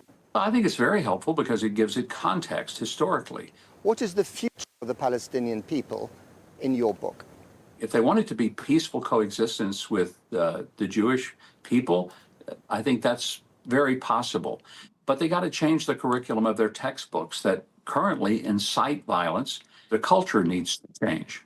But you're not helping the culture if you turn their home, which is Gaza, into literally a pile of rubble. Well, by that standard, then the Jewish people ought to be the most radicalized on earth because it was October the 7th. They're Nazis. And they were Nazis before October 7th. And they became like a new version, like a super Nazi after October 7th. They were Nazis that were perfectly fine with like a slow burn version of ethnic displacement, ethnic cleansing, and ethnic supremacy. Post October 7th, they were like, okay, final solution time.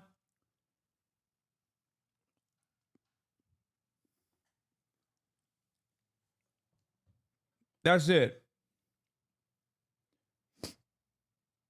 To be clear, it's Israelis. This is Monster said Jews. Yes, obviously. He is always going to. People who defend Israel will always talk about Israel as the Jewish state. Okay? They are the ones who are like, nope, this is all Jews. This is all Jews. This is all Jews. This is, I promise you, this is for Judaism. This is for Jews. Jews love this shit. I did, however, see something that is not so fun, specifically about Jewish polling in New York about sympathies with Israel right now versus sympathies with Palestine. And it fucking one-tapped my brain a little bit. It did laser me a little bit. It just feels like the only people in New York of Jewish background is like those under the age of fucking 35. It's a terrifying fucking thing that I saw. By the way, this doesn't even necessarily matter because, like, obviously, in terms of like voting for Zohran Mamdani, a lot of New York Jews who love Israel are still going, I want fast and free buses and shit, clearly. Because if this poll is consistent, if this poll is correct, it shows a terrifying percentage. in the Middle East conflict? Do you side more with the Israelis or more with Palestinians? If Israelis/Palestinians, is that strongly or only somewhat?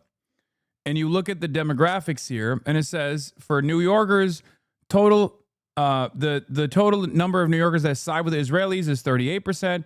Total number of New Yorkers that side with the Palestinians is 46%. Now, of course, those numbers are nowhere near enough where they should be. Okay. But goddamn, bro, look at this shit. They looked at different, they did a religious breakdown for total, Catholic, Protestant, and Jewish. For the Catholics, 44% say they strongly or somewhat sympathize with the Israelis. 42%, on the other hand, say they strongly or somewhat sympathize with the Palestinians, which is, again, shameful. For the Protestants, however, the total or the strongly or somewhat supportive of the Israelis percentage goes down to 34%. For New York Jews, it's fucking 70% to 24%, man. God damn, brother. Holy fuck. This is why so many of the anti-Zionist Jews in this community are constantly like, bro, I'm having such a fucking hard time getting this information across to my goddamn parents. Is that really surprising? It is. It really is. It's fucking nutty, dude. I thought it would be like closer to, 55 to 40 or something. You know what I mean?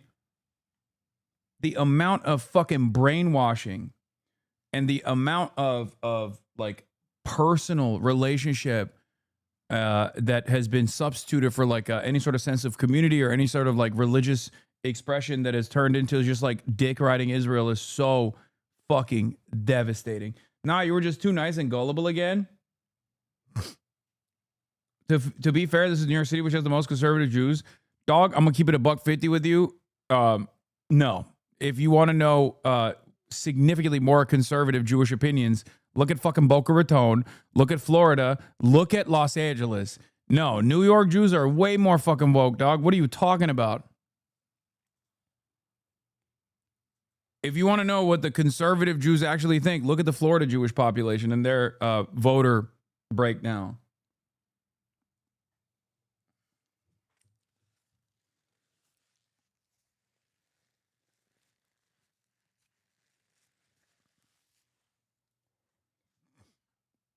Younger Jews are better on Israel, but yeah, anyone over 35 is overwhelmingly pro-Israel. It's crazy. Have you been to New York, bro? I've experienced this. What do you mean? Of course I've been to New York. To be fair,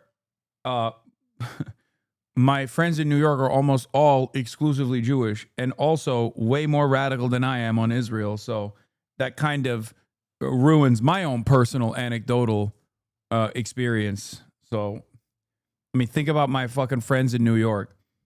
Almost all of them are Jewish, and every single one is the most rabid anti-Zionist you've ever met.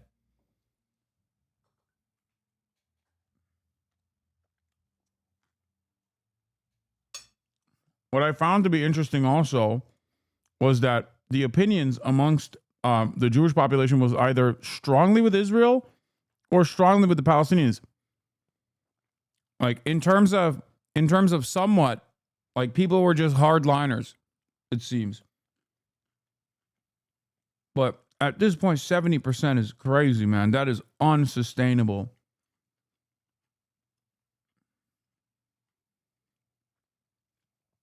Yeah. This is also part of the reason why I said it doesn't matter ultimately, as far as like what New York Jews do as a voting bloc. I'm sure that there are some that overlook Zoran's anti-Zionist positions, but ultimately it's inconsequential. Like the notion that he has to be pro-Israel is inconsequential, as I told you over and over again.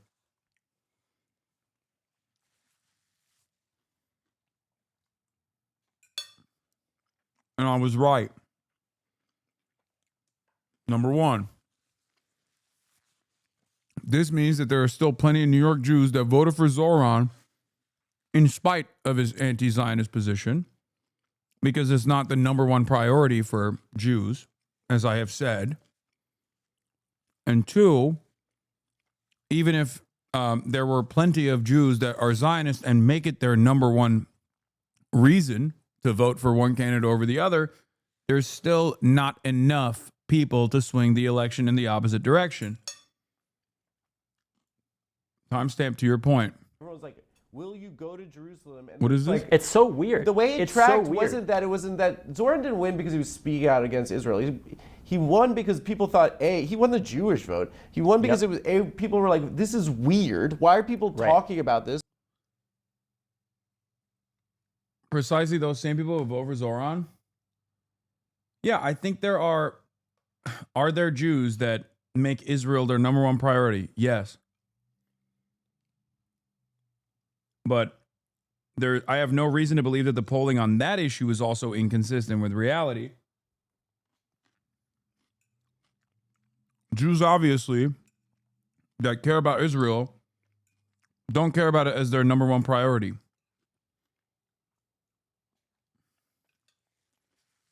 Except for Adam. Which is the reason why he didn't endorse Zoran initially. That's the truth.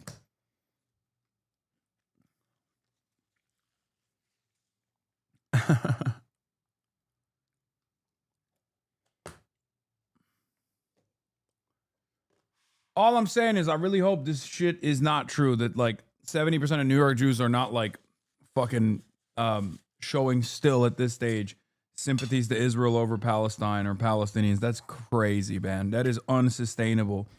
Get the fucking reality, dude. Holy shit.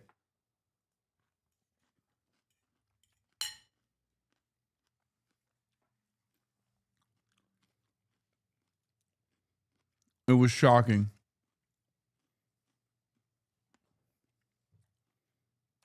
I think the poll is bunk. I don't know if the poll is bunk.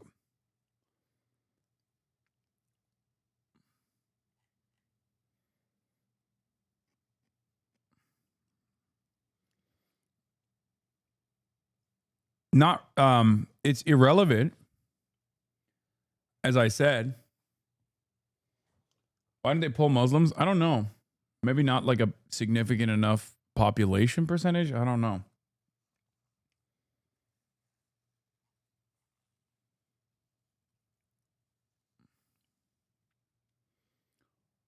Sympathy with the state doesn't mean sympathize. Dog, come on. In the Middle East conflict, do you side more with the Israelis or more with the Palestinians? That's the question. And the answers you can choose are strongly with the Israelis. I strongly side with the Israelis more, or I somewhat side with the Israelis more, or somewhat side with the Palestinians more, or strongly side with the Palestinians more. Like, that's very obvious, a very obvious question.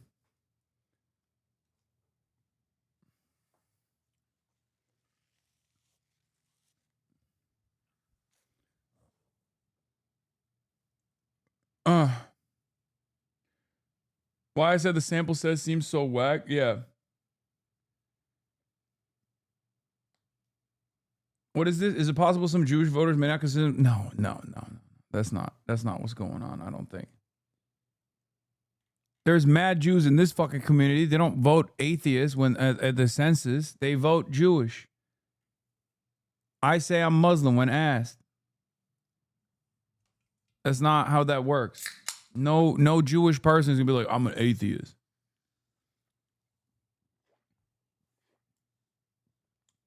Senior Hamas official was interviewed by CNN. Holy shit. Oh, God. Nearly 2 years after Hamas attacked Israel on October 7th. I'm going to keep it $1.50. This is my least favorite Hamas official, for the record. Like, obviously, there's internal discontent amongst... That sounds so funny when I say it.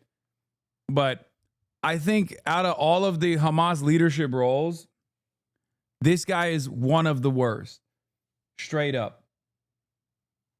I could do a tier list. The ones that Jeremy talks to are the best. I think was it Bassam is my bias.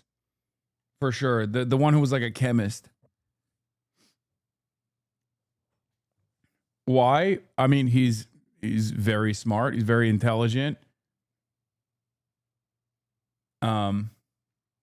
These are all the Politburo people, for the record. So I'm not, No,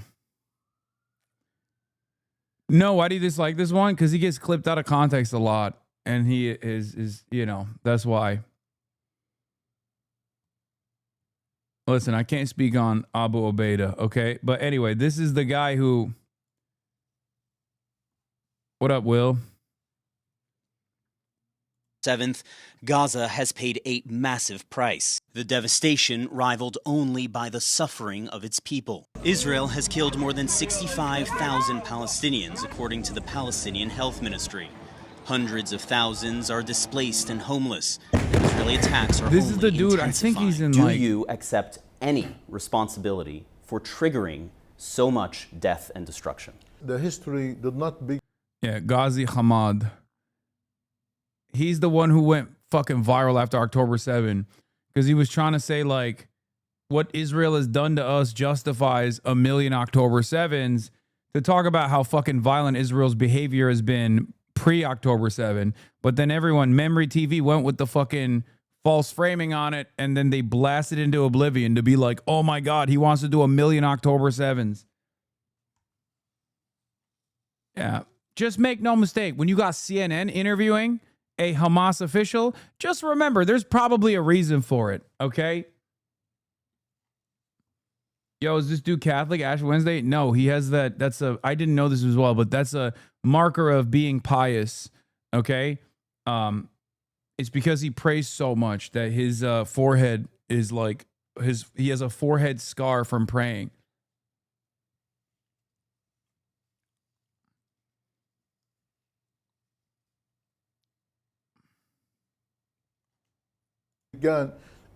began on October 7. We spent 78 years under the occupation, under the humiliation, under oppression, under repression, under killing, under displacement.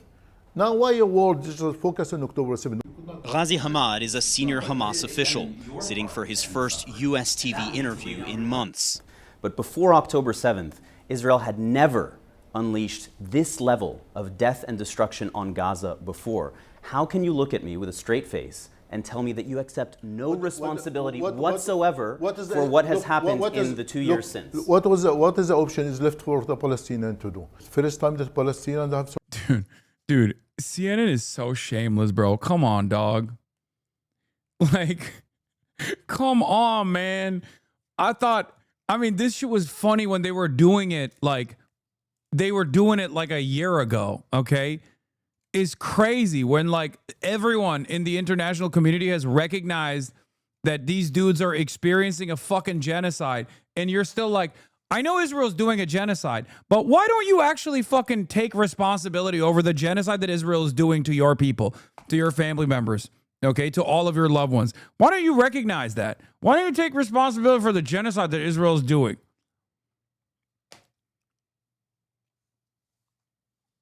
Like, we used to joke, they'll ask Hamas to condemn Hamas. Like, they have. They have. But it's crazy to do it right now still. CNN sits down with Hamas. Do you condemn Hamas? Lamau? I mean, I've joked about this before. They always do that.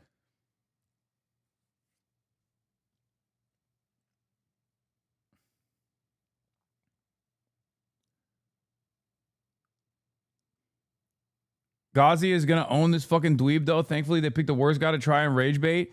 I mean, yeah, like I said, he's not my favorite, okay?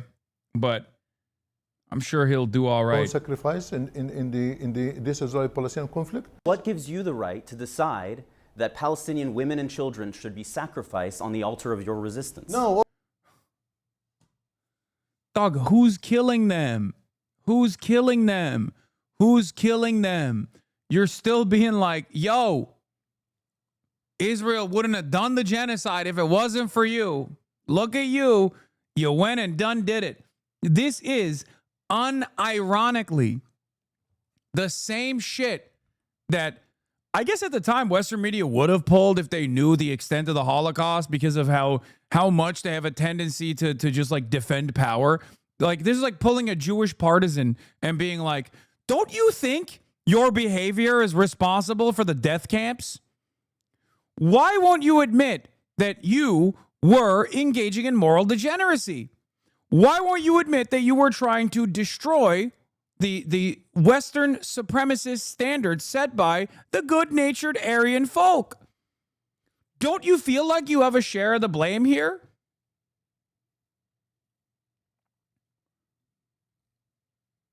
Israel is not a tsunami, man.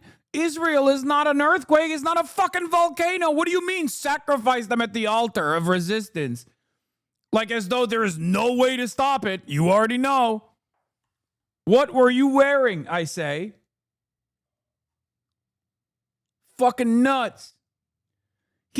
God, it's just, please, man, please, just have one fucking guy, please. Like, just get an Arab dude, man. I'm sorry. I'm done with this shit, okay? No, don't get a fucking dude from the Tel Aviv office or the Jerusalem office to fucking interview this guy, okay? Get a get a Christian. Get a fucking get like a white lady, okay? Get what's the blonde woman's name? Clarissa Ward to do it. She'd do a better fucking job. I'm sorry, you spend way too much fucking time in Jerusalem, dude. Get the fuck out of here. God damn, dude. What is this? What is this? Like, this is supposed to be a fucking dialogue. You're over here being like, rah. 20 fucking 3 months into a genocide, and you're like, well, don't you feel like you're responsible? Look what you made us do. Why? Why is it that the dude interviewing the Hamas guy has to be the fucking Jerusalem correspondent? Why? You don't got no fucking unbiased reporters? Yeah, I'm saying it, by the way. Unbiased. Okay? Unbiased.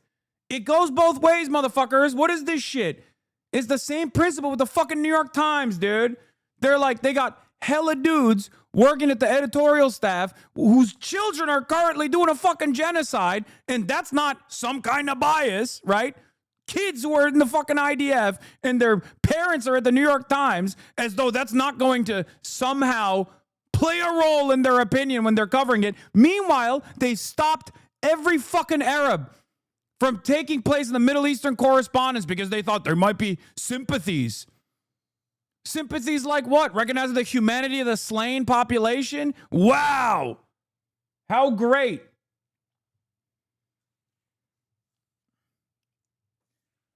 To be fair, anyone employed by CNN would have conducted the interview in the same way. Yeah, but this motherfucker's dabbing on him. It's ridiculous.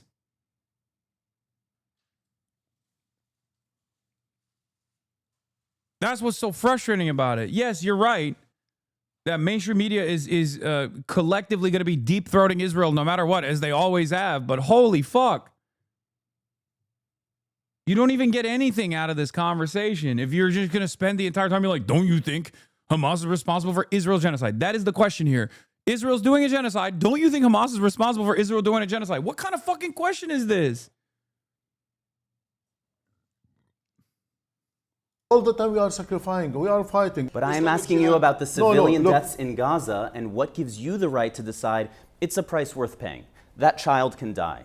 It's okay. What makes Israel? What gives Israel the right? What gives Israel the fucking right? Yes, I think Clarissa Ward would have been better than this fucking asshole. I'm going to be honest. What gives Israel the right? Who's killing them? It's not Hamas that's killing them. It's Israel killing them. What the fuck? Israel's starving them. The fuck do you mean? Is there ever a point where Israel does something and it's Israel's fault, or is it always someone else? Like, I cannot believe it. Genocide is the crime of all crimes. The international community in unison have collectively come to the understanding that Israel is conducting a genocide. Okay? You are in the minority at this point. Not only are you oblivious to the reality, you are deliberately obtuse. You are a genocide denier. Okay? You are a genocide denier. You are a Nazi. You're getting Hasbro trolled us on? I'm sorry. It's fucking ridiculous. It is so ridiculous, dude. What the hell are we doing?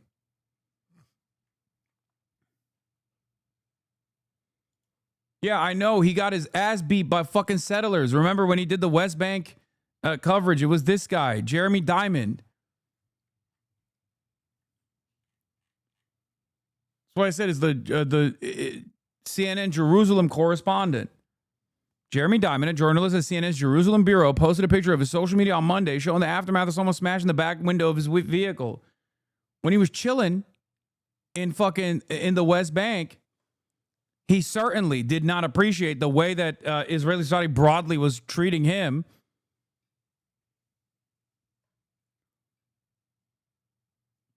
There's no accountability, said the father of the killed Palestinian American Kamal Musallet, who flew from the U.S. to bury his son. We demand the United States government do something about it.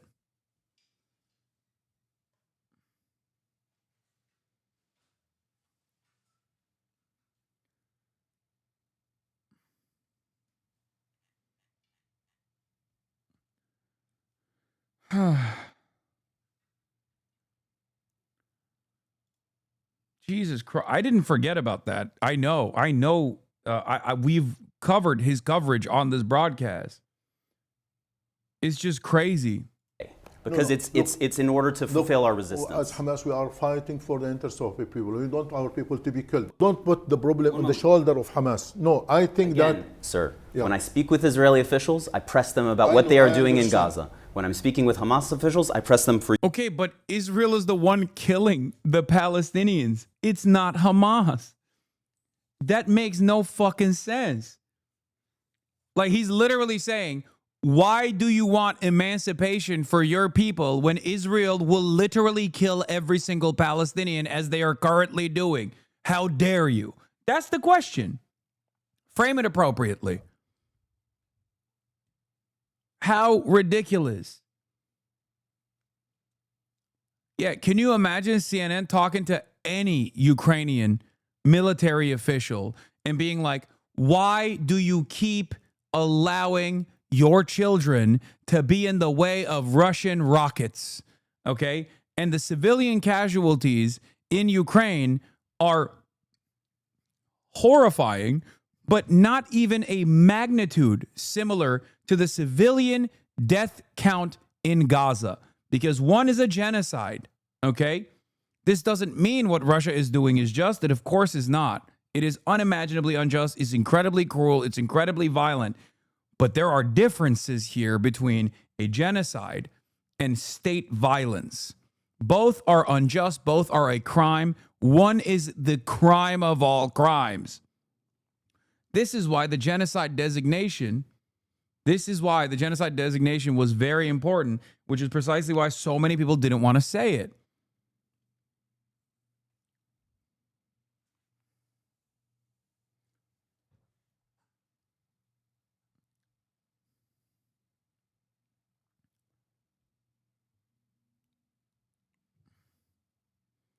%90 civilians. 90%.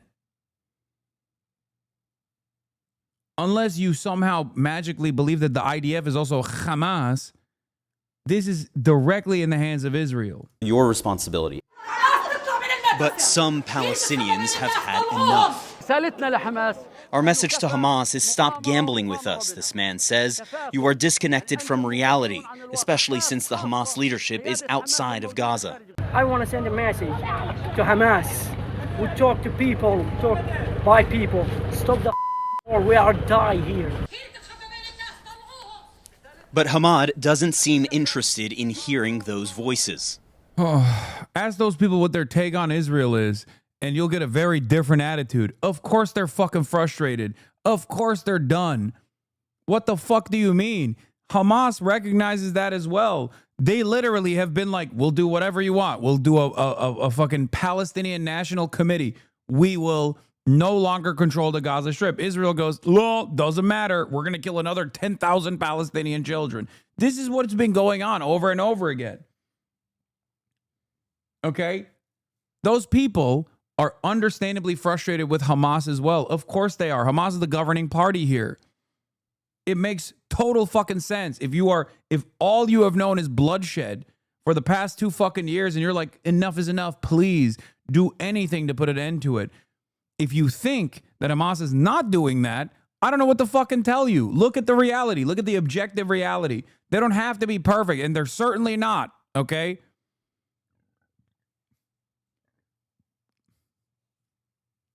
How would Hamas end it? Nobody seems to know. Great question. If you ask Israel, it was release the hostages. Okay, they've been trying to do that since October 10, 2023. Israel's like, release the hostages and we'll end it, except we won't. Because every time you try to release the hostages, we say we're going to fucking kill you dead after we receive all the hostages.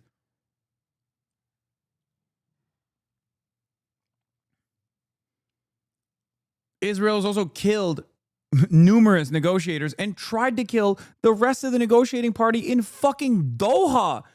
Like, that was a month ago. What are we talking about? Oh, these guys, they're just not serious about peace. Like, what the fuck do you mean? If you still maintain this level of smoke, I don't think it was Hamad, but I remember one of their senior leaders did say many civilians would die, but it was a price worth paying. Of course, they blame, I think it was him. Of course, they blame, the blame for killing them is on Israel, but I can understand why someone in Gaza would look at that and say, fuck those guys in Qatar, they're not here with us. Yes. This, of course, still betrays the way that people see Yahya Sinwar, who is more responsible for October 7 than any number of these people. And Yahya Sinwar died in Gaza, fighting till his very last breath. So obviously, when these guys are saying, when Palestinians understandably are frustrated with the Hamas Politburo, who are not in Gaza, even though their families are, and their families have been fucking slaughtered by Israel as well, for the record, okay?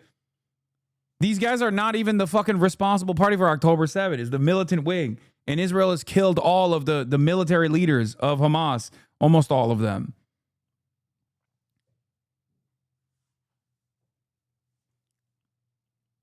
Israel has also simultaneously killed the fucking principal negotiators like Ismail Haniyeh.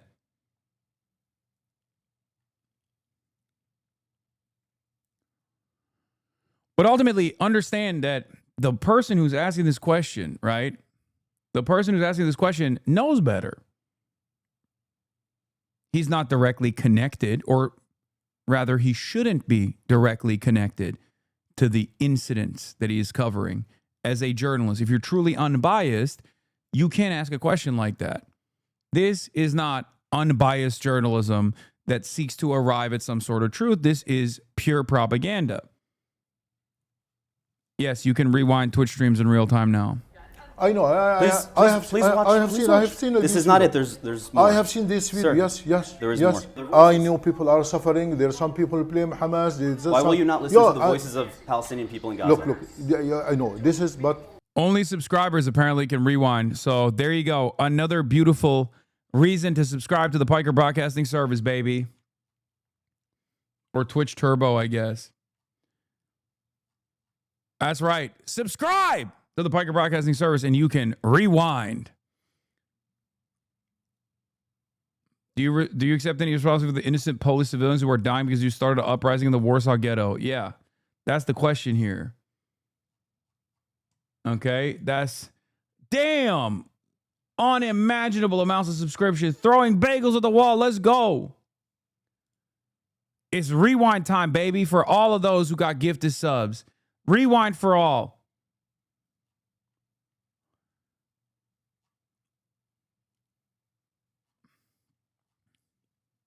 look, this is not the whole story. These people who want Hamas to surrender, lay down its weapons, and leave the Gaza Strip. I think no one asked Hamas to surrender. We will never surrender. These people under abnormal circumstances, we put him under target and killing and massacre. What do you expect for people to say? Hamad is eager to tout. Yeah, he's saying that, like, yeah, they're experiencing a genocide. Of course they want it to end no matter what. It's understandable. Also, yeah, he's not interviewing him. He's fucking debating him, which is so silly. Jesus Christ, dude. Ghazi Hamad is an interesting guy. He has a friendly back channel with Gershon Baskin, an Israeli peace activist.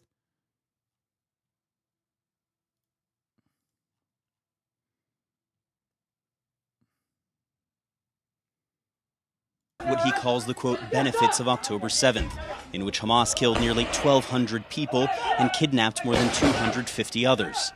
He says it led to growing international support for the Palestinian cause. What is the benefit of October 7 now? Now, when the award now, if you look to the General Assembly yesterday, when about 194 people opened their eyes and looked to the atrocity, to brutality of Israel, and all of them, they condemned Israel. We waited for this moment for 77 years. I think this is a golden moment for the world to change the history. I think that now the world is a change. The history is a change now. In your view, 65,000 deaths is worth it in order to achieve what you've achieved? Look, I know the price is so high, but I'm asking again, what is the option? It's worth what it? is the option left to the Palestinians? You know what? We waited for a peaceful process, for a peaceful means since 1993, since Oslo Agreement till now. The prospects for peace seem as far away as ever.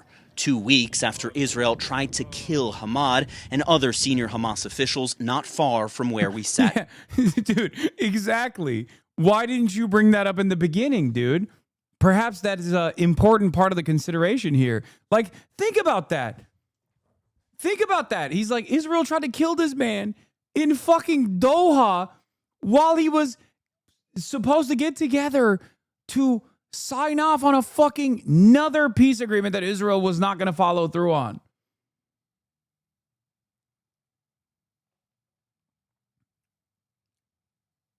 That's nuts.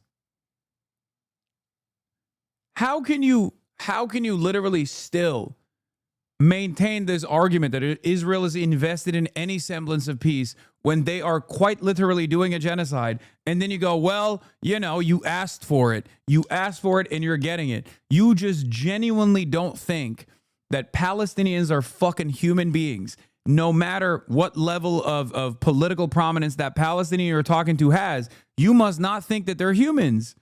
You must not think that they're animals either, to be fair, because I feel like a lot of Americans care more about fucking, dogs they would see on the side of the street than they do about, like, the way they're talking about 65,000, which is an undercount by severe amounts, by magnitudes. Okay, it's 10x that number. I'm not saying Hamad is some great guy, but they would never interview an Israeli official like this. They have 100 times more blood on their hands than this guy could ever have. Exactly. And also, again, not even directly related to October 7, regardless. Like these are members of the Politburo. You can say, oh, they must have known, right? But the official consideration here is that this was conducted primarily by the military apparatus of Hamas, which is a separate entity.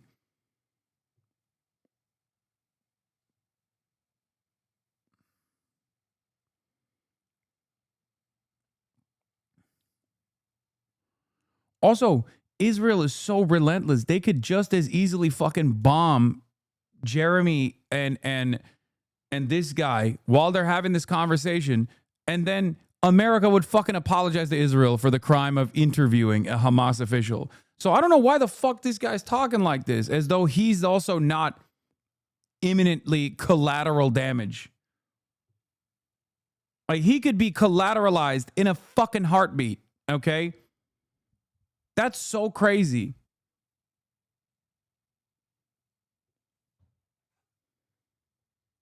Yeah, well, you were a human shield that Hamas was using you. Process for a peaceful means since 1993, since Oslo Agreement, till now. The prospects for peace seem as far away as ever. 2 weeks after Israel tried to kill Hamad and other senior Hamas officials not far from where we sat down.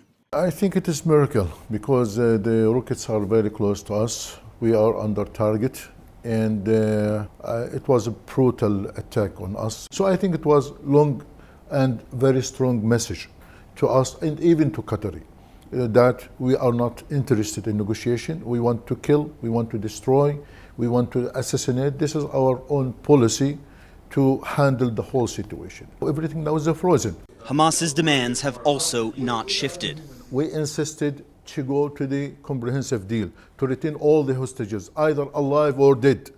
And we said frankly, we can return them in 24 hours.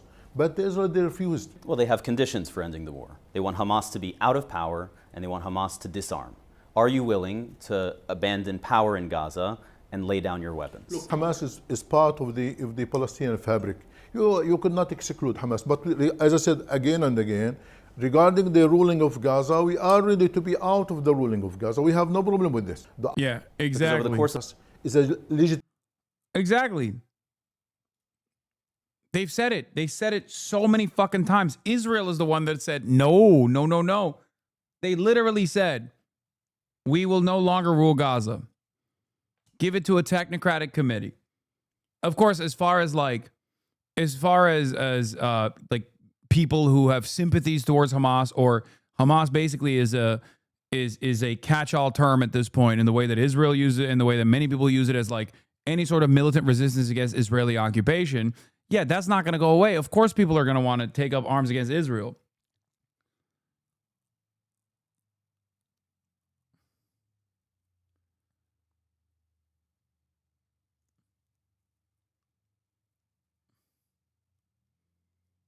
But as far as disarming the Palestinian population, good fucking luck. Like, what do you mean? There's a fucking genocide going on, and your demand is that the genociding party get to seize all of the weapons of the people that are defending against the genocider party, killing all of their fucking neighbors and themselves. What a ridiculous expectation. I hate this shit.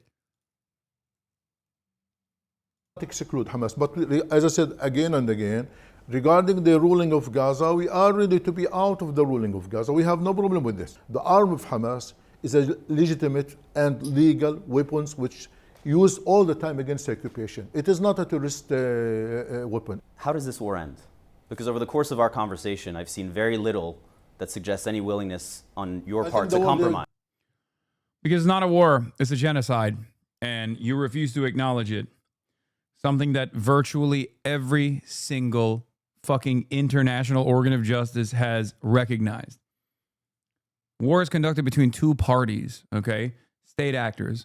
One that has less power, one that has more power, sure. This is a captive population, an occupied population, an occupied belligerent power doing a genocide in an open-air prison. No one in, no one out without Israel's go-ahead. It is ridiculous.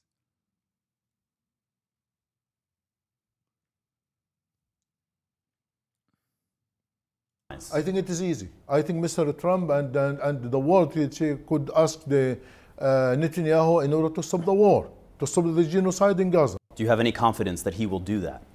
I don't know. I think we tested them many times, but I think it is not easy to trust Mr. Trump or to trust the American administration. All the time they put the glasses of Israel. They adopt the Israel position. This was a ridiculous interview. I don't want to call it an interview. Look at the title. Senior Hamas official defends high price of October 7th Palestinians saying attack created golden moment. Come on, man. What a shame. What a deep fucking shame. The difference between both, there would be, this is some fucking Nuremberg trial shit. What is this? Alex Jones and Nick Fuentes taken off YouTube hours after rejoining despite MAGA reinstatement hopes. Yeah, I saw.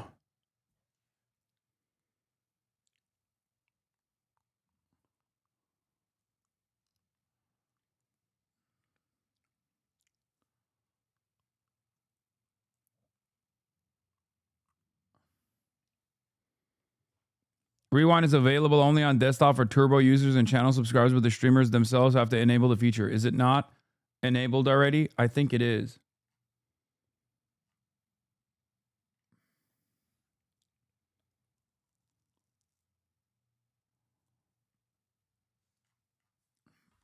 It is. You just have to refresh it. Jasper Nathaniel says, So basically, where we're at is that Netanyahu either has to defy Trump or risk engaging the settler bloc of the Knesset, which puts his governing coalition at risk. Going to be a hell of a showdown. In any case, the silent annexation grinds on with a vengeance. Another possible outcome is Netanyahu goes with one of the partial annexations I outlined in this article, and Trump basically says it doesn't count. What are words anyway?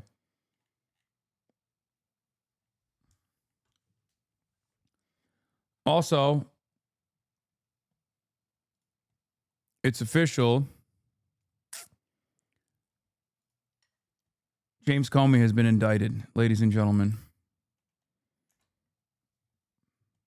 Republican, lifelong Republican, Jim Comey, the former director of the FBI, has now been officially indicted. Let's take a look. The president leans in for a hug. He thought he was his guy. Well, that turned out not to be the case. The president blames James Comey for the Russia investigation. He's never gotten over that. But this is the biggest example yet, and one of the most recent ones, probably not the last, of the retribution that President Trump campaigned on. And this is something that is really going to play out in an extraordinary way. The question is, though, this new U.S. attorney in the Eastern District of Virginia, she's been a prosecutor now, I think, for like 4 days. Yeah. So how does this all unfold? We do not know. But this could resurrect James. It's so funny because they literally were like, we write it down for Jim Comey. They literally were like, you have to do something.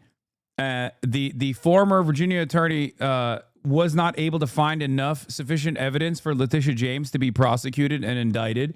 So Trump fired him, put a new person in charge, told Pam Bondi to get with it and start punishing his enemies. And immediately, 4 days in, the federal prosecutor's like, all right, we got to indict the former director of the FBI, Jim Comey. Yeah. It looks like the federal prosecutor's own determination was that there was no probable cause to charge him. Prosecutor's memo to the new U.S. attorney found no probable cause to charge Jim Comey. Breaking at the top, however, former FBI Director James Comey has been indicted. Fascism, ladies and gentlemen, fascism.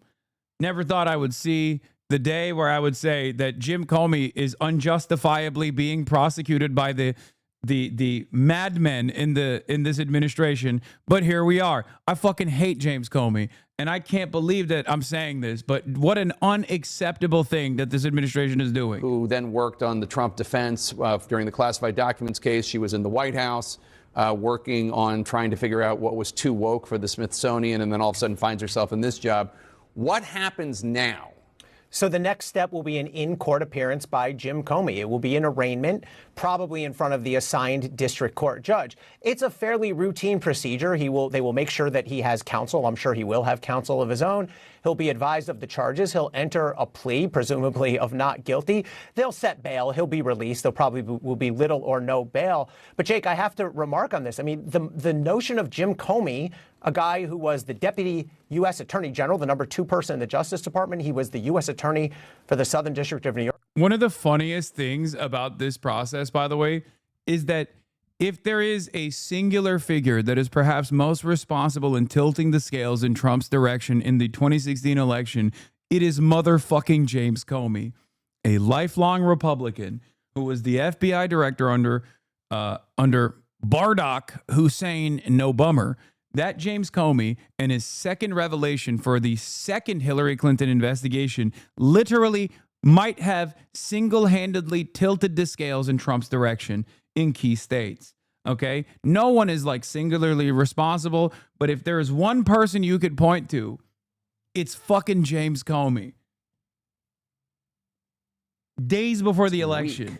In the Trump administration is the open and brazen nature by which the president and his aides and appointees are calling for revenge against the president's perceived political enemies. We saw Brendan Carr, the FCC chairman, calling on local affiliates, ABC affiliates, to tell Disney, ABC they were no longer going to air Jimmy Kimmel Live because they don't like the speaker, they don't like the speech. Then, like within days, President Trump openly firing a U.S. attorney who didn't bring these charges, bringing somebody in who has no prosecutorial experience, and openly telling his attorney general, I want these 3 political enemies indicted. I'm paraphrasing, but they are all guilty as hell is not a paraphrase. He did say that.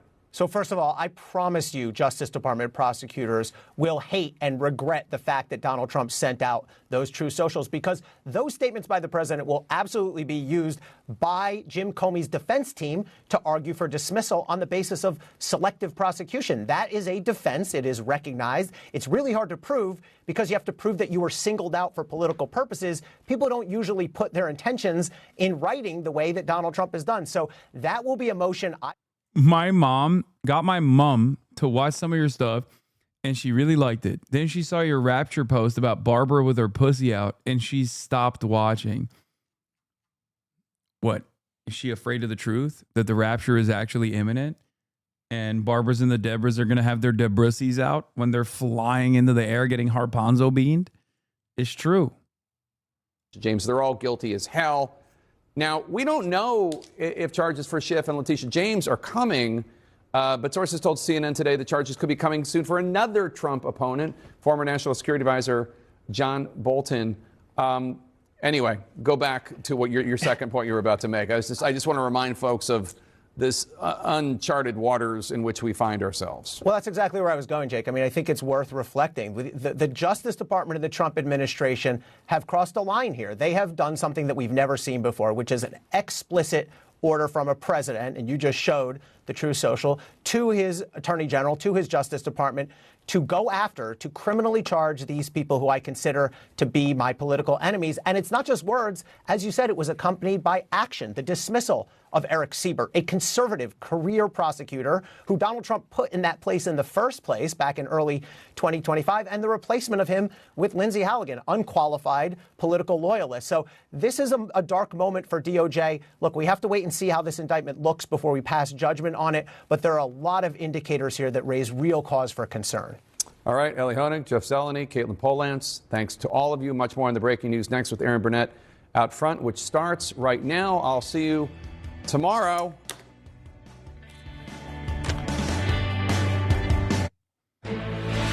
This is CNN Breaking. How does anyone feel comfortable working for Trump? One mistake and you're next Comey? Yeah, that's the point. That's the reason why they're fucking doing this. So that if you're not loyal, even though it's very unlikely that you will ever be disloyal, then you have something to look forward to, which is prison. Judiciary Committee, Laura. And that date is very specific because this coming Tuesday is 5 years to the day after that testimony, and a statute of limitations for lying to Congress or lying to a federal official is exactly 5 years. So they got this in right under the deadline as we wait to look at this paperwork when it's out, and it could be out very soon. Laura. David, thank you very much. Here to discuss, Sure. James Fitzgerald, former FBI criminal profiler, James Gagliano, retired FBI supervisory special agent. Gentlemen, we're waiting to get the terms of this indictment specifically, but many of us expected this was coming. Perjury is not easy to prove. We also have information tonight that line prosecutors in the Eastern District of Virginia had written a declination memo, in other words, to the U.S. attorney stating they could not find probable cause to indict Comey. Nevertheless, the U.S. attorney, apparently with her own factual undertaking, decided to go ahead with this indictment. As we just heard, right within the 5-year statute of limitations on these particular statements made in this testimony. James, let's start with you. You've been involved in a lot of these cases. What do you see so far? Well, Laura, I've never been involved in the indictment. I'm showing you guys Fox News so you know the real truth, okay? That the real Americans are discussing. Time for some real facts about why James Comey is actually totally indictable, and it was the best indictment that has ever come down. The biggest criminal of all time. What is the crime? Hurting Trump's feelings by not following along with whatever agenda item he had at that moment. Do you understand how big of a crime that is? Perhaps the biggest crime of all time. 2016 campaign with the whole declination of Hillary Clinton's actions with her computer, and the way he just addressed the public and others, you could tell there was this manipulation going on his part. He really knows how to work the media, as someone said earlier, and knows what to do and get people Clinton, for him. Though. That was good for Trump. Whether they're going to be subpoenaed and they're going to be brought before, a jury, and they have to testify whether they're granted some kind of immunity. They literally hang you for shit you did for the boss. Okay. Well, they don't give a fuck. Even the good things that you did for Trump, they use as a bad thing. Have you ever been an anonymous source in news reports about matters relating to the Trump investigation or the Clinton investigation? You responded under oath, quote, never. He then asked you, quote, have you ever authorized someone else at the FBI to be an anonymous source in news reports about the Trump investigation or the Clinton administration? You responded again under oath, no. Now, as you know, Mr. McCabe, who works for you, has publicly and repeatedly stated that he leaked information to the Wall Street Journal. Who's telling the truth? I can only speak to my testimony. I stand by what the testimony you summarized that I gave. I'm not going to characterize Andy's testimony, but mine is the same today.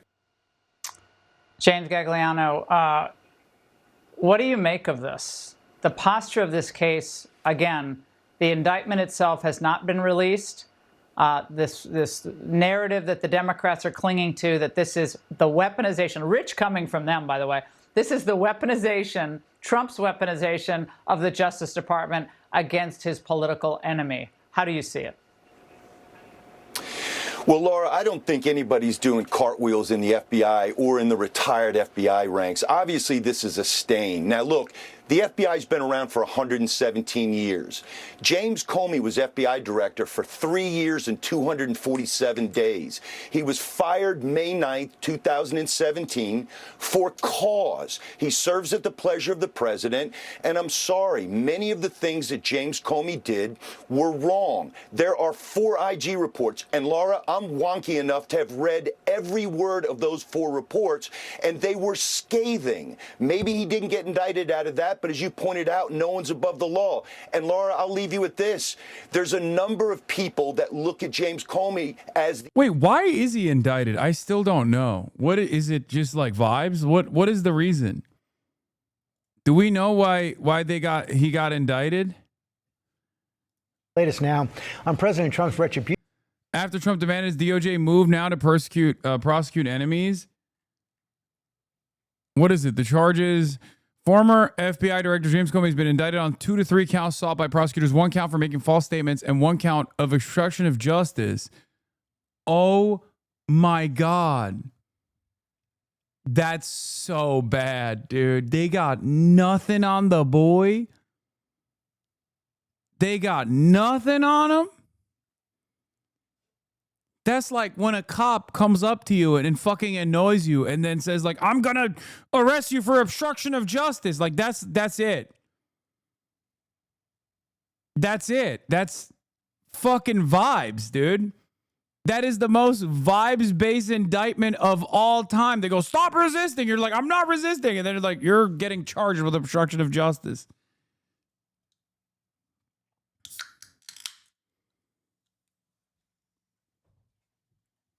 Oh my Lord, how silly this is. God, what a joke of a fucking country we live in. Ay, ay, ay. Justice must be done, lest no one have faith in the FBI going forward. If nothing comes of everything that we know happens. Yeah. Then what? This is why we won't have faith in the FBI, not because Kash Patel is the current director. And he's tweeting every investigation before they make any fucking serious attempts at an arrest. The Women's March in January of that year, right after Trump was inaugurated, or right around that time. I'll never forget Mrs. Comey and 2 of her daughters were interviewed by chance by CNN, directly identifying themselves who they were. Now, they have every right to do that, First Amendment, all that. But you really think the wife and daughters of the FBI would stay away from making controversial statements about the upcoming Trump administration? But we knew that was just one adjacent part of what their husband/father was doing. It was also crossfire hurricane going on inside the FBI, and we all know where that went, winding up with him possibly committing perjury in front of Congress. Now, this was a long, winding setup of a duly elected president of the United States, and it was a travesty. And justice must be done. Panel, thank you very much. I want to bring in Brett Tolman, former U.S. Attorney for the Southern District of Utah. Brett, we're just getting all these details now, and frankly, they're scant. We expect this indictment to be released at any moment. Your thoughts on where this case might go? And again, we know the backstory here, that the Democrats are going to claim, oh, well, it's just an indictment. They were never saying that when they indicted Trump, right? But now they're out saying, oh, it's just an indictment. It doesn't mean anything. Well, of course, you're presumed innocent. But nevertheless, former FBI director looks like... Nevertheless, it's not going to stop us from claiming he's guilty of the epic crime of obstruction of justice and perjury.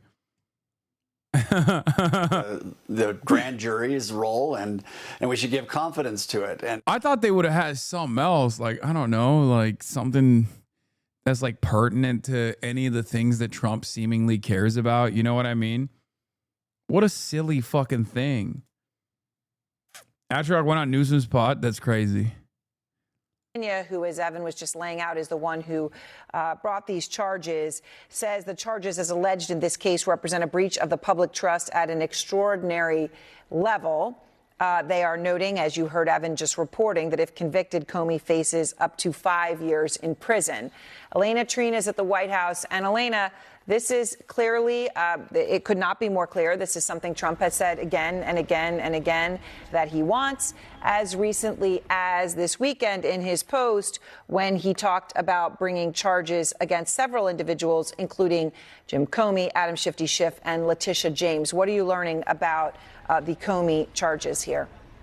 Yeah, look, this is something we know that the president has been wanting, and he hasn't just been urging this. This isn't just, reporting that we have, which we do, which is that he has been pressuring and urging the Attorney General, Pam Bondi, to bring these charges against Comey. He said it publicly in that post over the weekend. But one thing that I think is important to make clear and the context around this. We know that behind closed doors, and I know this, Aaron, from my conversations with White House officials, that the president has often lamented that his Justice Department hasn't been bringing charges against senior government officials or really political opponents that he views. He argues behind closed doors to them that, charges were brought against him, indictments were brought against him when he was out of office, and that they deserve to have charges brought against them too. And I will point you to someone, I just caught up with a White House official. They are so far waiting to see what the president says on Truth Social, but they did point me to some of what the president said today when he was in the Oval Office with the Turkish President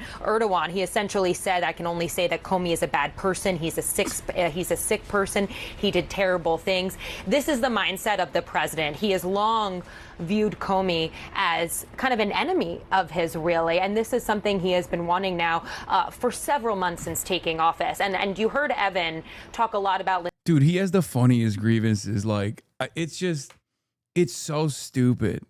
It's like going after Jimmy Kimmel, going after like Jim Comey.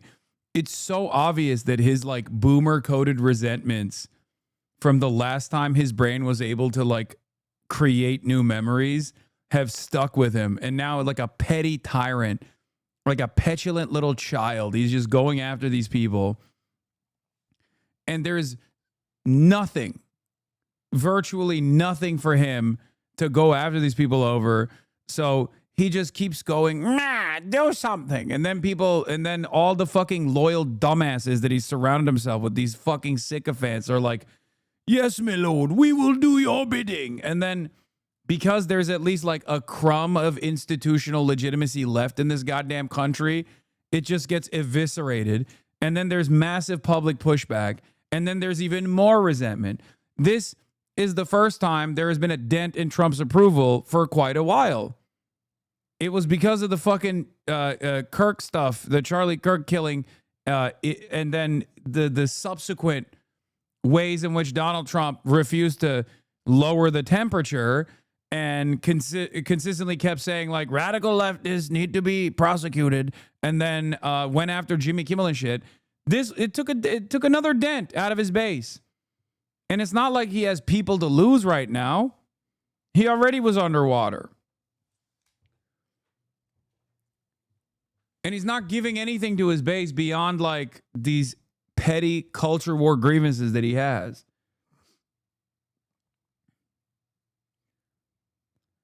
Oh. It's so crazy. He's going to indict the escalator if he remembers it.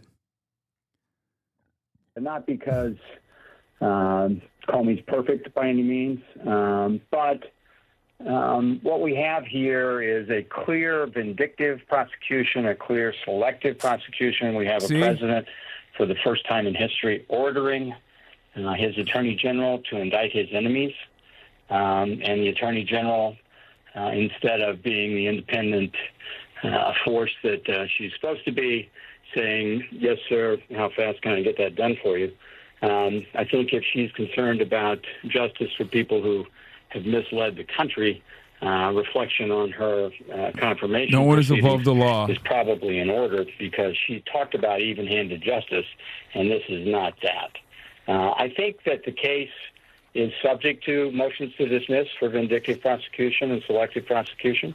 I think, likewise, it's a very weak case, at least based on what we publicly know. I'm just lip posting. I don't even give a shit about this case because of the Justice Department internal Inspector General's investigation, where he found the person that Comey allegedly authorized to leak the information not credible, and found that Comey was credible. So I think this is a very problematic case for the government to bring, but I think the way in which they brought it is problematic for the entire country. And this is either the end of the rule of law in America, or it's a tipping point against the authoritarian activity that we have seen from this president and his attorney general.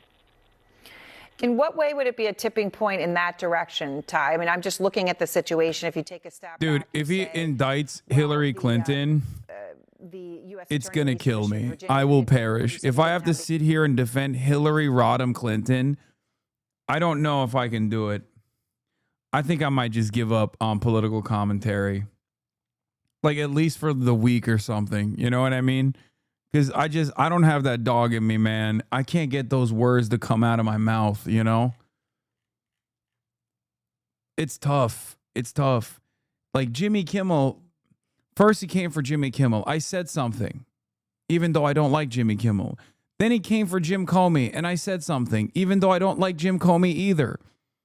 But if he comes for Hillary Rodham Clinton, I don't know if I'll be able to say something. I don't know if I have it in me. It's just, that's too much. That's too much expectation. I'm only one guy. I'm a human being after all. It's quite difficult for me.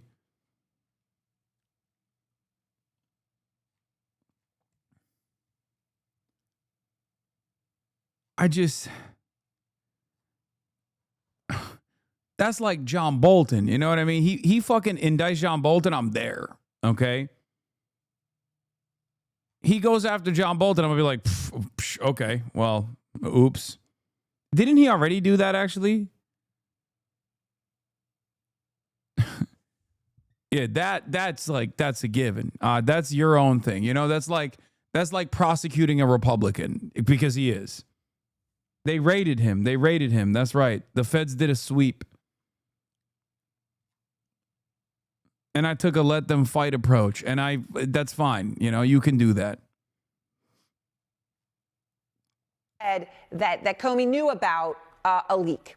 And Comey had said that he did not know about the leak prior to the leak. He has stuck with this all the way. This has been inspected. But let me just play the exchange with Ted Cruz that may be at the heart of this. But this is the question of what Comey knew about the leak and what he authorized about the leak. Here it is.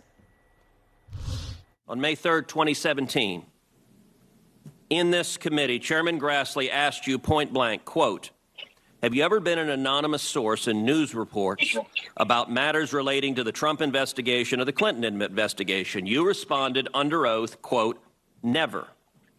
He then asked you, quote, have you ever authorized someone else at the FBI to be an anonymous source in news reports about the Trump investigation or the Clinton administration? You responded again under oath, no. Now, as you know, Mr. McCabe, who works for you, has publicly and repeatedly stated that he leaked information to the Wall Street Journal and that you were directly aware of it and that you directly authorized it. Now, what Mr. McCabe is saying and what you testified to this committee cannot both be true. One or the other is false. Who's telling the truth? I can only speak to my testimony. I stand by what the testimony you summarized that I gave in May of 2017. Ty, that's very much at the heart of this. I want to emphasize he stood by it, and as you say, there was an investigation into that, which did not conclude wrongdoing on the part of the former FBI director, Comey. In that context, when you look at the fact that there was an investigation, I'm that gonna it get reached that fucking conclusion, deported, and man. now we have charges. They're gonna denaturalize my ass, dude. Now this ratio is far too significant for Laura Loomer not to do something about it. I really shouldn't have fucking tapped the glass, dude. I don't know.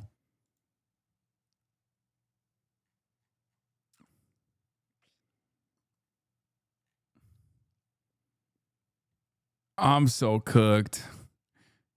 4.7K likes to 129K likes. I'm so cooked.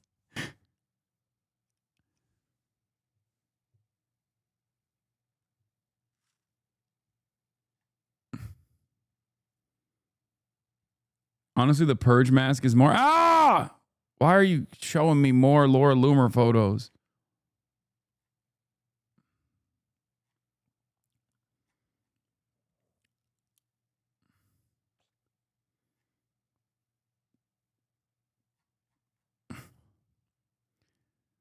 Did you see her comment on your post? Yeah, she said, "You sure don't act like it." Guess we'll just have to prosecute for material support of a foreign terrorist organization then.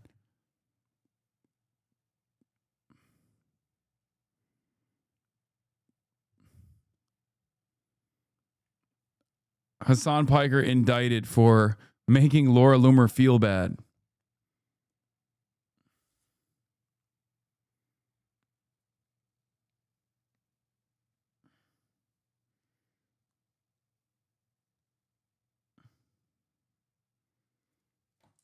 As a Turkish American, how does it feel to watch America Turkifying at an alarming rate?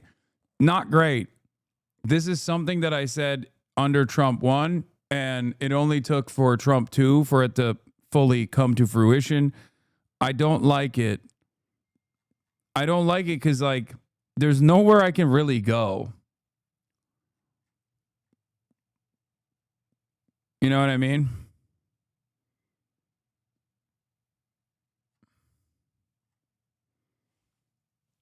Why do so many of your haters add an S to your name? Is it to make you sound more Muslim or something? Is it pure Islamophobia? I don't know. I think some people get hit with the autocorrect and then don't correct it. Some people do it because they know that's not how it's spelled. I don't really give a shit. Whatever. Usually the double S does come overwhelmingly from people who are being Islamophobic, though. Come to Chile, I got you, Unc. Dog, there is no escaping the clutches of American fascism. The empire has its tentacles everywhere. I don't know why you guys say stuff like this as though there's anywhere anyone could ever go.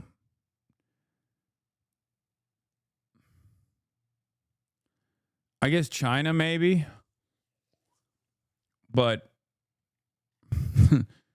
they're not really either. You know what I mean? They would sell me out for a fucking favorable trade deal. China would be like, oh, we can improve Labubu sales in Idaho. Yeah, take this guy. Take him away, sir. Thank you. Thank you for the great deal.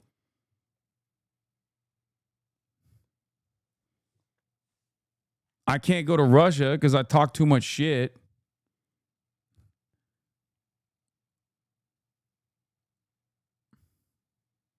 I'm cooked.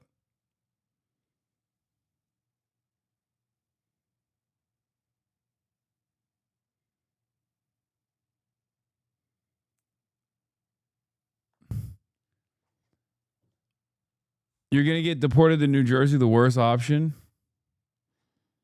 You she would never sell you out. Okay, I think you guys are nutty if you think that. Look at TikTok, man. They had a tremendous amount of power to influence Americans, and they just literally gave it up.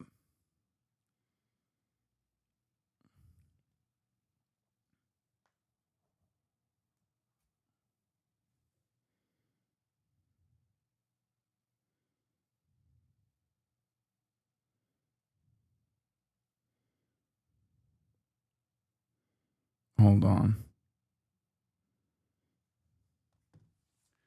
Connor's reply to Laura Loomer. Yeah, I saw that. Connor replied to Laura Loomer, said, went to his birthday party and there were gender neutral restrooms. Good reporting, man. That's all we need to know to finalize his deportation.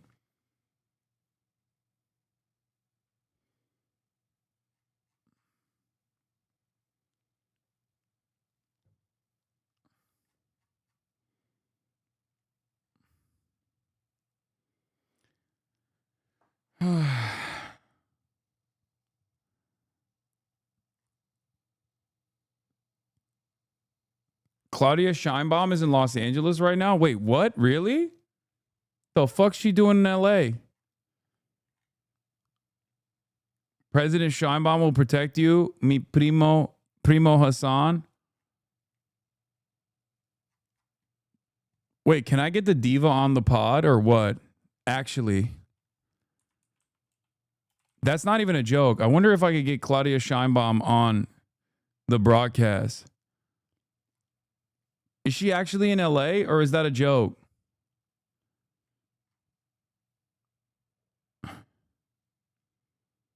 I mean, people I know have interviewed her in the past.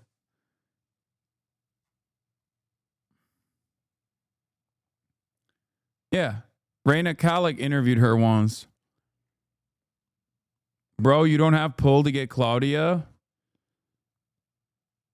DM her. Does she follow you? No. The constitutional president of the United Mexican States does not follow me on Twitter or anywhere else.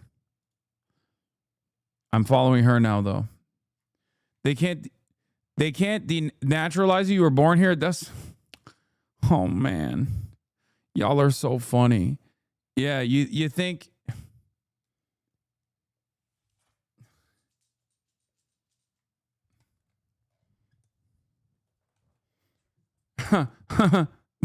Those are the rules. Those are the rules, I say. This administration can't break the rules. They have to follow the rules. That's funny. Yeah, that's... Excuse me, Mr. President, don't you know those are the rules?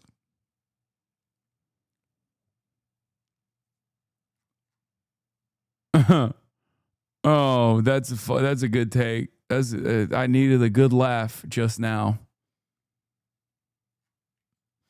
You can get a visa to any EU country by political persecution.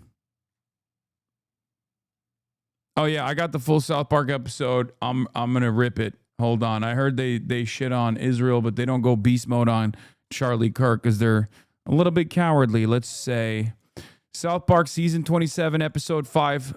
Episode 5 in full begins. Now they go beast mode a little bit. That's crazy. They went in a direction. They went in a direction that I did not think that they would go to. By the way, remember the guys that make South Park originally started in the past as a PragerU aligned like they would make videos for PragerU initially for Dennis Prager back in like I think the 80s or 90s or something. So it's like extra spicy for them to hit this line now. Yeah, they were libertarians. Now they're like kind of libtarded, but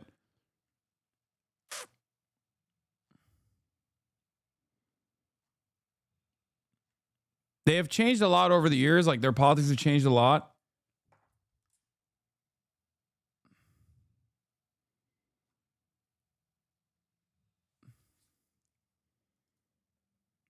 For Goodness Sake is a short comedy film made in 1992, hosted by his co-writer, radio talk show host Dennis Prager. Released in 1993, the film contains comical vignettes that address everyday ethical issues. Mentor Media, Inc. marketed the film for ethics training for government departments, including FBI, Department of Defense, IRS, as well as hospitals, schools, and hundreds of major corporations.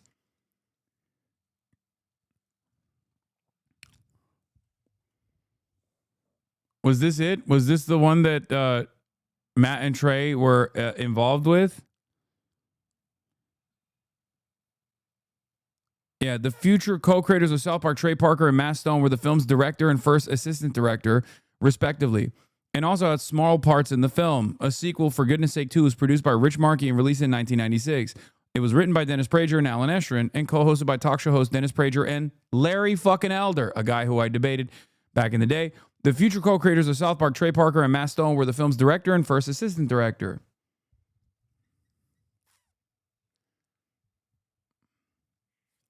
Don't come for me, fool. Don't come for me.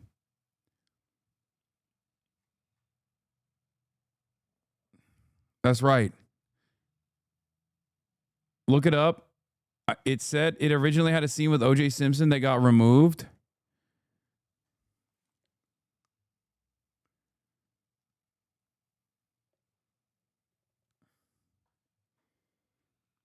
I mean, the dude who wrote Dune, I'm forgetting his name now, also was a speechwriter for Ronald Reagan, I think. These guys, like, you know, people have the capacity to change their minds. Frank Herbert, yeah.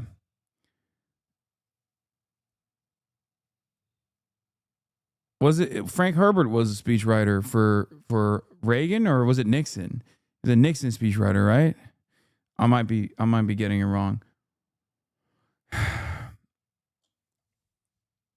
Also, Frank Herbert might not have actually changed his mind. Let's be real. But, like, regardless, he did. Dune slaps.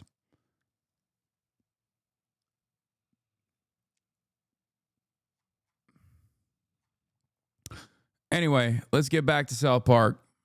Now that you have new information about Matt Stone and Trey Parker. I really did think that they would at least do a beast mode reference to Charlie Kirk, like just a baby reference. You know what I mean? There's so many different directions you could take this. Like, again, at that point, like it's still almost agnostic in the way that it's criticizing this issue, right? Where it could be like, oh my God, anti-Semitism. You addressed that Dr. Drew tweet already? Dr. Drew? The fuck is Dr. Drew doing? Fuck did he say? Dr. Drew is like isn't he now like a right-wing guy? Or has been like a right-wing guy? Dr. Drew, more like Doctor Who. Omega lol. Saw Dr. Drew's talking shit. He's right-wing. Who gives a fuck? You guys don't have to immediately highlight it every time. Oh my God, we have the dumbest community. We are the dumbest community. We literally constantly fucking highlight. We unironically give so much more attention to fucking dumb fuck Republicans all the damn time. Giving him Tylenol. I don't know what he's doing with all this Plan B shit. He should just make the baby autistic. My live is not bugged, Poo Poo Pee Pee Man. When Poo Poo Pee Pee Man speaks, we listen. It's not playing as a VOD. You, as a subscriber of 14 months, now have the opportunity to be able to, on desktop, go back on my live stream. That's right, ladies and gentlemen, as of today, if you have Twitch Turbo or you are a subscriber on the HasanAbi Broadcast, you now finally have the opportunity to be able to rewind. That's right. Another amazing reason to subscribe to the HasanAbi Broadcast during the month of September, where 35% off the Twitch subscription gifts that you give. 5 gifts and above. That's right, September.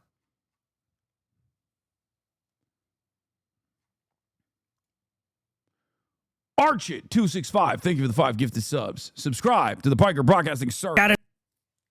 Okay.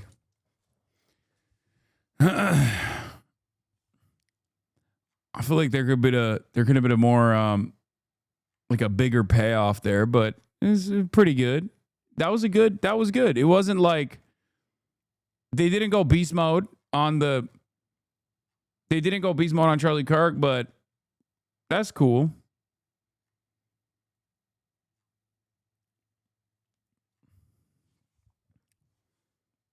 Comedy is legal.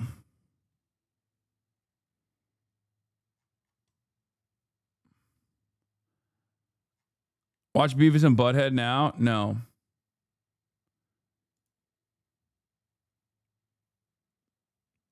It's safe to say now that Israel has met its Sun City moment. When Israel-Palestine is broken into popular culture, where anyone not speaking out is not cool, there's no turning back, where remains are the anti-democratic tools of delegitimization and suppression.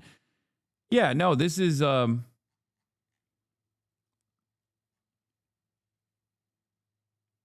It was good for having to be approved by Paramount. What is this? Better ending for you. After receiving dozens of death threats for this, I will unfortunately not be taking this down, Lamau. Yeah, I don't know why people would be mad at this because, you know, they weren't mad when Superman did it or Hot Girl did it in the blockbuster summer hit Superman. So, yes, I did see this. As it turns out, rigged election, you know, he knows about rigged elections better than anybody. But when I was in exile, we were still friends. It is different. It is different. When I'm watching, it is different. Okay? When he points to Erdogan and goes, he knows more about rigged elections than anybody. It is different when you're both Turkish and American. Okay?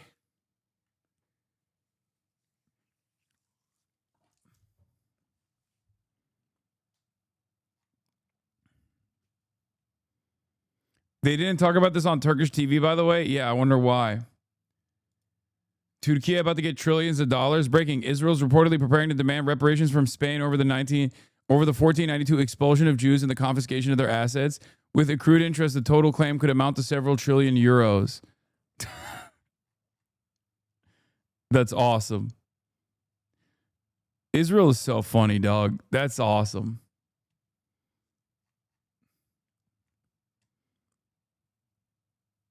That's awesome.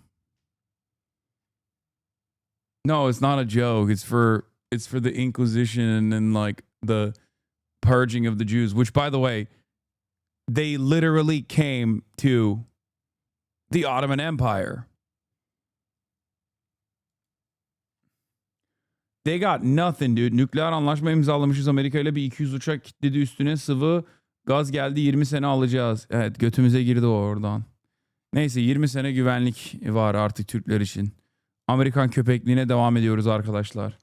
Aman Allah korusun, hiç Çin'e mine yanaşmayalım yani. Yeah. Turks went into, by the way, Erdogan got that meeting with Donald Trump because he committed to Boeing fighter jets to purchase from America.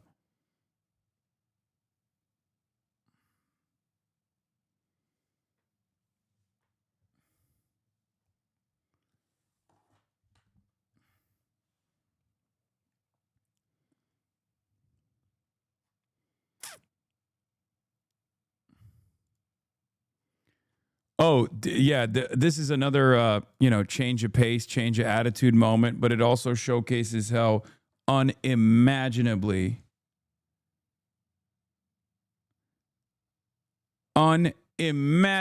fucking shitty these people in positions of power were and are. Opinion. It's time to impose conditions on aid to Israel. The U.S. should distance itself morally and materially from the slaughter in Gaza, write former Biden administration official Phil Gordon and John Feiner. Now, you might be recognizing Phil Gordon's name. Phil Gordon himself is a Sidney Stein Jr. scholar from the Brookings Institute and worked in the White House, the NSC, and State Department under Biden, Obama, and the Clinton admins.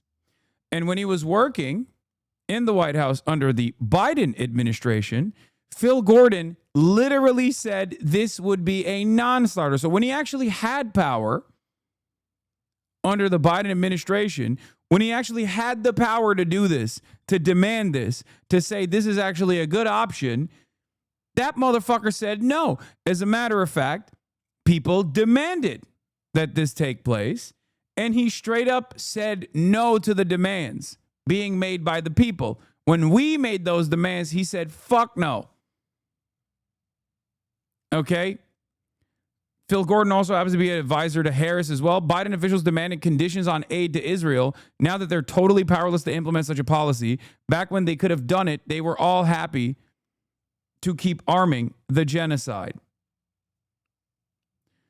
It is, I guess it's not that shocking that they are this depraved. Okay?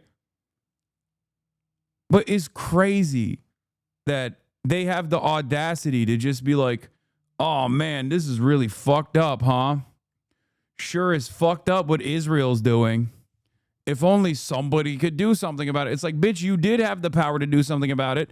And when we demanded you do something about it, you told us to fuck off. It was a genocide back then too. Yet another classic case of self-preservation from a careerist like Phil Gordon, who explicitly rejected conditioning arms to Israel when he was Harris's foreign policy aide, now has an op-ed arguing for it. A long line of sniveling careerists who defend genocide while in power, then attempt to distance themselves from it once it costs them nothing to do so. Remember, Matt Miller, he did the same exact bullshit. He's been going on a fucking podcast circuit and being like, well, I lied for the State Department. It's my job. I didn't personally believe everything that the State Department was saying, but my job was to say what the State Department wanted me to say. Yeah, literally, I remember this so clearly because we were like looking for any hope at the time that potentially Kamala Harris could present a different alternative to what Biden was doing. And this is what he said. VP has been clear, Kamala Harris. She will always ensure Israel is able to defend itself against Iran and Iran-backed terrorist groups. She does not support an arms embargo on Israel. She will continue to work to protect civilians in Gaza and uphold international humanitarian law. Yeah, also known as the Samantha Power, pulling a Samantha Power, which I found out was Cass Sunstein's wife.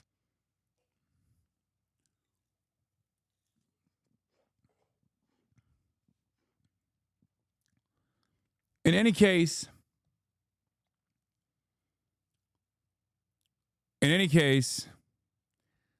here's where we're at. I guess I try to desperately look at the silver lining here, and the silver lining I find in this moment is that there are a lot of people who spent every fucking waking moment being monstrous pieces of shit for the past 2 years, from the likes of people in prominent positions of power who had all of the power to do something about this and they refused to do so, down to fucking YouTubers, okay? Down to YouTubers who spent the last 2 years cementing their legacy as rapacious dick riders of Israel by trying to deplatform all of its prominent critics. Of course, they still, on the one hand, are seemingly proud of their accomplishments in that time period, while simultaneously trying to rewrite the narrative as though they did not actively try to call every somewhat brown or Muslim-sounding critic of Israel a terrorist, an Islamist fundamentalist terrorist of the highest order that deserves not only scrutiny, but also potential prosecution. Definitely deplatforming, so much so that the entire platform that hosts any sort of dissent against Israel and Israel's genocide must also suffer material harm. Wonder who I'm talking about. Wonder who I could be referencing. A person who, now that Now that TikTok is back in the hands of someone who is sympathetic to the Zionist cause, might be trying to rewrite history. There are things that people like this could do, like, I don't know, drop the frivolous litigation pursuit.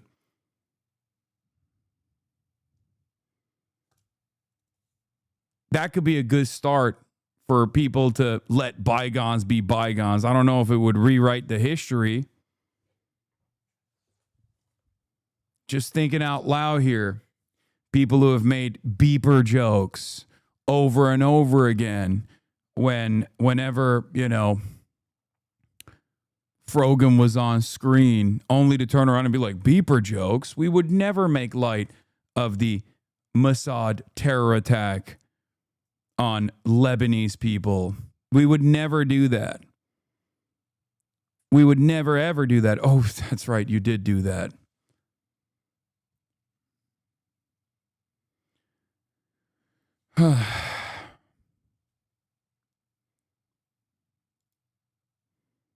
I wonder who they are. To defend myself What against is this? wild accusations. Wait, but what? I also came back because I want to apologize for things that I genuinely got wrong. For example, We're planning to go to Israel in June with my parents, and I'm actually really excited to go there. I want to show you guys how beautiful, how multicultural, how like free it feels for people, or just, it's a beautiful place. It is. It's one of the most diverse places I've ever been. looking back, I definitely feel ashamed for the way I spoke about Israel with such levity at the time that a genocide was happening. I completely understand why people... That's cool. That's a good first step, I think. That's a good first step. It's just, if only that was the only reason why people were like, hey, man, I think you might be defending Israel a little too hard, you know? Calling its prominent critics of Muslim background terrorists and its prominent critics of Jewish background token Jews, but Hamas supporters all the same. You know, like, because remember, it's not just fucking people like myself that he just like actively went after. He went after Jews, anti-Zionist Jews as well, with a similar level of intensity, demanding that Matt Lieb get fucking fired from Good Mythical Morning, consistently calling him a token Jew, defending the Gaza Holocaust Fund, the GHF, also known as the Gaza Humanitarian Foundation, to try to get a fucking own on his opposition, to try to get an own on me. Having a Atlantic Council Palestinian who is a firm and committed defender of Israel with a Palestinian association to go on the broadcast to talk about how all of the prominent critics of Israel are actually also dangerous Hamas supporters who don't simply understand the situation at all. Even fundraising for the Atlantic Council, which is a right-wing American think tank. America is once again a belligerent in this genocide that Israel is conducting against the Palestinians. There's so much more that Ethan Klein has done, but I'll take it. I'll take this first apology. I think it's good. It more so just represents the tide shift that is finally even hitting him in the face. You know what I mean? For the longest fucking time, he just refused to recognize what was going on, and the walls kept closing in. Yes, as Omer Al-Akkad said, one day we will all have been against this. One day. And it's getting there right now.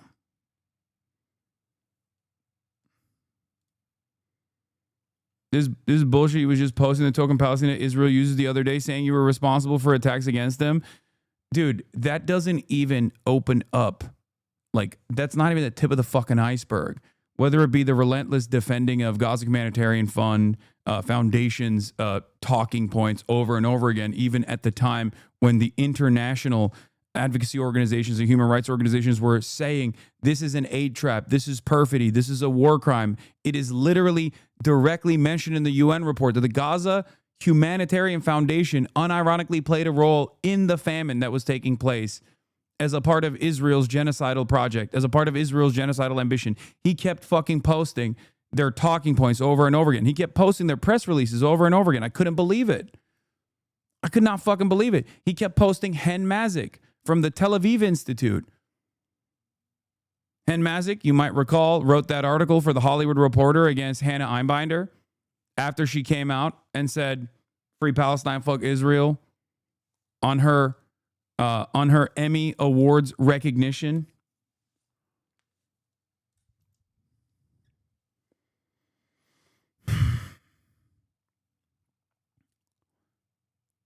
All of that is out there for people to watch. There's part of the reason why I didn't, take too much offense over the context nuke that Ethan Klein put together at the time that he thought was going to be the end of my fucking career. How foolish, how stupid. It was because he's not a believer in anything, really. Well, I guess maybe the state of Israel and the Zionist project.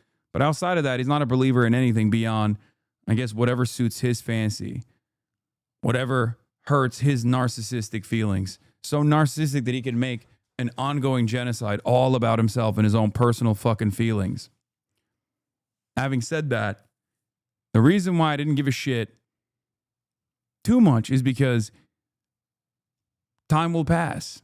And I knew that eventually people would recognize right from wrong. More and more people would start recognizing exactly what was taking place. And when they did, I fear that they would look back at that compilation perhaps with very different eyes. Very, very different eyes. The context nuke that he shamefully copyrighted with the intent to sue every single one of his detractors that watched it. He would have sued you too had you not reacted to just a part for it for over 10 hours. Yeah. To this day, so much of the dumb fuck nonsense that I see online from people who think like, oh, I'm pro-Palestine too. I'm just pro-Palestine in not this direction, but some other fucking unforeseeable direction. No matter where I go, when I see these fucking comments like, Hasan, isn't that guy like, doesn't he glaze terrorists from some of the dumbest right-wingers of all time? And even some fucking dumb fuck liberals who don't know any better. It all stems back to the same deplatforming initiatives that ultimately failed, conducted by Sex Pestany, who ruined his own fucking career once again, and also his partner in crime, Ethan fucking Klein, who not only was aligning himself and utilizing Sex Pestany's own clips out of context compilations, something that even Barry Weiss has done for the Free Press, by the way, and now she will be in charge of CBS. Shouts out to the Ellison family for that wonderful new voice, an underrepresented voice in mainstream news.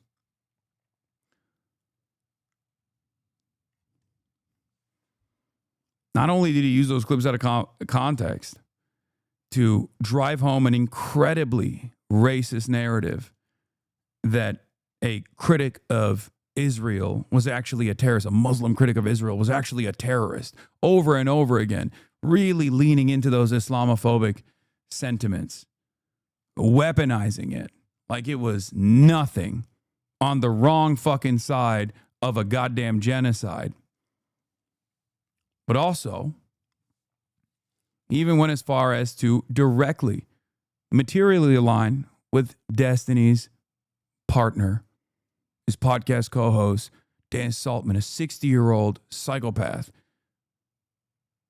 who also, just like Ethan Klein, tried to actively not only deplatform me and many other critics of Israel, but also went so far as to initiate a adpocalypse, to try to initiate an adpocalypse against an entire platform of content creators on Twitch. How insane. They went so far as to work with Israel's own attack dog, Richie Torres. Dan Stalkman even went and talked to numerous Republicans in his advocacy to try to pull me in front of Congress. He celebrated it And now those very same fascists that he aligned himself with in an effort to try and get me deplatformed are working to get his best friend and podcast co-host, Sex Pestiny, also deplatformed.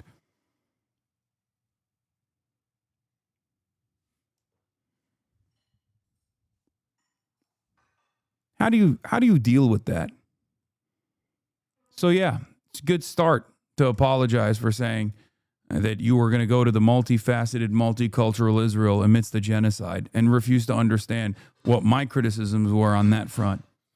I know for many out-of-touch fans of Ethan Klein who don't care about anything but whatever Ethan Klein says and does, this hopefully will give them a little bit of comfort to be able to defend him in broad daylight.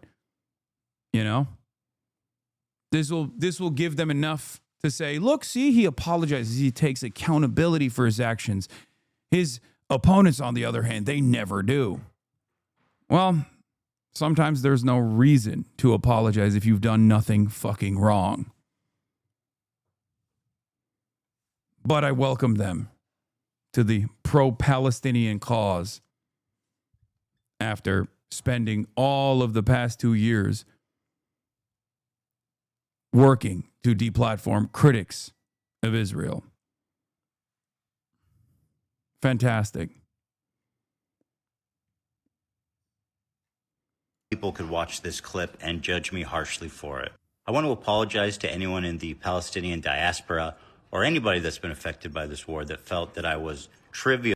Watch you for the news for so long, you successfully gaslit me into thinking this guy Ethan matters at all. I mean, he's utterly irrelevant in the grand scheme of things, but the harm that he committed to critics of Israel is serious. I mean, he got numerous people deplatformed, numerous people banned for 30 fucking days over a Sabra hummus joke, dude. Also, he shouldn't be just apologizing. I don't know who the fuck he's apologizing to, the Palestinian diaspora. He should be apologizing, which he can't, to the Palestinians as a whole. Realizing the suffering, the horror that you've gone through. And for that, I deeply am sorry, and I'm ashamed of this clip. I came back to TikTok. Wild accusations, except admitting that at least like one component of it was not so wild, I guess.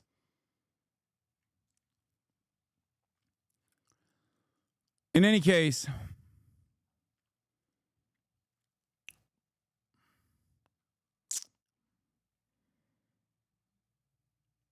I like how he's only doing this because the UN said it's a genocide. I don't think so. I think a lot of people are recognizing that there's just no defense of Israel. There's just no defense of Israel whatsoever. But that won't stop them from attacking Israel's critics.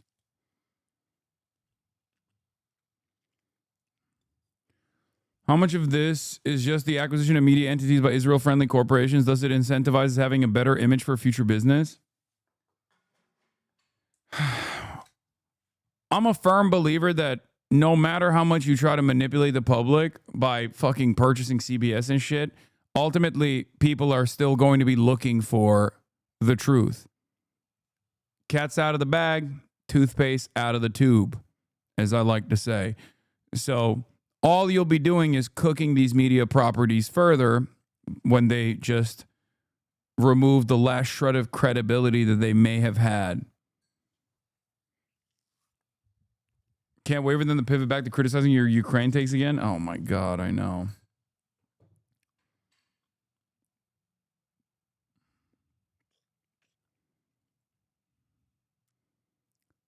It's so crazy for me that it's just like all of this could have been avoided if he just listened to his fucking friend at the time. When his podcast co-host had his best interest in mind and was trying to be like, listen, dude, here's why you're coming across like you're defending Israel. You need to dial it back. People have no capacity to understand what's in your heart and in your mind. They only have a capacity to hear what you're saying. And what you're saying seems a whole lot like you're defending Israel. He said he laid off you because of the whole Charlie Kirk thing. So there's that at least. Great. Remember when he also said that I falsely claimed that I was issuing a death threat against his wife, and then got mad at Destiny because Destiny took that as an opportunity to literally issue an actual direct death threat against me. And then he openly stated, "Oh, you ruined it. We really had a win here, but you fucking had to open your mouth and ruin it. Now he can play the victim." That's what he said. I think that shows you a lot about the calculations at play here. Drop the lawsuits, Ethan. Drop the lawsuits. You know they're frivolous. You know it has nothing to do with copyright or anything like that. You'll win a lot more good favor if you were to do that. I know you think that the people that you're attacking are unfavorable by the new audience that you have cultivated, but it's a good gesture. Laid off you complaining about your op-ed and reposting the same out of context clip about Kamala versus Trump 10 times. I know.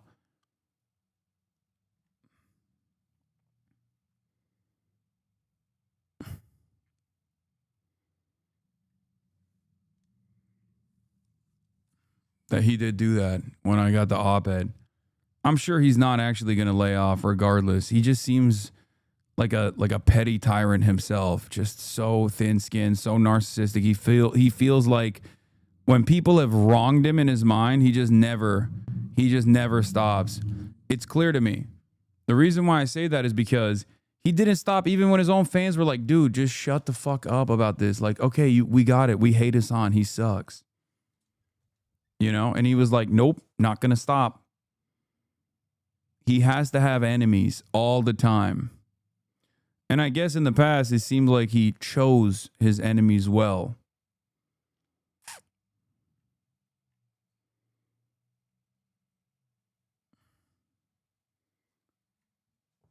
But it is clear that he will align himself with anyone and everyone. There is no matter how awful someone has been to him personally, no matter how anti-Semitic they've been throughout their entire career, he will welcome those people with open fucking arms. No real moral consistency here whatsoever. That's it. So much harm has been caused in this process, but, you know. Again, I only care about this as far as it is taking up space from much more important things that we could be talking about. Just add it onto the fucking pile, you know? So frustrating.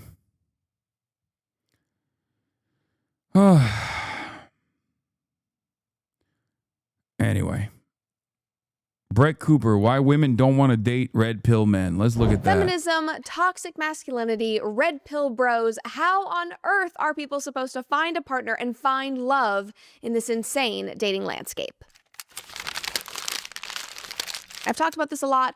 We have talked about the Gen Z mental health crisis, which in my opinion is just a loneliness epidemic. We are so lonely. We have literally been dubbed the loneliest generation. I know that we're trying to work on that, obviously. But even though that loneliness has been fostered through social media and COVID and all of these things, I think that the dating divide and the ideological divide has played a huge role. Wendy Walsh, who is a psychology professor at California State University, Channel Islands, and an ambassador for datingadvice.com, told Newsweek recently that, quote, "In the last few years, males have become increasingly conservative, and the most liberal and progressive group in America is young females. The political polarization is already creating problems in the dating scene. People in their 20s are either not dating at all or competing for a very small group of people who match their political views." And it's so shocking. I don't understand why women don't want to date men that think women ain't shit and have built tremendous resentment against the entire concept of womanhood and everything that they assume even represents femininity and womanhood. Why would women not want to date guys like that? Who could say? Perhaps because they're dumb bitches, right? That's got to be it. I assume that's the reason, right? That's all right. Give me $7 quintillion now. I'm a right-wing red pill kind of guy. More stereotypes. Great take. Brother, we are literally talking about red pill men. Red pill men. Can I say that manosphere-backed red pill men have incredibly stupid generalizations about women in general and have designed their entire worldview around how women are fucking somehow harming them? Can I say that about those guys? It's like somebody being like, why can't Nazis be comfortable in modern society? And you're like, oh, here we go about the generalization against Nazis? Like, okay. Like, this is directed at red pill men, of course, but you said conservative. I said red pill men. What is red pill, dumb fuck? Shut up.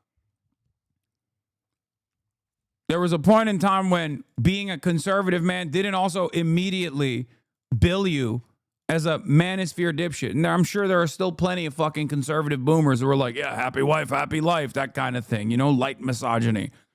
That's not what we're fucking talking about here, is it? We're talking about Gen Z red pill men.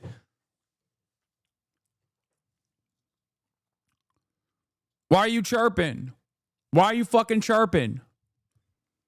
This is why you get no pussy, bitch.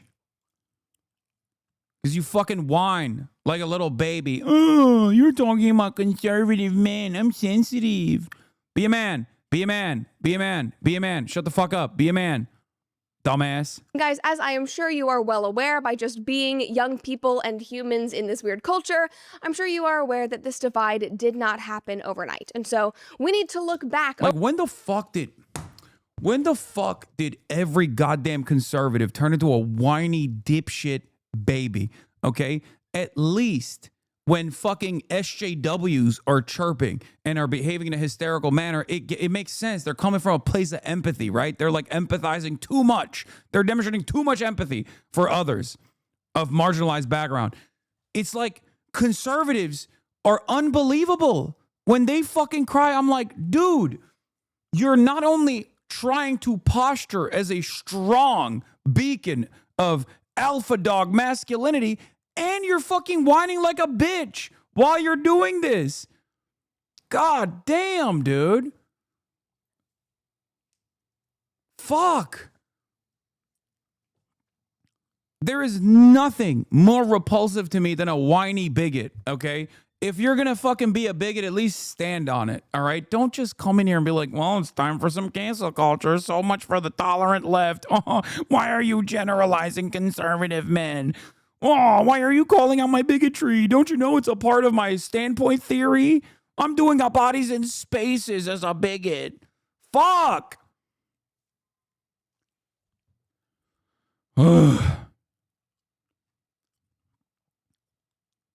It's so funny because, like, the same dudes will literally, on the one hand, whine endlessly. We saw this in the aftermath of the Charlie Kirk stuff. Like, so many fucking prominent neo-Nazi accounts on Twitter who've spent every waking moment being like, we have to kill every trans person. Time to dunk on a trans person that actually committed suicide. Like a literal unknown trans account committed suicide. Every single fucking lolly pedophile Nazi defender on the goddamn platform was dunking on this person. Literally tripping over themselves to just make fun of a person who killed themselves just because they were trans. And then they fucking have the audacity to turn around and be like, oh my God, the left is so violent. The left is so violent. Please, mods,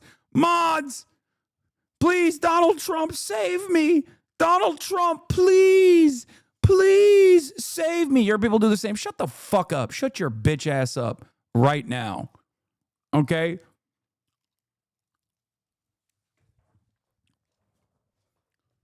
Daddy Trump, arrest and prosecute people that have said mean things about me. They're like, oh my God, you've done it. You've done it now. You've done awakened the beast. You made Sam Hyde cry.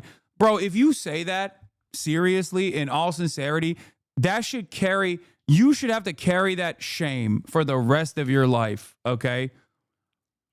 You made the pedophile Nazi cry. You done did it now. Oh my God. I cannot believe how big of a fucking loser you have to be to openly say shit like that. I have no respect for you. God damn. over the political landscape in the 21st century to see how we got here, and most importantly, what solutions we can employ to actually fix the situation. But before we do, make sure that you like this episode and subscribe to our channel if you have not already.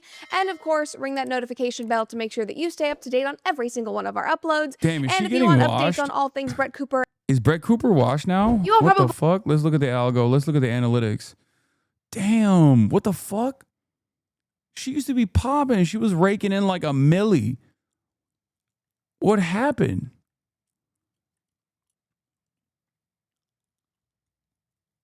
Oh no. Don't talk shit. I'm not. But it looks like she done felled off a little bit. I don't know what the hell's going on here. Clandis stole her audience. Yeah, I guess you got to always like increase the intensity. You know what I mean? You always have to be like more insane. And live events and fun things that we're doing, make sure to check out brettcooper.com. Now, back to the show. I think that the easiest place that we can start is with men. And we talk about this all the time. I have been talking about this basically as long as I have been on the internet. And anyone who follows politics even remotely can see the way and understand the way that our culture has alienated men massively over the last decade to 25 years or so. And most recently, in my opinion, it has been the Me Too movement and the lasting impacts of that really unfairly generalized men as predators, which led to massive reputational damage. Innocent until proven guilty was basically thrown out in the courts of social media, in the actual courts of law. Like, that has just not been a thing anymore. There was and still is this attack on toxic masculinity, which stereotyped, normal male traits like stoicism or assertiveness as being inherently harmful. And they even went so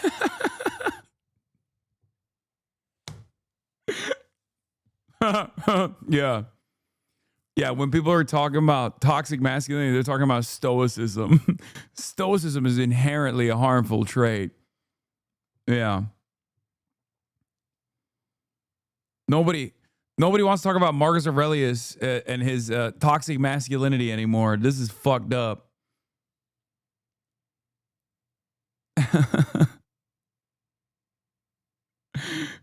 That's so funny. far as to say that things like football and hunting and just like normal male hobbies were actually very toxic and were hurting America and were oppressed. Literally, who, what the fuck?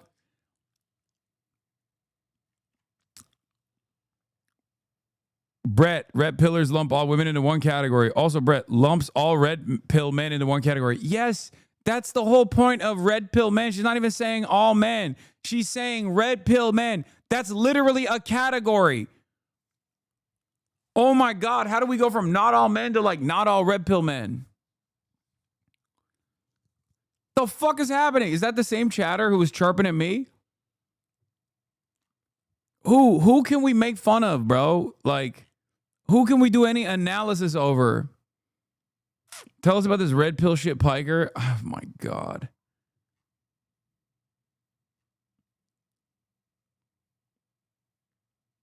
She's not even saying all reactionary men. Yeah, she's just saying like red pill men. She's talking about red pill men. Very specific designation, unironically self-imposed categorization by dudes. Oppressing women. Women would say, F the patriarchy. We want to stamp out the patriarchy. You literally have women who say, I'm a lesbian because I don't need men. I don't want men. I could literally survive without. And even then, she's like basically still saying it's the wokes that made this happen. I suspect she's like trying to present the argument as like the backlash to wokeness is the reason why men became so like hateful, like red pill men specifically became so hateful. Them. We don't need them as a society. And all of this has been the MO for years now. And therefore, society has shamed a whole. If one more fucking person talks to me about Fat Bear Week, I'm gonna lose my goddamn mind. I don't know what the fuck it is. And I'm sick and tired of hearing it in my chat. I don't know what it is. Please stop spamming it. I don't know what it is. Stop. I don't want to know. I don't know what it is. It's the same person. Oh, it is? It's the same one person? All right. I'm glad that I fucking gave that person a day off. Whole generation of young men into thinking that they are inherently monsters or predators or less than. It has turned them inward. It has made so many men insecure and feel like they don't actually have a place in our culture and our society, when in reality, you men are so important. I say this all the time. You are the backbone of civilization. You are the backbone of families. We literally cannot exist without you. And yet that has not been the message that you have been receiving from pundits, from Hollywood, from girls on college campuses, whatever it may be, from podcasters. That is not what you have been hearing. And interestingly, a recent British study revealed that nearly 50% of young men reported feeling that being a man is not a source of pride for them, which is just insane. That is the core part of your being. That should be something that you love about yourself, that is so integral to who you are, that you should be proud of. And the fact that I don't know, man. I feel like a lot of this stuff pisses me off because it's like, stop being influenced. Stop. You're a man. Just be a fucking man, okay? You don't have to be so goddamn malleable, okay? My whole life, I've been told shit about who I am, what I'm supposed to be, okay? If you're a goddamn man, you just pick your fucking lane and you move along. You choose to protect others, okay? You focus on yourself. It's so goddamn lame. So many fucking pussies will just like be like, oh my God, people kept saying I'm a Nazi, so I became a Nazi. It's like, how is that possible, bro? I just don't get it. I'm a very stubborn person. Maybe that's why I have a lot of pride. Maybe that's the reason. But I will never understand how people will be like, a lot of people yelled at me, so I changed my entire worldview. It's like, okay, well, you're spineless then. You are just demonstrating your lack of fucking spine.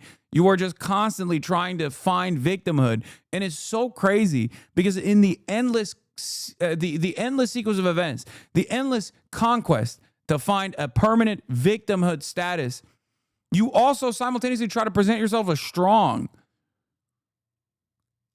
It doesn't make any sense. People call me a misogynist all the time. People call me racist all the time. People call me a fucking Nazi. That doesn't change my worldview. I don't go, oh my God, I'm right-wing now. The fuck's wrong with you? Have some goddamn conviction. And the same goes for this too. The same goes for this. I kind of understand it for young men in general because at least when you're young, you're hormonal. I was young at one point in my life. I know, like, you have a lot of insecurities and shit. You know what I mean? There's just so much going on, and you're being beamed with societal expectations at any given moment. And you're like, I'm not filling the fucking role that I'm supposed to. I don't know what the hell's going on. Testosterone is coursing through your fucking veins at an alarming rate, you know? So I kind of understand it, especially because those dudes are, for the most part, rudderless, and they're getting the absolute worst role models. Like, oh my fucking God. There are not many dudes out there who are prominent in media, whether it be independent media, whether it be Twitch, whether it be Kick. Oh my God. Don't even get me started on Kick. Whether it be fucking TikTok. But I kind of understand that people are just so cooked. I kind of get why it's a fucking powder keg for a lot of young men because there's just very few alternative good role models. I would consider myself to be a decent role model for young men, but I'm constantly fucking yelled at and smeared with regular frequency by the worst possible role models. Like, look at all my fucking enemies. You got the Andrew Tates of the world, you know, the Aiden Ross of the world, the people that are just like priming an entire generation to be little savages. Okay? So I kind of understand it. You still have to grow through it. And I do hope that you can. All right? And I think many do. Thank God there's a dude like Speed out there. Holy shit.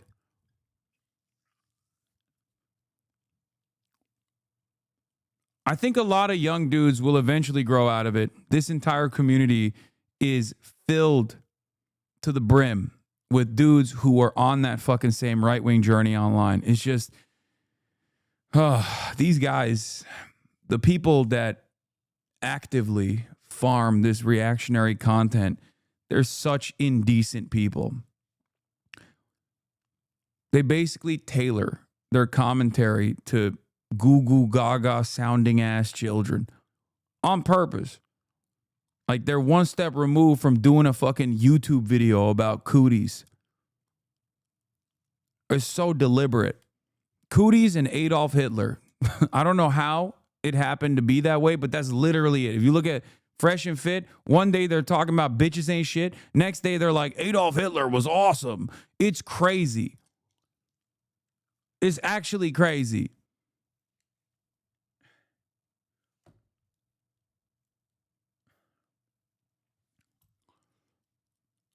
So yeah, I feel bad. I feel bad for young dudes.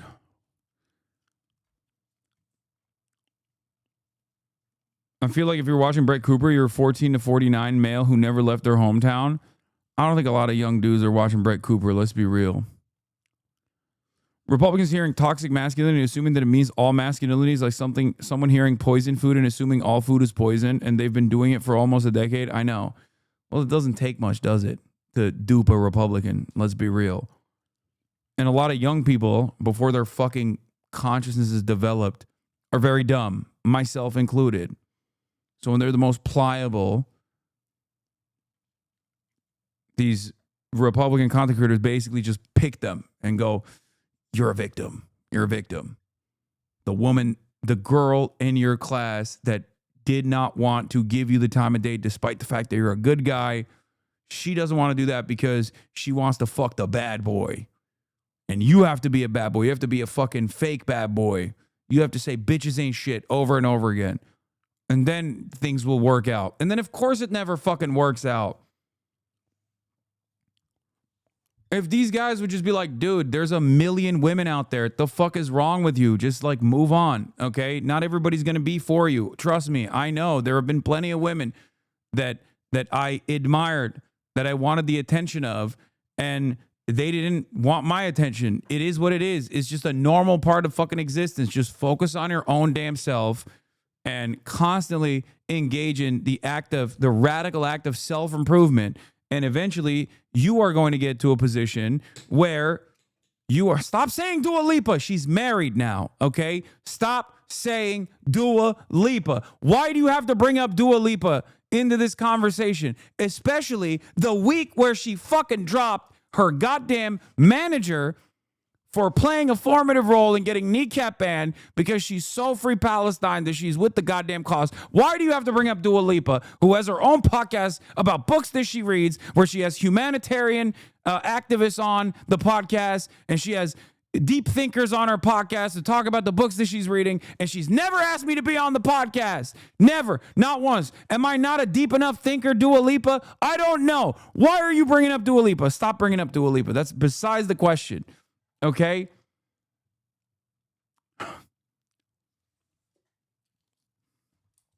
Why are you bullying Unc? Fake news she didn't drop him? Wait, really?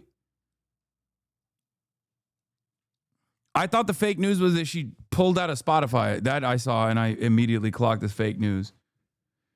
Apparently, she denied that. I'm just going to twist the knife. I'm so sorry. She didn't drop her agent. We brought her up to correct the info. And now I don't feel so bad. She dropped him in 2019, but she still defended kneecap. Oh. He was dropped in 2019. Damn. Future sight. My dipshit red pill neighbor only wants to date women below 25, but also wants them to be financially responsible and independent, but also wants them to allow him to make all the financial decisions because he's the leader of the household. An enigma. Good luck to him, I guess. That's fucking awesome. You want to know what's so crazy about that? Women are so desperate for a dude that will do like basic bare minimum functions that he could probably find someone like that and be a horrible boyfriend to someone like that. I'm not even joking. Like, the bar's in hell. You literally do so little to clear it. Guys, I promise. Does he clean his feet? Pretty much. That's it. Okay. He's got a huge... That means he cleans everything else as well. Okay? Automatically, you're like above 50% of dudes in that regard. I'm telling you, like, basic grooming goes such a fucking long way. Dudes don't want to do shit. They just sit around. They sit around basically fucking melting into their goddamn gamer chairs, their DX Razer gamer chairs, while they watch Asmongold every fucking day. and then assume that if they say enough slurs, like they'll be able to do like a MK Ultra activation to their fucking, to the other person playing Valorant on the other side that they suspect is a woman. You know, that's what's gonna happen one day, and then you're gonna have a Discord e-girl, e-kitten that you go on e-dates with, and then she'll become your real life Asian baddie girlfriend. That's not how it works. Go outside. Groom yourselves. Go outside. Work out. Care about things. Read fucking books.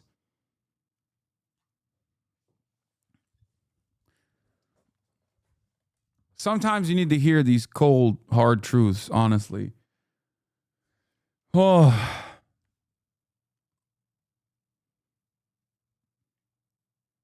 She can't smell me through the Discord. This is all lies, chat.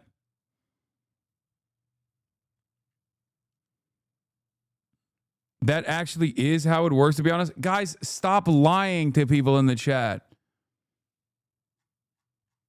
Okay, please. Where is that list? I love that list that says, like, what are the hobbies that women enjoy versus the hobbies that women hate the most? And I saw that list and I was like, this is it. This is literally it. And the reason why women hate the hobbies that men enjoy the most are because those hobbies are so fucking annoying. Like debating is one of the hobbies. If that's a hobby of yours, yeah, you're destined for no pussy, dude. You are never getting pussy. Okay? God damn. Find a better hobby right now. Drop this shit. Where the fuck is it? Hold on. I'm going to find it real quick.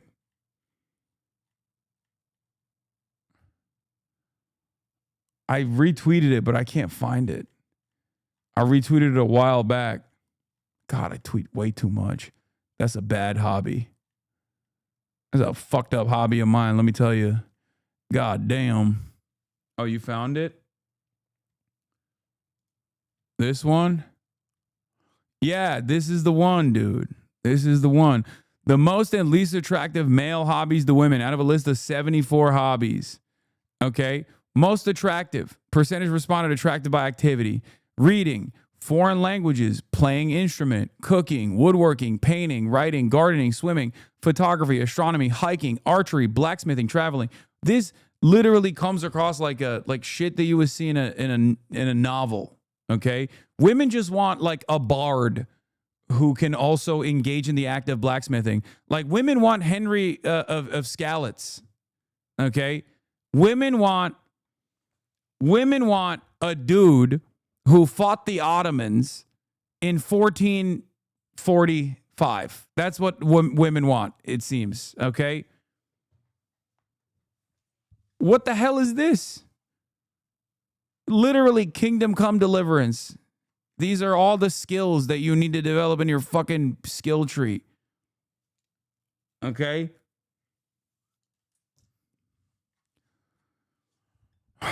Anyway, you want to know what the least attractive hobbies the women are? Comic books at 33%. Cosplay, debating, drinking, Marjorie Taylor Greene, Magic the Gathering, anime, makeup, crypto, cigars, clubbing, marijuana, Funko Pops, arguing online, porn, gambling, manosphere.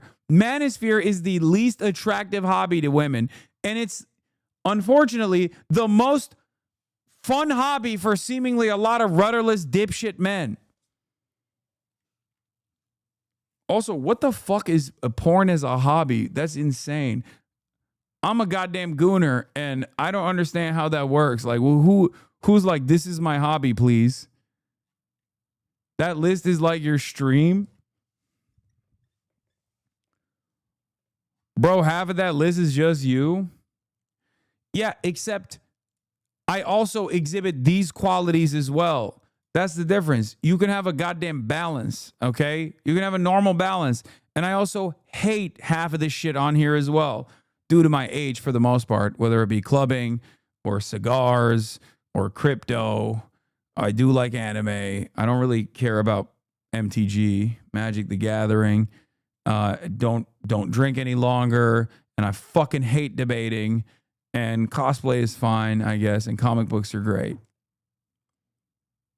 You made one sword. Don't act like a blacksmith. I'm a literal blacksmith, dude. Did you make a sword? No, exactly. Sure, buddy. You are the top blacksmith in the U.S. I quite literally am a blacksmith. I am an official blacksmith.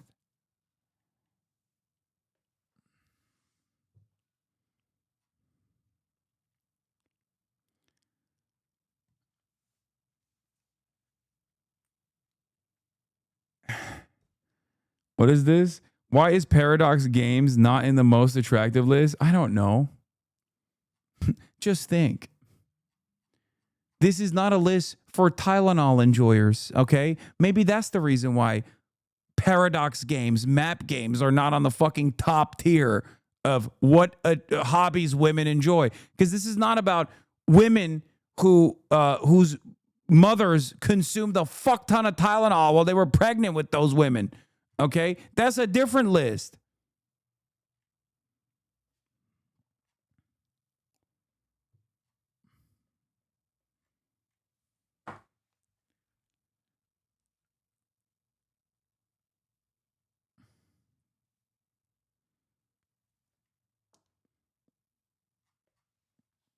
Anyway.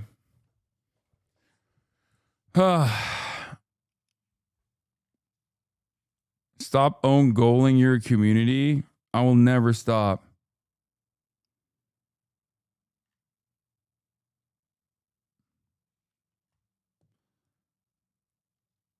You are as much of a blacksmith as Mudahar is an engineer. Okay, fair.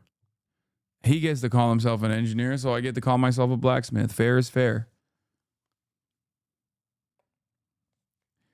Anyway.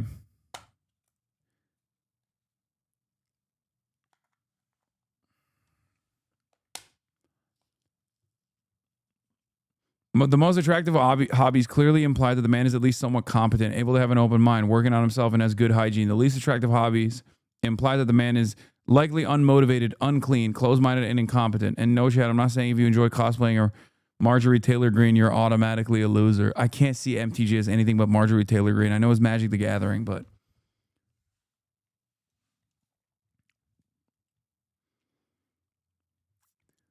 There's an important point not being considered in this list is that the least attractive hobbies have communities that are actively hostile to women. So obviously women aren't going to enjoy it. Exactly. That's what it is. The reason why Manosphere is in the bottom of this is because a lot of this stuff, a lot of the enjoyers of these communities are seen broadly by broads as inherently hostile to their existence. It's not to say that if you like comic books, you're automatically sexist, of course. But the problem is, from the outsider's perspective, due to Gamergate and due to all the fucking nerd shit being completely dominated by neck-bearded fucking losers, women look at it from the outside and go, oh, I don't want to touch that. Every person that I've seen is, I'm a nice guy, tip, tip, tip, my lady-ass motherfuckers.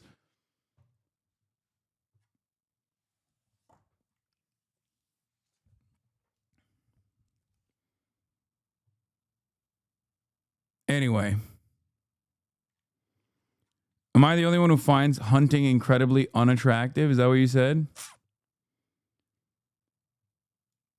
I mean, I think a lot of women don't find hunting attractive. I mean, you're taking a life, but whatever. All right, let's continue. 50% of young men say that is just... Also, to each their own. There's plenty of women who like those hobbies as well, for the record. There's plenty of women who like comic books and gaming and shit like that. I'm just saying that broadly, the reason why they consider it to be unattractive as a male hobby is because of what that hobbyist group is loosely identified as. And for many of these people, that hobbyist group is loosely identified as fucking losers.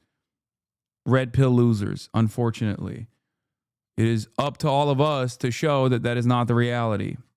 That's not even a thing anymore. And this is what some of the participants had to say. Quote, there are a lot of negative stories about how men are treated women, which makes people assume that all men are the same, which isn't the case, commented one 20-year-old. Another young man said, there is a feeling that men are responsible for patriarchy and you feel a sense of guilt. Although things were this way before I was born and in spite of personal effort for equality, these men are trying. They have heard, they've tried to respond, and yet they still are made to feel so guilty and so out of place. Another one said, social media is damaging to men's mental health as a society. We have an expectation of what a man should be. This puts pressure on men to live up to this expectation. So in trying to connect this with current events, it's yeah, no wonder young men moved to the right. No wonder in 2024, young men came out in droves for Donald Trump and J.D. Vance, who, they might not be perfect men, but they are men who seem to be proud of being men. They are manlier men who have families and seem like the heads of their households. Young men. I'm not going to lie. The less she looks like Ben Shapiro, the less I'm interested in watching this. I don't know what it is. No disrespect to Brett, but she looks not as Ben Shapiro coded in this video as she does in others.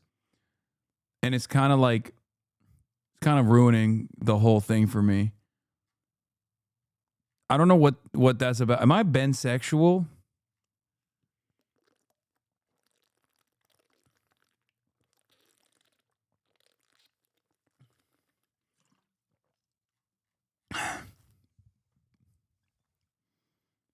That's a very bensexual statement. I think I might be a bensexual, dude.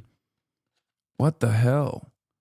Can look up to them and maybe even see themselves in those two men. It's the reason why UFC has absolutely blown up. It's the reason why the male podcasting space is dominating right now, because they are speaking to... Yeah, because they're creating a fucking hug box for losers, man. That's why. Yeah, men want to be manly men. Brr, brr, brr, brr, brr. Okay. Yeah, it's so manly to go and watch my favorite fucking podcast where they talk about how women ain't shit. What the fuck is manly about that, dude? Can we just pull ourselves out of this idiotic 2025 induced stupor for one moment? We talk about podcasting as the manliest thing you can do. I do it. Let me tell you how fucking gay that shit is, okay? And you can be a manly man and be gay. That's not what I'm saying. It's just it's podcasting. It's bitch made. What the fuck?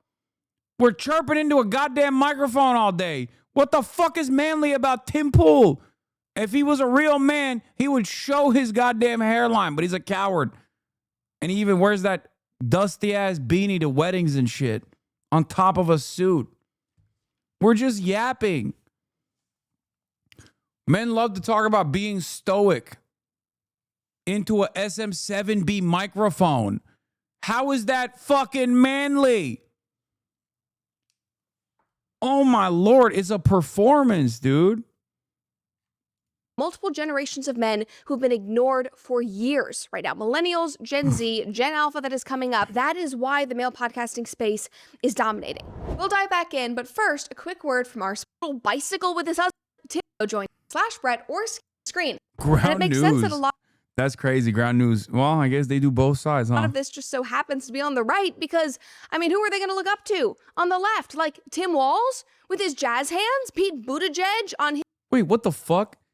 Tim Walz unironically represents if Tim Walz was a Republican, you'd be like, that's a manly man right there. The only thing that's not manly is that I guess he's a Democrat, so he's a pussy, right? That's what it is. Because he served, he hunts. He's like a regular ass. He's a regular ass Minnesota dad. What the fuck? He coached football. What? What? Jazz hands. I don't think she'd be saying that about Tim Walz in front of Tim Walz. I feel like if she didn't know who the fuck Tim Walz was, he's the kind of person that she would ask for directions over. You know what I mean? At a Walmart or something. That's just a regular guy. That's just a guy. That's a dude. What the fuck? How How do you live in a world where you're like, J.D. Vance is a manly man? These motherfuckers got mascara on his eyes. And he went to fucking Yale and rose to prominence by talking about how his mother traded him for crack cocaine when he was a baby and like shitting on everyone in the Appalachia region. Like, that's how he rose to prominence. He like sucked up to the liberals by being like, all of these white folk where I'm from are fucking pieces of shit and fentanyl addicts. And he's the manly man. But like a dude who was a football coach, and I don't even fuck with Tim Walz like that anymore because he's done a bunch of shit that I really don't appreciate. But like, if we're looking at like his manliness, like if he's not like a regular dude, if he's not like a default character guy, who the fuck is a manly man? And this is precisely what I mean when I say for a lot of Republicans, okay, for a lot of Republicans, because they don't fit that same mold of manly man, right? They don't fit that mold of traditional masculinity themselves because they're just fucking sitting around and melting into their gaming chairs, not taking care of themselves, eating Hot Pockets every night, watching twitch.tv/Asmongold, Zach Raw, or whatever, that they too have to keep up with this idea, this false notion that like, you're a manly man if you say the right things. You're a manly man if you are a Republican. You're a manly man if you watch Manosphere podcast. Like, that's what it is. They have to believe that. They have to believe that. Otherwise, they have to just like take a cold, hard look at themselves and go, am I a beacon of masculinity? I don't really know. I don't really think so. They have to assume that a guy like Ben Shapiro is like a beacon of masculinity because they have a lot of qualities that are not dissimilar to Ben Shapiro. Because when you think about it, how many straight up conservative podcasters and prominent conservative media figures actually fit that mold? They don't. They don't really. The standard is not so rigid anyway. But like, that's the reason why someone like Sneeko had to consistently be like, Hasan is a pussy, he's soy. Me, I'm actually an alpha dog. And it's like, I mean, just look at us. You know what I mean? On a lineup, who the fuck do you think would be considered a more masculine figure? You know what I mean? That's it. That's what it is. And for a lot of people that also don't fit the mold, like Joe Rogan, you can't say this about, because like he fights, he works out, he's definitely a bro. You know what I mean? Before he went full blown right wing, he had a lot of interesting hobbies. I'm sure he still does, right? But he's basically a gorilla, right? I would never say this about Joe Rogan. But as far as a lot of conservative commentators and whatnot, like they're not exactly embodying the rigid notion of masculinity that they claim exists.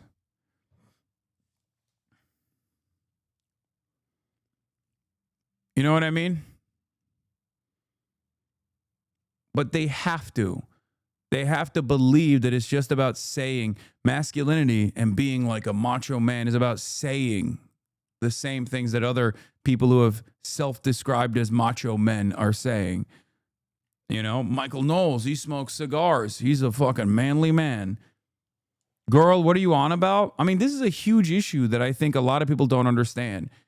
That because there is no defined masculine traits and masculine features, a lot of people that don't even fit the role of like definitional masculinity in their physical embodiment, in the way that they carry themselves and the things that they do, they basically subscribe to this false notion that as long as you demonstrate no empathy whatsoever to marginalized people, that's much easier. That's much easier to do than having to fucking work out and pick up a hobby that's outdoors. You know what I mean? If all gender roles are performative, as they are, They're choosing the easiest fucking gender roles to perform. And the easiest ones to perform are just being hateful little shitheads.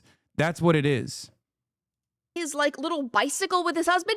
No, those are not the role models that these young men are craving. Why? After decades of being told that they are less than, that they should be ashamed and feel guilty for their natural feelings, their natural inclinations as biological men. And unfortunately, when a whole society, when a whole political party turns against and villainizes one sex, you are not just going to move to healthy role models and find some common middle ground. It's not going to work like that. You are going to see the consequences of young men who fell through the cracks, who were left behind, who were villainized to no end, who were made to feel guilty.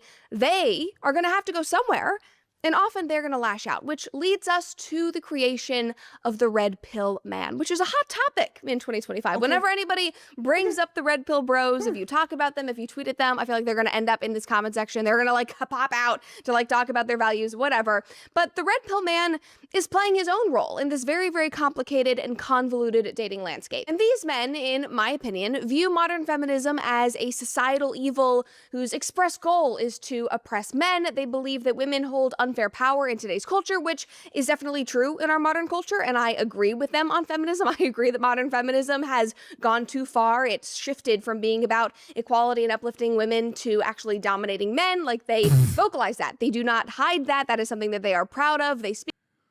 Oh, God. Once again, be a man. Be a man. Be a man. Stop being so fucking malleable. Stop being so easily duped. Stop seeking out victimhood narratives.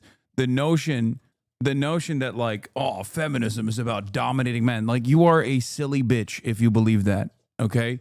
If you're a man and you truly believe that, you are weak. Stop being weak. Become strong. And you can only achieve that strength through self-improvement, okay? Through setting goals for yourself, just for yourself, not for anybody else. Setting goals for yourself and achieving those goals. That's the only way that you can have confidence to be your own person. A lot of this crisis does not actually revolve around masculinity, okay? This crisis revolves around insecurity. That's what it is, because what people present as masculinity, as a masculine feature, or what they mean when they say this person is alpha, that person is sigma, what they actually mean is that person is confident, okay? And that confident can only come from within. No matter how many people tell you you're the fucking shit, you're awesome, if you are still deeply insecure, if you have unresolved issues, you are always going to be malleable. You are going to be at the mercy of other people. You are going to be easily manipulated, okay? You have to trust in yourself, and you can only find that if you are a confident person, and you can only achieve that confidence if you actually set goals for yourself, if you set expectations for yourself, and you go through that process, if you experience the adversity of trying to achieve those goals and successfully achieving those goals. Once you unlock that from within yourself, you can achieve anything. Okay? Not to sound too much like a, goddamn holistic self-help guru or whatever, but it's real. It's worked for me.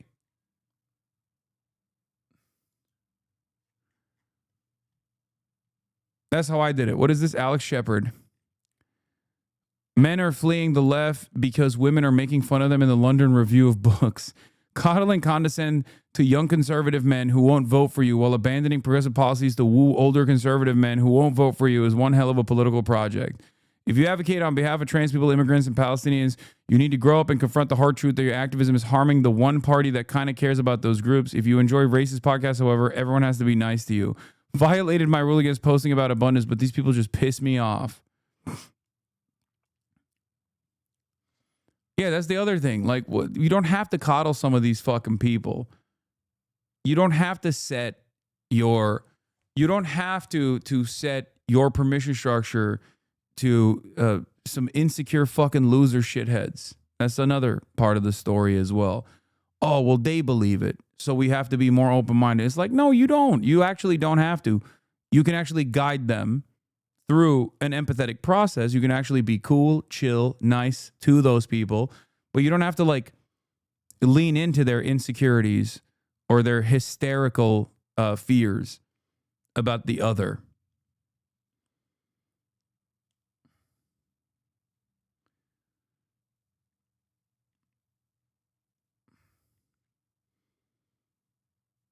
I started watching over 5 years ago, and this advice from you has changed my life. I'm a much happier and healthy person. Thank you. Hell yeah.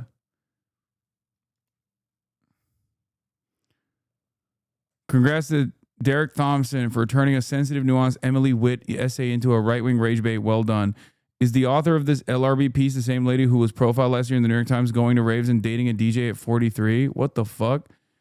Me and my female friends think the male loneliness crisis is pretty funny. Okay, so this is what the Derek Thompson abundists are back. Me and my female friends think the male loneliness crisis is pretty funny. Is fine group chat fodder, but it's a weird thing to keep in a lefty essay that's ostensibly trying to figure out how and why men are fleeing the left. Among my friends, the sort of women J.D. Vance likes to mock as miserable losers, the male loneliness crisis became a bitter joke. We discussed possible cures, becoming a deadhead, getting into cycling, poker nights. We made approving comments when we saw straight guys doing things together, like the time a group of dads showed up to someone's Pilates class. There were movies and TV shows about the problems of contemporary manhood, some concerned adolescence, some satirical friendship. Mark Zuckerberg, whose male-to-male transition included... That's funny. Whose male-to-male transition included... This writer is very good.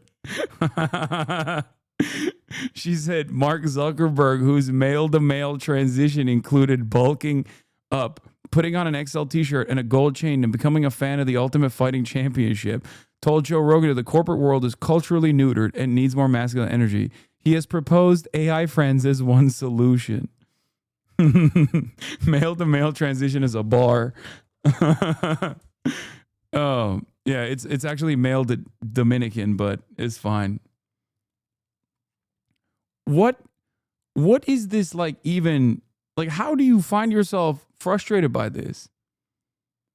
Like, she didn't even say nothing bad. I'm not trying to make a cheap point here. People should read the whole thing to get the gist, but to the extent that the left of center is interested in a political project that wins big majorities that let us do big things, I think we probably want the vast majority of men who aren't already socialists to think the left likes them and wants their support. Okay, let me explain something to you, okay? You know who's doing that? Not an abundist. You know who's doing that? Zohran Mamdani, okay? Not to always bring everything back to Zohran Mamdani, but I do have to bring up this TikTok that I saw that I thought was really funny about the culturally rudderless young reactionary man who ended up voting for Donald Trump and then basically saw Zohran Mamdani.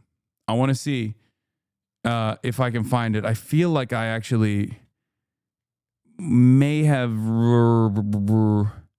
I think I might have retweeted it or liked it. Let me see if I can find it. I like so much on TikTok, though. It's fucking impossible for me to find exactly what it was, but maybe you guys... We always have the same For You page, so maybe we can find it together. Come on, chat. Help me out here. I'm also seeing a lot of... I'm starting the alt-left pipeline TikToks on my TikTok For You page, which I like a lot. A lot of brolic dudes. A lot of brolic dudes working out, being like, I'm starting the alt-left pipeline. We have to work out, and we care about empathy, and we want to be kind to others. And I'm fully subscribed to that. I'm on board with that. I love that shit. Where the frick?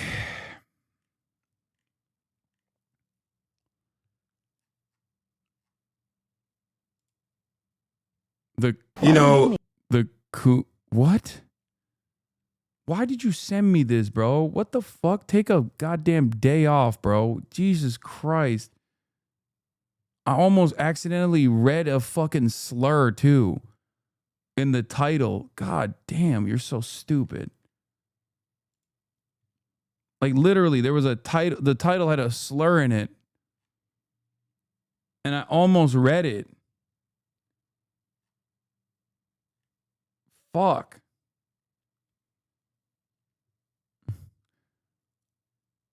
I am looking for, oh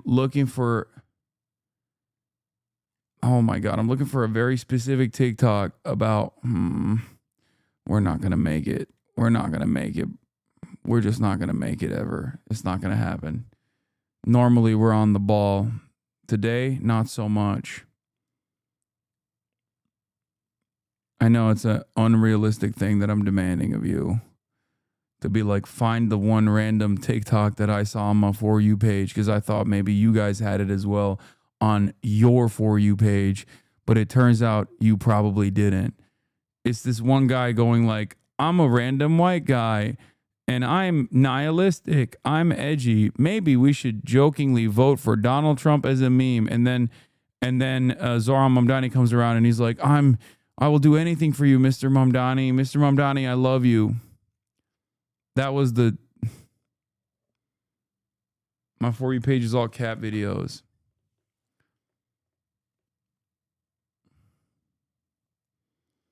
Said somebody. I thought it was funny. I can't freaking find it. It's because the TikTok algorithm is fucked? Nah. This one hit. I thought it would have done better even. Now's my chance? No. Fuck no. Do not.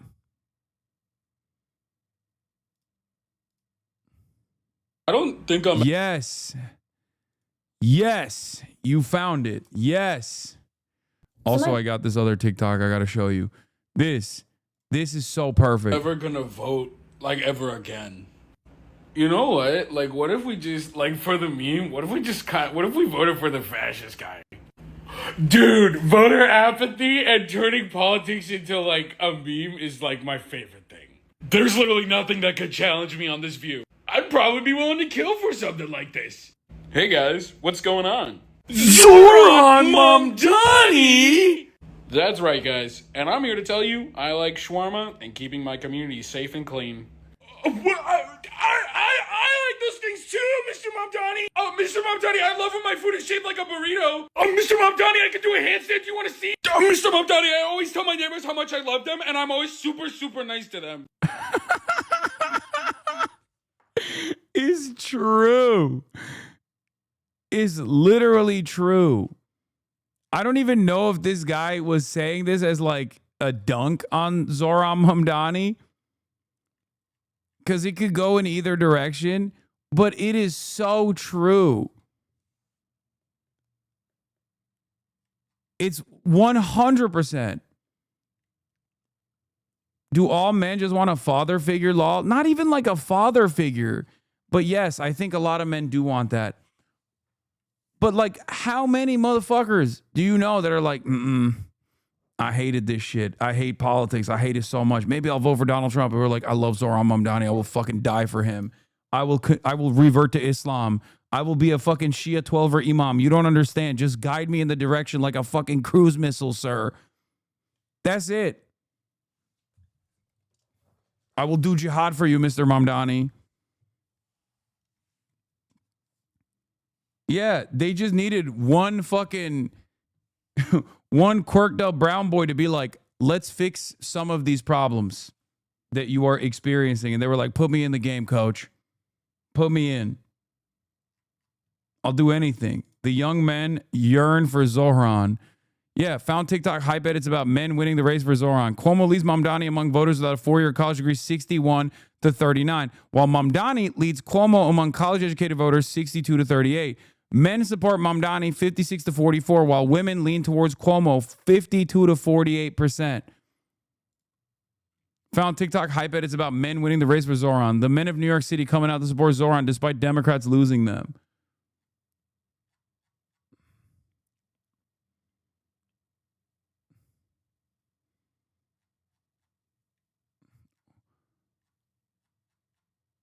Why do women like Cuomo? I don't know. We're not going to discuss women's wrongs today, okay?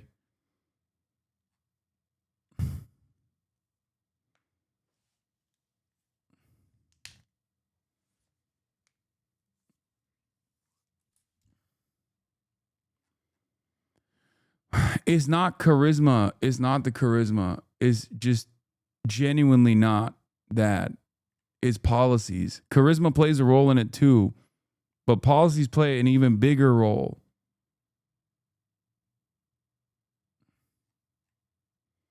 Because if we're talking about Riz, excuse me, there's two guys in the race that have even more Riz than Zohran.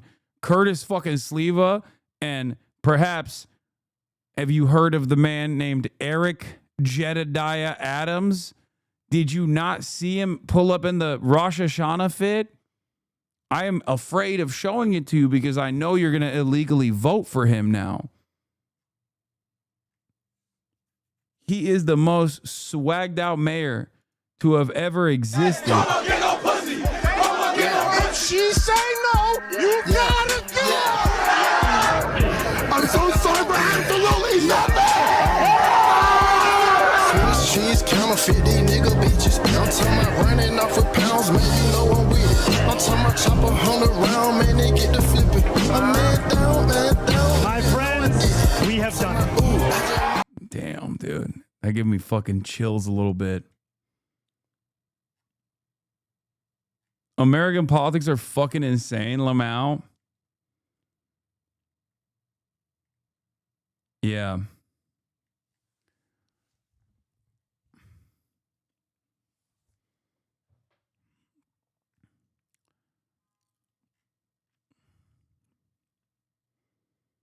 Yeah, I keep seeing comments like, that's my mayor. In parentheses, I live in New York. Oh, yeah, dude, this is so good. Russia has produced a photograph of King Solomon from their most ancient vault. It's true.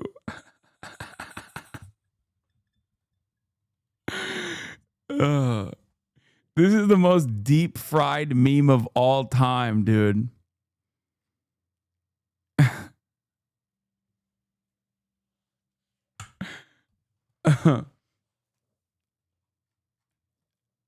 The photo itself is fire, but the meme is also incredible. The joke here is also incredible.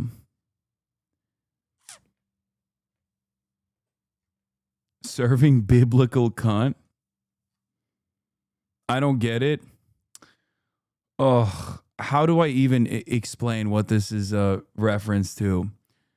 There are a bunch of AI videos with millions of views on YouTube that are basically designed to be shared by unks and aunties in WhatsApp groups that are that talk about how like Vladimir Putin dusted off the tomes and opened the ancient vault in Russia that proves that Jesus Christ was black. I think Russia Today may have done a video on it as well. You just had to bring it up, didn't you, Lol? Yes, I did. I love that. That video lives in my mind permanently. And like a lot of like ADOS groups and I don't know, like just like unks and aunties love that shit. And he's making a joke about that. He says Russia has produced a photograph of King Solomon from their most ancient vault. Does anyone have I'm sure someone has like a short format version summary of that video that I'm talking about. Yep, there it is. Were Jesus, his mother, and those around him white or black? If you look at the paintings and... This one, Black Culture Diary, 500,000 subscribers, and it just says Ibrahim Traore. What does this have to do with Ibrahim Traore? And depictions in European museums, you will see Jesus as a fair-skinned, handsome man with long blonde hair, blue eyes, and a tall height. That's the typical physical appearance of any European man in a bid to prove that Jesus was a white man from Europe. You mock black culture because you're a racist bitch? Karma will come around for your kind. You mock black culture because you're a racist bitch? Yes.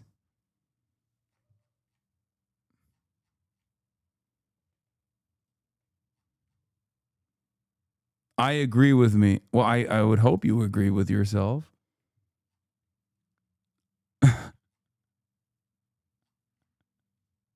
Anyway. Europe.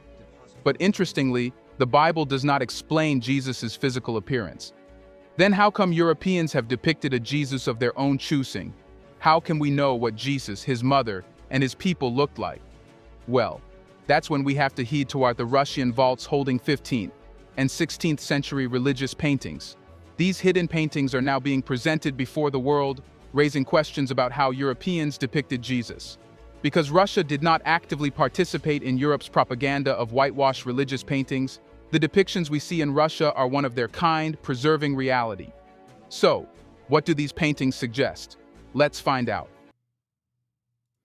Yeah, this is the OG video. Russia opens its vault to reveal black biblical Israelites. Serious, curious questions about history and faith. 2.4 million views, AI voice. Representation and the unexpected corners of religious art. Bro, this is like straight up. I don't know if this was like the Russian government trying to do an op or something, but this is a made to release on WhatsApp groups for all the unks and aunties video. I cannot, like, this video has the same impact that that Jackson Hinkle has on uncles from Bangladesh. Okay, what kind of impact he has on the Muslim unks and aunties, this video has on black unks and aunties from numerous African nations, specifically designed to be shared in WhatsApp. Anywhere you see this outside of WhatsApp, you're like, this makes no sense to me. Why? Who made this? What's the reason? Okay. It's just perfectly designed for WhatsApp sharing. That's it.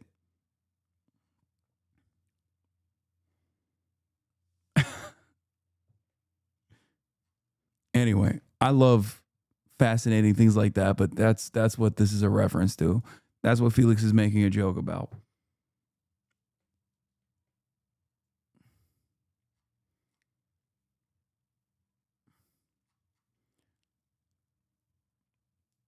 Anyway, weren't we watching Brett Cooper? Yeah, but I got bored.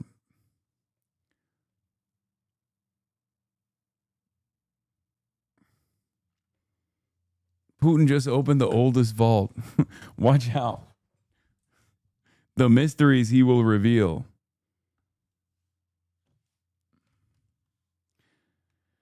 My 76-year-old grandpa sends about 10 TikToks a day to the WhatsApp group, and 70% of them are like that. Yeah.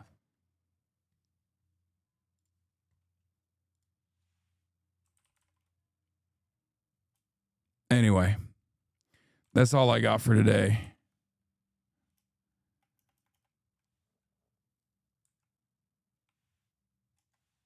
That's all I got for today, folks.